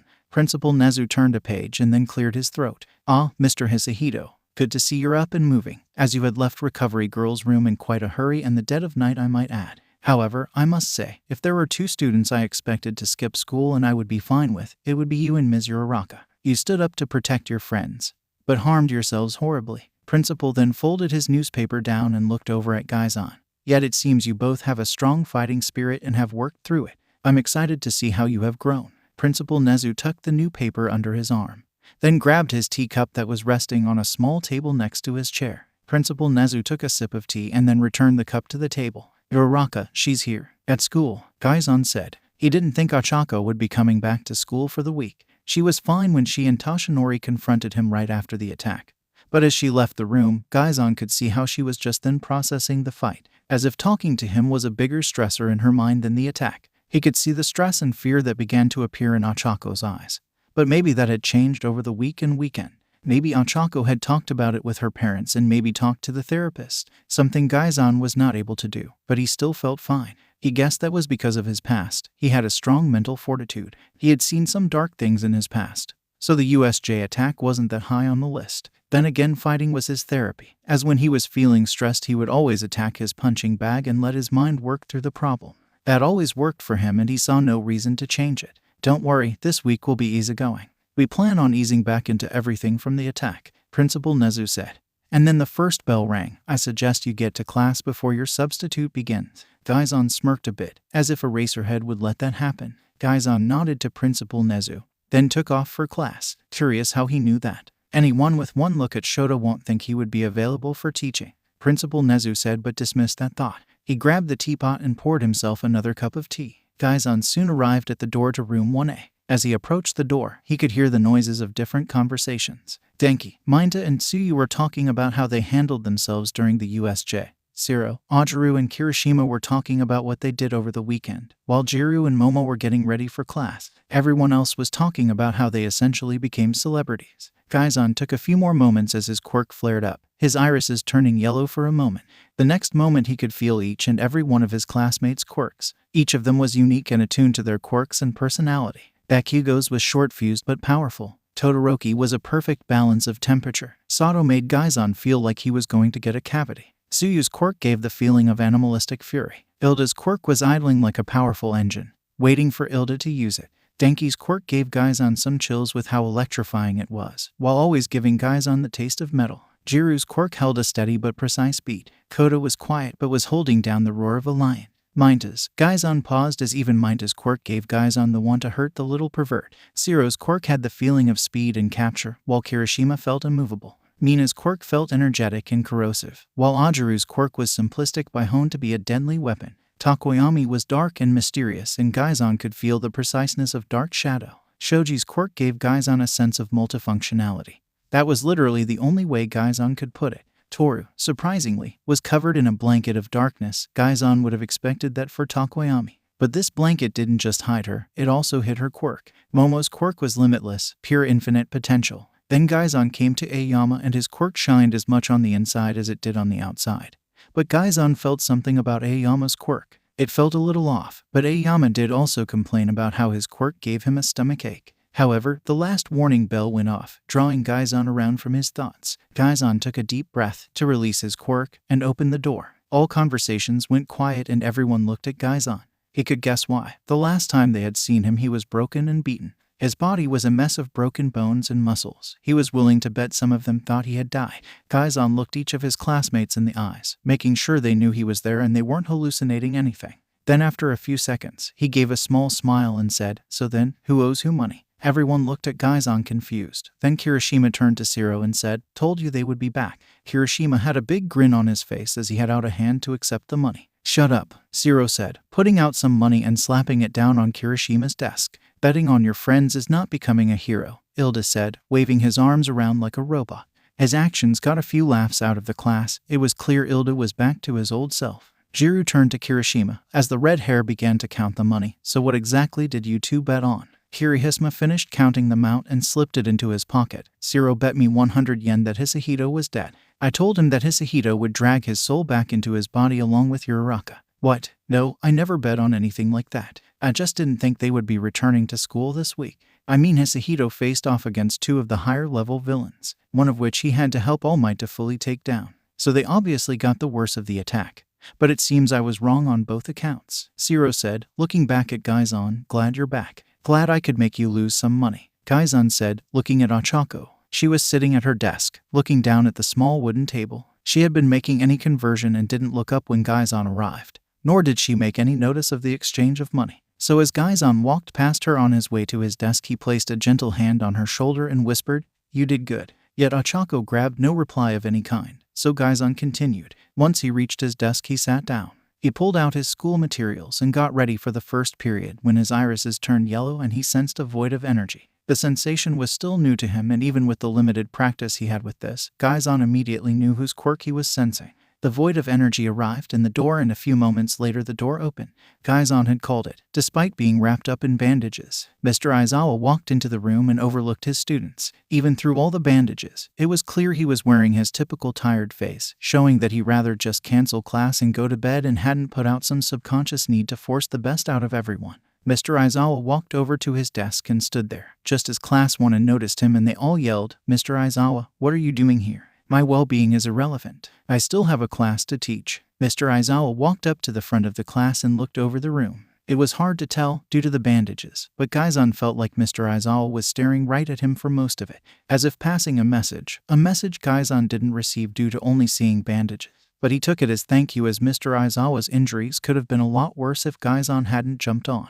Mr. Aizawa then refocused and said, "What's more important is that your fight is not over yet." Everyone flinched a bit, while Gaizan chuckled a bit, earning him an annoyed look from Mr. Aizawa. Despite the attack, the staff of UA has decided that it is best to continue with the sports festival in 1 month's time. But why, sir? That would be a perfect opportunity for the villain to strike again, a larger crowd than last time, Vilda said, raising his hand. Before Mr. Aizawa could answer, Gaizan did for him. Attacking the UA Sports Festival would be useless to the villains, more than the USJ. Yes, there will be a larger crowd, but most of that crowd will be pro-heroes, not to mention all the hero course students. The Battle of Fists ended at the USJ, now it's a fight of willpower. By holding the UA Sports Festival, the administration is showing they've handled the threat and the school is safer than ever. Along with that, security will be beefed up compared to previous years. But Hisahito has stated the exact reason. UA is showing its strength that it recovered with the attack and moving forwards. On your end, this event is a huge opportunity. It only happens 3 times in your life, so it's important that you make the most of it.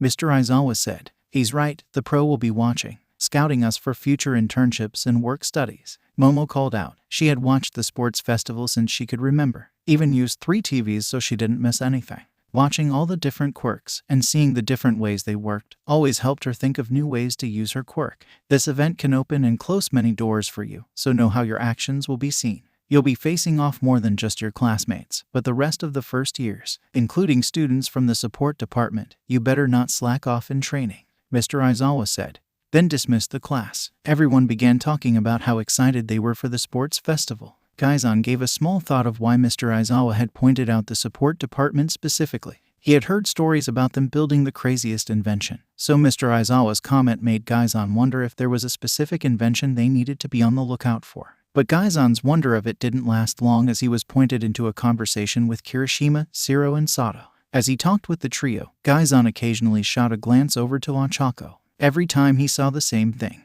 Ochaco was sitting by herself, not talking to Tsuyu or anyone else. Clearly she was still deep in thought, worry hidden on her face. Throughout the morning, Gaizan didn't do anything, but as lunch neared, it became evident he needed to intervene. He had given Ochaco the opportunity to work through it on her own, to get out of her funk, but he had forced her out of it. Once class was called and the bell rang, Gaizan walked over, grabbed the collar of Ochaco's jacket and hauled her to her feet. Without much resistance, Gaizan dragged her out of the classroom. Before leaving the room, Gaizan called out that they would meet everyone else at lunch. As Gaizan dragged Ochaco to a remote hallway, she didn't fight him at all. Once no one was around them, Gaizan released Ochaco. He quickly turned around and faced her, a disappointed look on his face. "You know, with the way you're acting, you're defeating the whole purpose of being here." "What are you talking about?" Ochaco scoffed, giving Gaizan a confused look. She was just fine and she was feeling hungry. Gaizan had dragged her away from getting lunch and she easily got angry when she was hungry. "When I saw you in class, I thought maybe you were fine. But clearly you're not, with the way you're sulking," Gaizan said, his voice staying steady and only showing a small bit of annoyance. "I am not sulking," Ochaco said, with an annoyed tone. She was feeling perfectly fine. She was over the attack. She didn't have nightmares about the attack anymore, not since Friday. "Then what do you call the depressed and deep in thought look you've had since school started?" Gaizan said, pointing down the hallway towards the room they had just come from. He waited for Ochaco to respond. But she didn't, so he continued, now, I meant more than the obvious about the battle of wills. All for One knows about One for All. He's the one that told my father and I about it. He knows how it can get passed from person to person. And Quirk that's strong, you can bet he's going to be coming after it. What do you think he's been trying to do from the beginning? And with how it gets stronger with each user, there's going to be a point where he will be done with his game of torture, where he'll actually put some effort into it. And to do that he'll want you afraid, because if you're afraid then you can't think. You won't be able to see him coming. You won't be able to be a hero. And if you can't be a hero then he's won. I mean it, at first I thought you were okay, but the whole class it looked like you were one bad thought away from having a mental breakdown.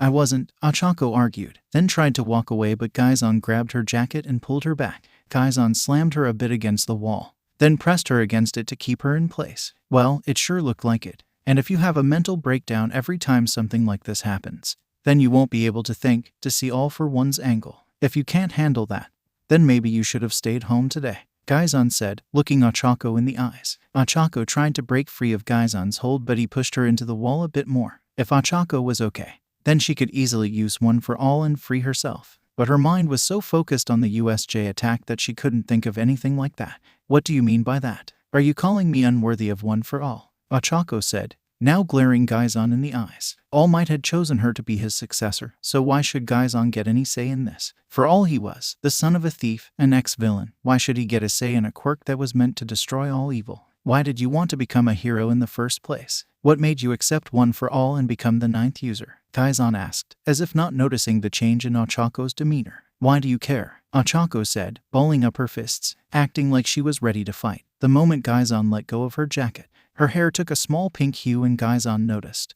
But he made no notice of it, as it meant his plan was working. Why did you try to get into UA? Why do you want to become a hero? Gaizan asked, his voice taking a more serious tone. He finally stared back directly at Ochaco, his eyes locked on her. Ochaco stared back and tried to push against Gaizan, One for All starting to pour into her strength. She began to push Gaizan's back, but his iris turned yellow and Ochaco was pushed back against the wall. Her body lost the fight to continue, so she yelled, why does that matter? I want to become a hero to be a hero. Yes it does, Gaizan yelled. His eyes changed to a deep yellow. A few moments later his eyes went back to normal. Though Gaizan had made no visible motion for the change to occur, he finally released Ochaco but never broke eye contact as Ochaco hid his hand away. Ochaco continued clenching her fist until she took a deep breath and calmed down.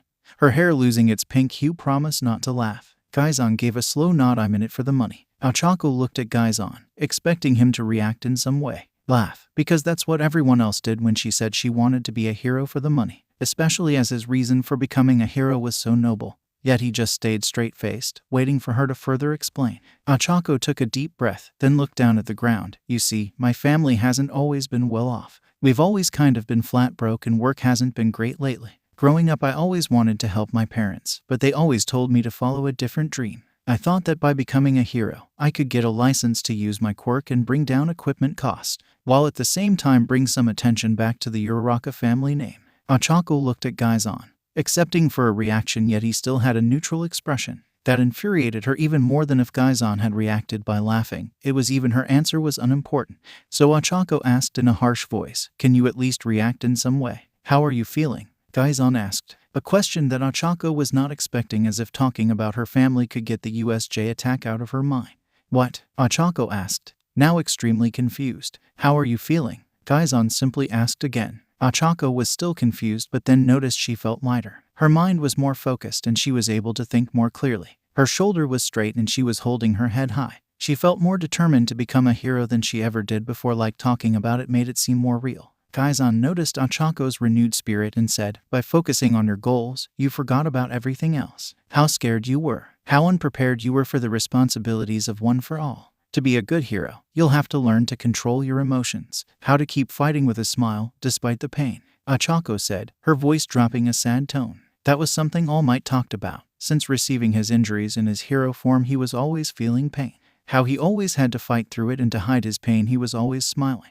Gaizan simply nodded. For now, when you're beaten down and afraid, think about those you want to help. Your friends, your family. Allow them to be the reason you always get back up and keep smiling. Remember that until you come to a point where you can stand on your own. Ochaco absorbed Gaizan's words as he began to walk away. As he reached the corner, he stopped and looked back, his face softer and a bit sad. "And I never called you unworthy, just unprepared. I have no say if All Might was right in choosing you, nor do I if you still accept my assistance. Meet me in Gym Beta an hour after school is over. Bring that smiling idiot along with you." Kaizen disappeared around the corner, only for a few seconds later to say, in a happier tone, speaking of the devil, "Yeah, she's around the corner." Ochaco looked down the hallway again, just in time for All Might to walk around. "Ah, young Uraraka, your classmates informed that young Hisahito had dragged you away for some kind of conversation. I hope everything was resolved. I thought I had heard some yelling." All Might said, "Yes, Tosh All Might. Hisahito had some advice for me about the USJ." Ochaco said, twirling her hair between her fingers. Kaizen might have noticed how downtrodden she was, but she'd rather have her mentor see that.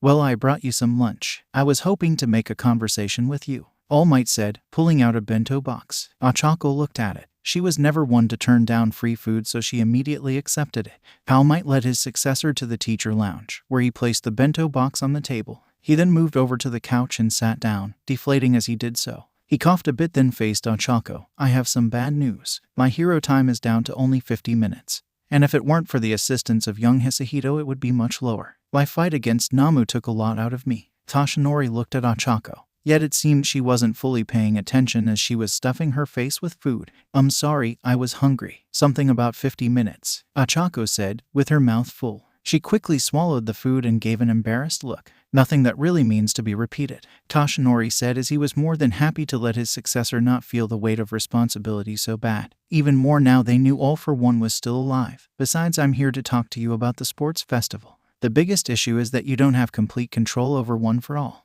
You have your zero-gravity quirk, so what's your plan for the festival?" Toshinori asked, placing 2 cups of tea on the table. "I really don't know. I guess use zero-gravity as much as I can. I know the last round of the tournament is always one-on-one fights. So I think if I can get close enough to my opponent and take away their gravity, it would render them kind of useless," Ochaco said, taking a small sip of tea. "And for One for All?" Toshinori asked. Ochaco thought for a second, then perked up a bit. "I didn't really think about this until 2 days ago. But when Hisahito and I were fighting Namu, my attacks, I don't know how else to explain it. They felt more controlled. I didn't injure my arm or my legs, not until our last attack. I went beyond One for All limits." Ochaco then recalled how she had started to push against Gaizan. Had she done the same with then of how she was focused on Gaizan? Had she been able to subconsciously control One for All? "Why do you think that was?" Toshinori asked. Ochaco thought about it for a bit. She wasn't using One for All in a new way. She wasn't using a different visualization than the one All Might had given her. She was just as reckless as before. But then again, there was something new to the equation. "It was the first time I was using it against another person." Toshinori nodded and said, "It sounds like your subconscious puts the brakes on One for All. You were attacking a person, not an object. Your subconscious didn't want to hurt this person, even if they were a villain, a Namu at that, but I digress. You put a wall up to stop yourselves from doing so until you need its full power. But how do I recreate that feeling? It's not like I can ask one of my classmates to stand there and let me repeatedly punch them. I don't know if I could recreate that feeling so easily," Ochaco said. As she spoke, she could think of 1 or 2 classmates she wouldn't mind repetitive punching with One for All, and one had just offered his help. "I don't think you need to ask, as one of your classmates has already offered his assistance, and his quirk will help keep him mostly uninjured. Young Hisahito may be able to provide some helpful insight. But remember, One for All is a quirk unlike anything in this world, a power he hasn't experienced himself. That said, I believe his past will provide much guidance in other aspects. Respect him. As for right now, he is your superior, as well to most students at this school, in power and experience," Toshinori said. School had been out for an hour and all the students had gone home. Even the one that had started for after-school training was starting to pack up and leave, meaning the trio was left to themselves, as Toshinori had easily gotten them permission to use Gym Beta. Gaizan was counting on this, so before either of the One for All users arrived, Gaizan did some warm-up. He dropped his backpack and jacket to the floor. He then loosened his tie a bit and began to practice his form. Gaizan switched behind the different martial forms that he knew, and every time he made a move, Gaizan could see Namu, the hideous creature with its large purple body and its exposed brain. Now Gaizan didn't fear the Namu. He had lived, and Class 1 had survived, and that all he needs to have his mind be at peace. Yet every time Gaizan threw a punch, he could imagine it. Namu stood in front of him, but in his mind, the creature didn't have shock nullification, so with every punch Namu went flying. When Namu finally disappeared from Gaizan's mind, his last punch sent it deep into the heart of the North Pole. Gaizan took a deep breath, then he fell to the handstand. He had known one for gymnastics and he only practiced Parker to help with his past life. Yet he always found this position calming. Even with the blood rushing to his head, his mind was able to calm down. Then Gaizan heard the door opening behind him. With a sigh, he flipped himself out of his handstand and landed on his feet. He brushed some dust over his shoulder and grabbed his jacket off the floor. He flickered it off and then tied the sleeves around his waist. He then turned to greet Ochaco and Toshinori, and with a sarcastic tone said, "Well, you must be desperate to come here." Toshinori stopped walking while Ochaco scoffed and spoke back in an equally sarcastic tone. "We're not expecting much from you, but you better not make this a waste of time." Gaizan nodded as he grabbed a water bottle from his backpack and took a sip. "All right, the UA Sport Festival is in a month. That's our timeline and the benchmark you need to reach your Uraka to be able to control the percent of one for all you summon." Ochaco tilted her head. "Remember what I said, using 100% of our strength can damage our body. You need to learn how to hold back and use one for all at a level that doesn't break you. Okay, right now you're currently using 0%. Gaizan slipped his water bottle back into his backpack, which he threw so it landed next to the door. Ochaco looked from the backpack to Gaizan. "Shouldn't we change into our costume, at least our gym clothes? We won't be fighting, so there's no need to." Yet despite this, Gaizan was stretching his shoulder, then pointed his fingers at Ochaco.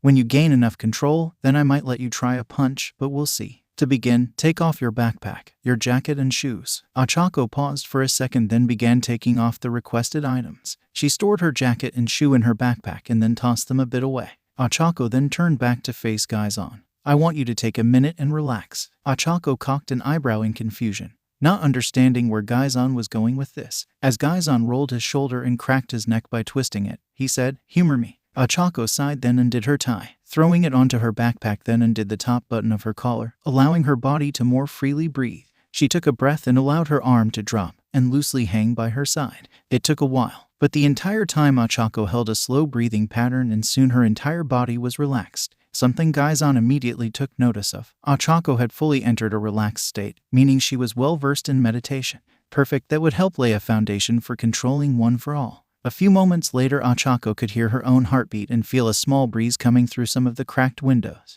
The stress of the day and training began to smoothly flow out of her body and disappeared into the air. Mr. Aizawa had been relentless in pushing Class 1 to find their limits and to better themselves for the festival. The only more relaxed she could have been was if she was in a hot spring. "Now I want you to focus on your arms and legs. Feel the muscles and the tendons, how some are stretched and some are loose. Feel your heart and the blood it pumps throughout your body." Gaizan said as he let out a deep breath. "Are you about to go Mr. Miyagi on me?" Ochaco asked, interrupting Gaizan as she looked him in the eyes. This wasn't a movie, so Ochaco didn't believe in the method that if one could think of it, they could do it. Focus. And yes, my fighting style is varied, but the base is martial arts and the key to martial arts is balance of energy. Kai, aura, life force, call it whatever you want to. Our quirk gives us super strength and speed. However, in their simplest form, our quirks give us more of this energy that we can use to enhance our strength and speed. However, the human body is only able to handle so much energy at once. Moreover, if your channels are blocked, then the energy can become stagnant power, possibly resulting in it becoming harder to control one for all. And that is why control is important even with our body adapting to quirk through the years. At the end of the day, we are still human.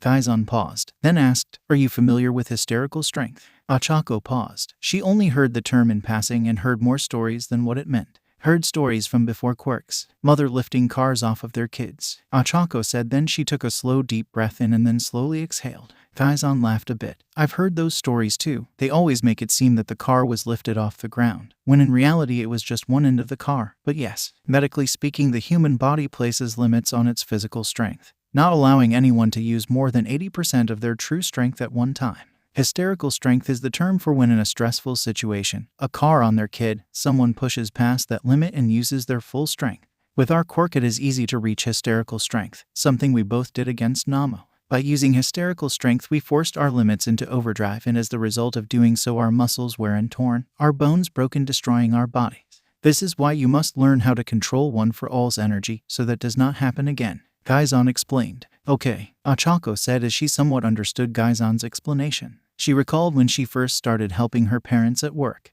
Whenever she lifted something heavy, she always felt that she should be stronger, like she wasn't using her full strength. By Gaizan's explanation, she was stronger but her body was stopping herself from tearing a muscle. "Good. Now you told me earlier your parents work in construction. Gaizan watched as Ochaco's finger flickered at the small breeze. It showed her mind and body were working as one, taking and processing everything simultaneously. She felt the world around her, the breeze, and maybe she could learn to sense others' energy the same way Gaizan's recent upgrade had given him. But most importantly, she began to sense the energy within herself. She could sense zero gravity pulled around her hands, but one for all spread throughout her body. Yes, they have their own company, Ochaco said, remembering the conversation they had before lunch. She was still a little ticked off by how he acted, but now was not the time to bring that up. Good. I want you to close your eyes and picture a 100-story building. It doesn't matter what kind of building or what it looks like. Do you have a picture? Gaizan thought back to his days of training in martial arts while his father was out working.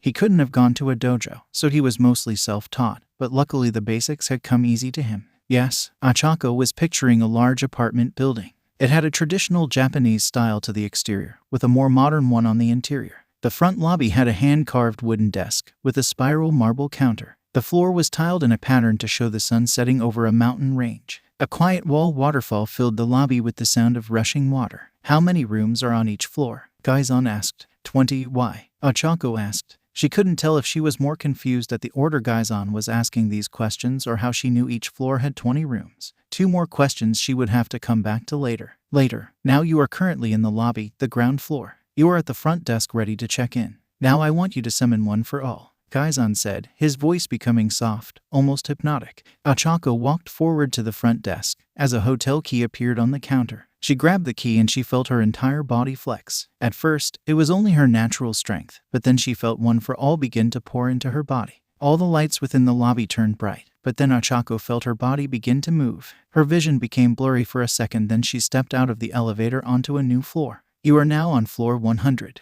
You are using one for all at 100%, Gaizan said as he felt one for all flare up in Ochaco's body. But then he noticed something off about its flow. Something is off. This confused Ochaco as she didn't understand how Gaizan could tell what was going on with one for all. She remembered he expressed his belief that he could now sense quirks, but he hadn't really explained that new ability of his. Ochaco shook her eyes as her vision was starting to become fuzzy and she relaxed a bit as floor 100 came back into focus. The hallway carpet was expensive white linen with a pattern that made the carpet appear to be dancing in the light. The lights were modern and had a sunset glow to them that helped with the illusion of the carpet. The doors were dark brown walnut with golden numbers on the frames. Ochaco turned around and walked to the windows that she noticed were cut and sectioned perfectly to give the illusion that it was one glass plane spanning the entire height of the building. She walked up to the window and peered down. Far below her, she could see the ground, barely making out the parking lot and the entrance of the hotel. Ochaco smiled as she looked down. She felt one for all continuing to fill her body. Yet then the lights behind her began to flicker. Ochaco quickly turned around and saw the first light to burn it.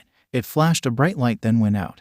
Then she looked at the second one. She willed it to stay on, to stop flickering, but that too flashed and then went out. Each light she turned to would flash and then go out. What's the matter? Gaizan asked, noticing the frown on Ochaco's face and the fluctuation of one for all's power. The lights, they're starting to flicker and go out. They need to be turned off and replaced. I'm losing control of one for all, Ochaco said. She had helped her parents repair old buildings and the first thing they replaced was the lights. It helped show the state of the electrical wires, but it also provided light for the rest of the job. Allow them to burn out, Gaizan said, knowing that they would come back to this moment to explain problems in the future. Yet it was important that Ochaco let the light burn out. Why? Ochaco asked. Gaizan had offered to help, but all he had done was tell her what she already knew how to do, just in a new way. Allow them to burn out, Gaizan repeated, his voice taking on a more stern tone. He had reasons, but if he tried to explain them, it could confuse Ochaco even more. Ochaco needed to let the light burn out and feel the loss of control. Ochaco wanted to focus on the light and make them turn back on.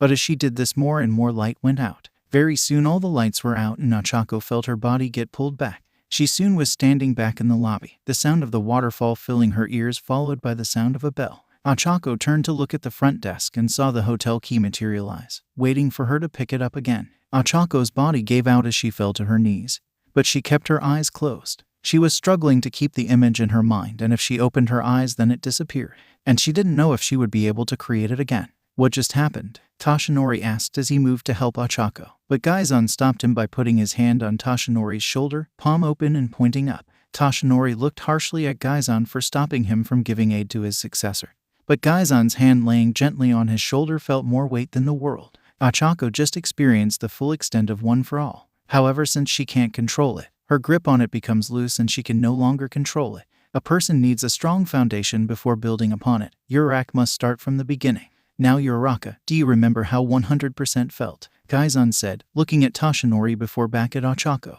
Yes, Ochaco, as she wiped the sweat from her forehead and stood up. She had memorized the feeling. It filled her with so much power. She wasn't going to forget that feeling anytime soon. Good. Now without grabbing the key, I want you to walk up out of the lobby and into the hallway of the first floor. Gaizan instructed. Ochaco turned, mentally and physically, and mentally walked away from the front desk. She passed the common area where breakfast would typically be held. However, as she reached the hallway she was stopped. Ochaco put a hand out and it felt as if she was pushing against a wall. She tried harder but she was still kept from entering the hallway. The lights around her flickered, but never fully turned on. Was One for All barring her from leaving the lobby? It was All Might's power. Didn't he want her to be able to learn how to use it? What happened? Gaizan asked, withdrawing his hand away from Toshinori. Ochaco sighed, then answered, I ran into some kind of invisible wall. One for All won't let me leave the lobby. Gaizan thought for a moment. There are several possibilities of what the wall represented. 1. Ochaco's mind was putting a limit on One for All, since knew if she tried to use One for All she would wind up hurting herself, but if that was true then she wouldn't have been able to visualize the top floor. That formed a new thought in Gaizan's head. One for All was a unique quirk in the fact that it could be passed from person to person to increase its power. What if power wasn't the only thing it stockpiled? Ochaco hadn't accepted the quirk, so the quirk wasn't accepting her. If that theory was right, then that hurdle would have to be cleared before Ochaco could make any progress in gaining control over One for All. Gaizan took a step towards Ochaco and grabbed her hand. Now don't get the wrong idea, Gaizan said, as his quirk flowed between his and Ochaco's hand. Ochaco laughed a bit at Gaizan's comment but stopped as she felt Gaizan's quirk starting to flow into her body. Was this what he had done to extend All Might's hero form during the USJ attack? Gaizan closed his own eyes, feeling One for All within Ochaco's body. It was hard to locate as she wasn't currently using it, but then it began to mix with Gaizan's energy. As their quirk mixed, Gaizan suddenly felt One for All enter his mind and fill it with a black void. Gaizan mentally stood up and looked around. He saw nothing, so clearly this wasn't his mind, otherwise there would be some kind of landscape. Gaizan always liked to think his mindscape would take the form of his old favorite park from his childhood.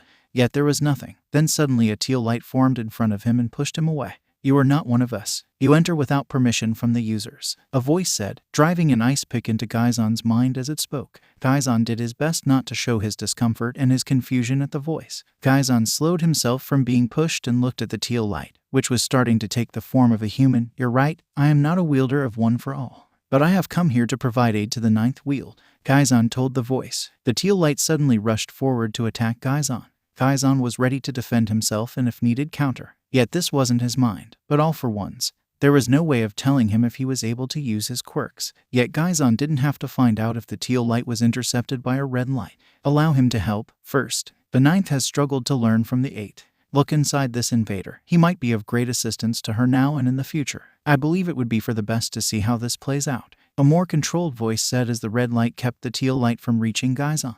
The teal light backed off, then a few moments later Gaizan felt the ice prick become removed from his mind, allowing him to breathe.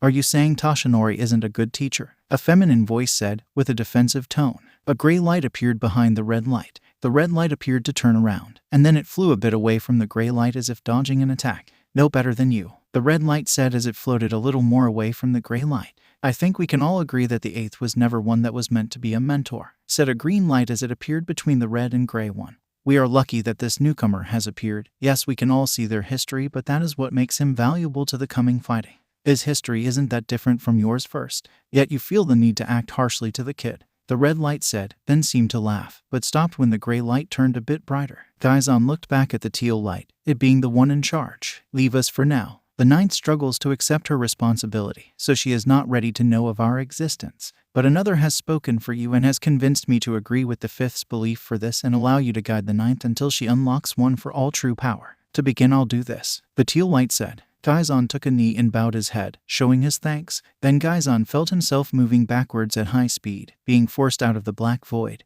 But right before he was cut off, he felt the chaos of energy begin to settle. I'm in the hallway, Ochaco said, causing Gaizan to open his eyes, dismissing all he had just experienced, planning on coming back to it later. Gaizan let go of Ochaco's hand and stepped back, his job known for that part. Good, what do you see? Gaizan asked. Ochaco looked around. It was the same as the hallway from the top floor. Yet it was hard to notice any detail as the lights were off and there was no light coming from the windows. It's dark, the lights are off. She focused on the hallway lights and they slowly flickered to life. Gaizan watched red energy lines appear over Ochaco's chest. Now focus on the rooms. Don't worry about the other floors, just turn this floor on and nothing else. Ochaco nodded and turned her focus to the room. 20 doors swung open and lights within the room slowly turned on, starting at the end of the hallway and slowly coming towards her. After 2 minutes, all the lights on the first floor were turned on. As this occurred, Gaizan watched more red lines appear around Ochaco's body. Once the last light turned on, the red energy lines disappeared and were replaced with a pink aura.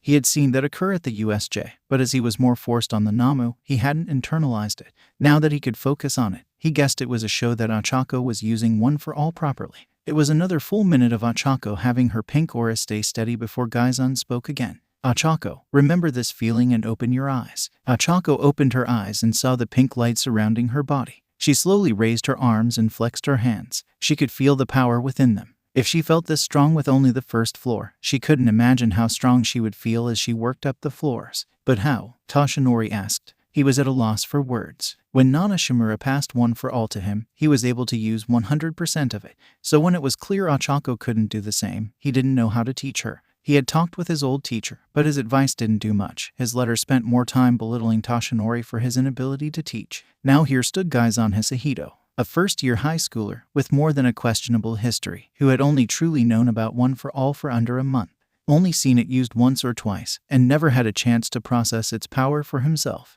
Yet he seemed to have a better understanding of it than its current users and was able to teach Ochaco more in 20 minutes than Toshinori was able to do in a year. Toshinori couldn't hide his glances over at Gaizan.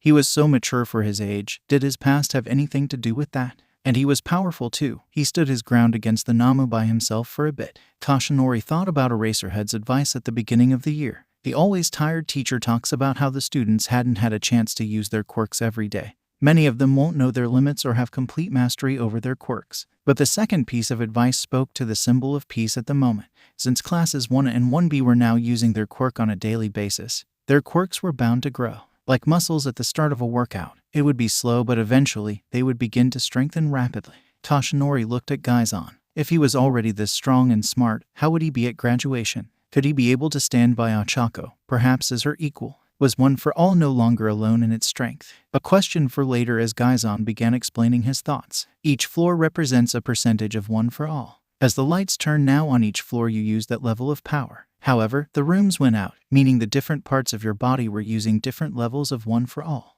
This results in a domino effort of Uraraka losing control over One for All. By forcing One for All to the first floor, Uraraka is forcing it to flow evenly through her body. A person, neither a building nor an army, can stand if they do not first have a strong foundation to build everything upon.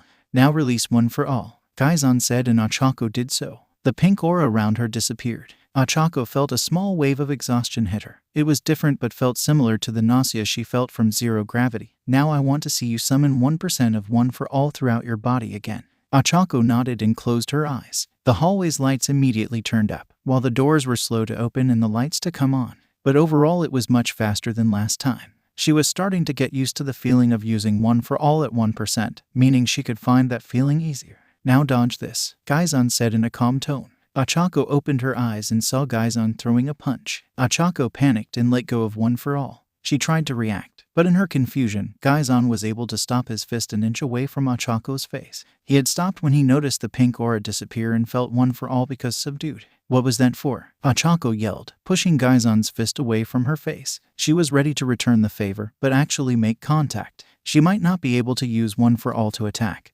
but she still had a mean right hook. A few of the bullies at her old school learned that the hard way. You lost focus. Focusing on One for All now and during combat will be two extremely different experiences. I want you to work on summoning One for All until it becomes second nature. That way you can focus on the fight in front of you, Gaizan calmly said as he threw a punch at Ochaco's gut. Ochaco panicked and powered up to 100%. Gaizan stopped as he felt One for All flare up. And not allow yourself to act on instinct alone. You have only had this power for a while, but that doesn't mean we as your classmates are going to stop and wait for you to catch up. You have to work harder than anyone else. If you don't, then All Might pick the wrong successor. Ochaco's anger flared up at Gaizan's comment.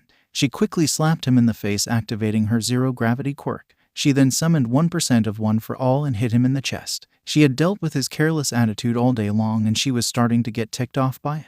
Gaizan didn't go flying as suspected, but slowly went floating back. I think that only filled out about 0.5% of my tank. You're going to have to punch harder than that to fight me. Ochaco growled as she cancelled zero gravity and took a step towards Gaizan, ready to unleash her fury on her classmate. While Gaizan could most likely handle himself, Toshinori had seen how furious Ochaco could get when she was mad, so he buffed up to his hero form and held back Ochaco. It was 2 weeks before UAS Sports Festival, and since Izuku was able to sustain flight, he had moved to the next part of his hero suit. While the repulsor and exoskeleton gave him super strength and speed, he was still just a human, meaning he would need to be able to defend himself, meaning he needed armor. Video number 4 start. Alrighty, after further testing the repulsor boot, Mark II, sustained flight is achievable, meaning it's time to move on to the next stage of Project Hero Suit. Izuku walked into the frame carrying a piece of metal that looked like a medieval chest piece, along with a mannequin. He walked further from the camera, where more mannequins had been set up, each with a similar metal chest piece to the one Izuku was carrying.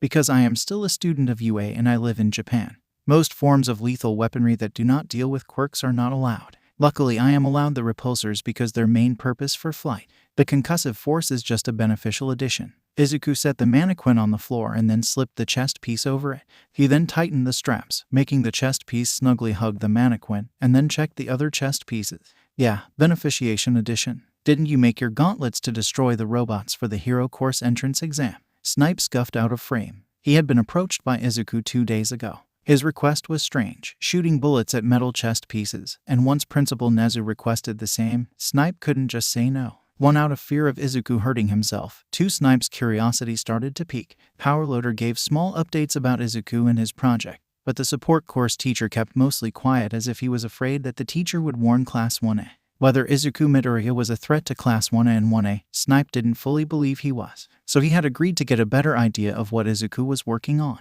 If Izuku was a threat to the hero course students, would Snipe warn them? No, he would enjoy seeing their looks of surprise. True, but they were originally designed for flight. Speaking of allowing lethal weaponry, today we have Pro Hero and UA teacher Snipe. Today we'll test different materials for the armor for Project Hero Suit. A copycat design showed that normal metals such as steel can be effective, however it must be thick, thus resulting in heavier armor and will not allow sustained flight. Izuku said, rechecking the last check piece. Once he retightened one of the straps, he began walking back towards the camera. A big smile was evident on his face, and Mei would testify that Izuku had held that smile since figuring out his boots. Do you have to spell everything out? Besides, who is even going to watch these? Snipe looked at the camera. He understood why the media recorded everything. It was literally their job to spread the news. Then again, Izuku didn't seem to be doing that. It was as if he was making a digital journal. Engineers run the risk of copyright a lot in their career. To help determine who truly invented something first, engineers use dated notebooks and videos. Midoriya here is making these videos to be stored in UA archives, so future support students know the power they hold, Powerloader said, as he helped load the different ammunition Snipe would be firing. They had firearms ranging from the standard 9mm to more heavy-duty ammunition such as assault rifles and shotguns.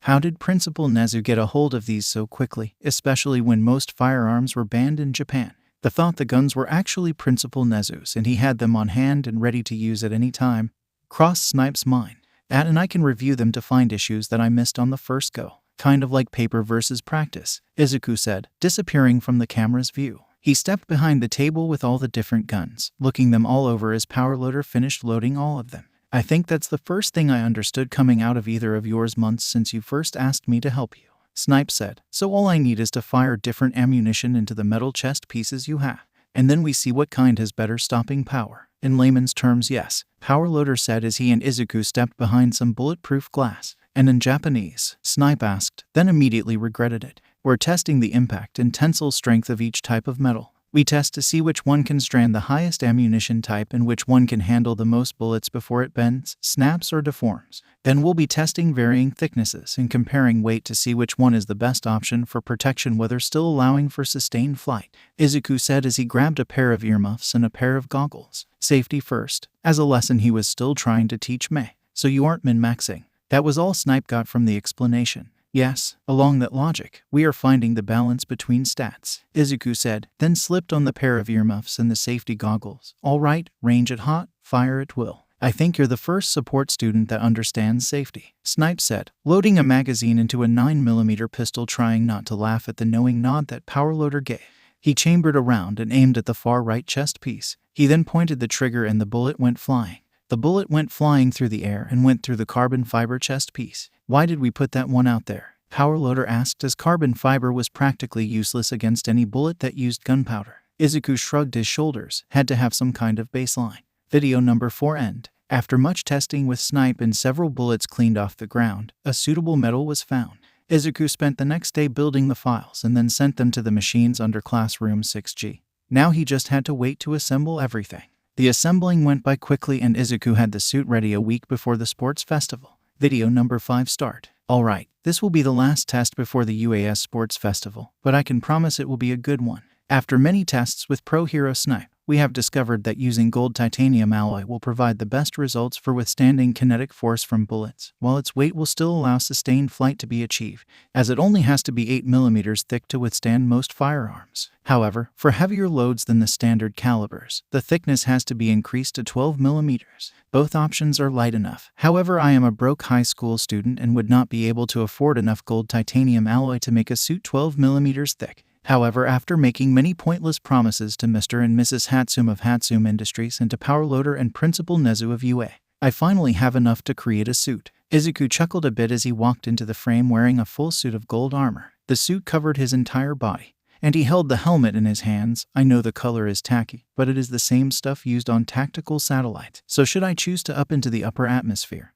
I shouldn't have to worry the cold dead air of space causing ice to form over my suit. But more for myself than anything else, I can definitely promise a change in color will be done before the sports festival. However, despite the horrible color, once the final piece was done, I couldn't wait to try the whole suit out. I spent all night assembling the last few pieces of the suit, and I might have gotten in trouble for not paying attention in class. Izuku held his arms and hand out as if presenting himself like a trophy, allowing the camera to get a good look at the front suit. He spun around showing off the rest of the suit, but the embarrassed look never disappeared from his face. The suit hugged his figure, only buggling the thigh and lower forearm, as to add space for additional weaponry and in the chest to house and protect the Arc Reactor. Once he was further in high school, or he might have to wait until he was a pro hero, but eventually he would fill the empty space with the weaponry. Until then he had some idea of what to do that he was allowed to build and use. I think it looks good. Mei chuckled, and she had been since the first time she saw the full suit. Izuku hadn't allowed her to take any photos yet and she probably won't be able to watch the video, but she had already burned the image into her mind. You look like a full gold All Might. I beg of you for the nth time, please shut up. I'm already embarrassed about the color. I don't need to be hearing it from you, Izuku said, a small blush appearing on his cheeks, and it didn't help that Mei stuck her tongue out at him. He groaned as he fidgeted with his helmet, before resuming with the test. It's tacky and not very professional. Besides, I look better in green. That we agree on, Mei mumbled under her breath, then looked at the camera, becoming worried that its microphone might have caught her words. But again, Izuku never really let her watch the videos, so she would probably never find out. Let's move on to the actual test. Jebisu, are you connected? Izuku asked. He raised the helmet up to speak into it. After a second, the eye turned on a dim blue light filled with the helmet. It blinked in and out for a few moments, before becoming a steady light. The small light illuminates the inside of the helmet, reflecting off the soft form grip that Mrs. Hatsume had suggested so the helmet would stay steady on Izuku's head as he moved around. For you, sir. Always, Jebisu spoke from the speakers within the helmet. Good. Izuku slipped the helmet on and a second later a blue light scanned his face and it turned green, signaling the biometric scan was working properly. Identification verified. Izuku Midoriya, Jebisu said, and Izuku felt the form grip form to his head, patted down his fluffy hair and form to his skull. Run a full diagnostics check. The internal heads-up display filled Izuku's vision. It had a large amount of code, slowly being filtered through as it showed off the different functions of the suit. Wiring pulsing as electricity moved to the different parts of the suit. Another showed the exoskeleton with all its joints and hydraulics. Then lastly, the outline of the suit finished as the different pieces of armor appeared, the ones meant for defense and ones that had the other purpose of helping to steer while flying. On the outside, the different pieces of armor moved around, testing to make sure everything was put together and nothing was stuck. The forearms opened up to reveal empty slots that would fit small missiles and other weaponry. The calf and thigh flaps opened and closed, while the shoulder flaps moved in and out. Everything looks good on the outside, Mei said, giving a thumbs up from behind the camera. Having used her quirk, zoomed to watch the intricate hinges and flaps of the suit move in perfect sync. She had spent many nights with Izuku and even saw him working late nights on his own, working on his suit, getting everything perfect. Nothing was out of place, the timing of everything down to the last millisecond. Izuku always said the suit was his life goal, and he had just arrived at the starting line. Time to launch the starting pistol. Izuku nodded to her. Then Jebisu spoke up. First sweep of internal coating is clear and suit functionality is at 100%. Shutting down to finish fully diagnostics. What? Izuku asked as the lights in his helmet were starting to dim. He wasn't expecting this, nor did he want this. He wanted to fly and nothing was going to stop him. He had waited long enough, safety checks be damned. Izuku could come back to that thought and realized in much dread he was starting to become like Mei. Sir, there is all terabytes of data to go through before the first test is done. It will be at least 2 hours before everything is done, Jebisu warned. He had been programmed to keep Izuku safe, and allowing Izuku to fly a multi-million-dollar suit without it properly being tested first was something he could not allow. Yeah, no. Master Command. 1A7B2H0MA. Izuku said, and after a second the lights within the helmet brightened again and the HUD reappeared. We'll start small. Not more than a simple aerial maneuver. Right away, sir. Japsu said and returned complete control back to Izuku. Izuku rolled his finger and said, we'll start with 2%. This was more for the camera as Jebisu was about to read Izuku's thoughts through the senses in the helmet. Izuku held his hand up to his side and after a second all 4 repulsors ignited and Izuku began to slowly lift off the ground.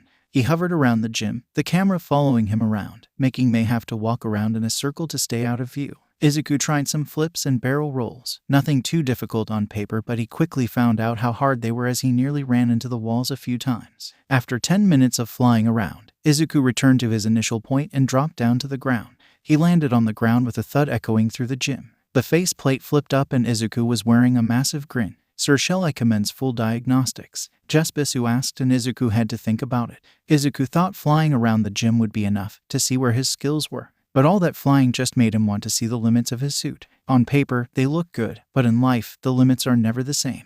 Izuku looked up at the sky. Nearly 7 months since he began working on his father's design, and nearly 2 years since he had regained his dream of becoming a hero. Time to see how far he had come. Nah. Izuku flickered his head down, the faceplate responding and closing. Make sure the airspace is clear. Let's go for a ride. What are you doing? Mei asked. She had heard Izuku's side of the conversation but not Jebisu's response. You aren't seriously thinking about flying around UA. It's restricted airspace. I got permission from Principal Nezu. I'll be fine. Besides, sometimes you have to run before you can walk, Izuku said, then took off. The force of liftoff knocked the camera and tripod over, along with Mei. Izuku, I'm going to kill you when you get back, Mei said, through the dust cloud. Other sounds of threats and yells could be made out, but it was mostly static. Great, we're going to need a new microphone.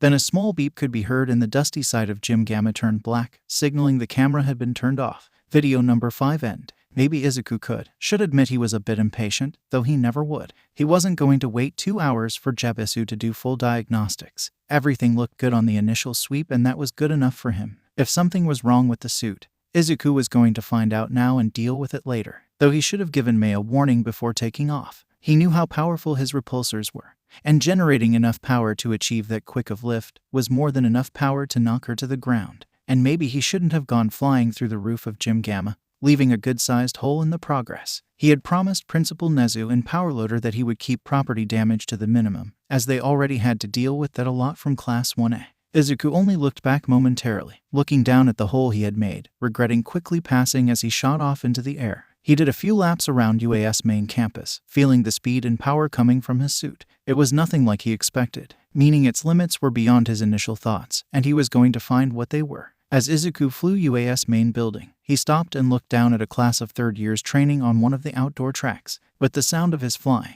it didn't take long for the first student to notice him, and the plain-faced student pointed up to Izuku, directing his classmates' attention to Izuku. Feeling the need to give them a show, Izuku waved back and then pointed his head towards the sky. He felt power build up in his repulsor, and then with a blast that neared the sound limit, Izuku quickly shot into the late afternoon sky. As Izuku cleared UAS airspace, he asked, Jebisu, what is the SR-71 record? The altitude record for fixed-wing flights is 85 feet, while its speed was Mach 3.32. Jebisu said as the information was pulled up on the right side of the heads-up display. Izuku glanced over at it and knew he could easily suppress that record. Records were made to be broken. Why not see if we can break them today? Izuku said, increased to 25% thrust. Izuku felt his arc reactor directing more power to the boot. Then he felt his ear pop as his speed increased. The suit began to shake a bit, but then suddenly a sonic boom went off and everything went quiet for a moment.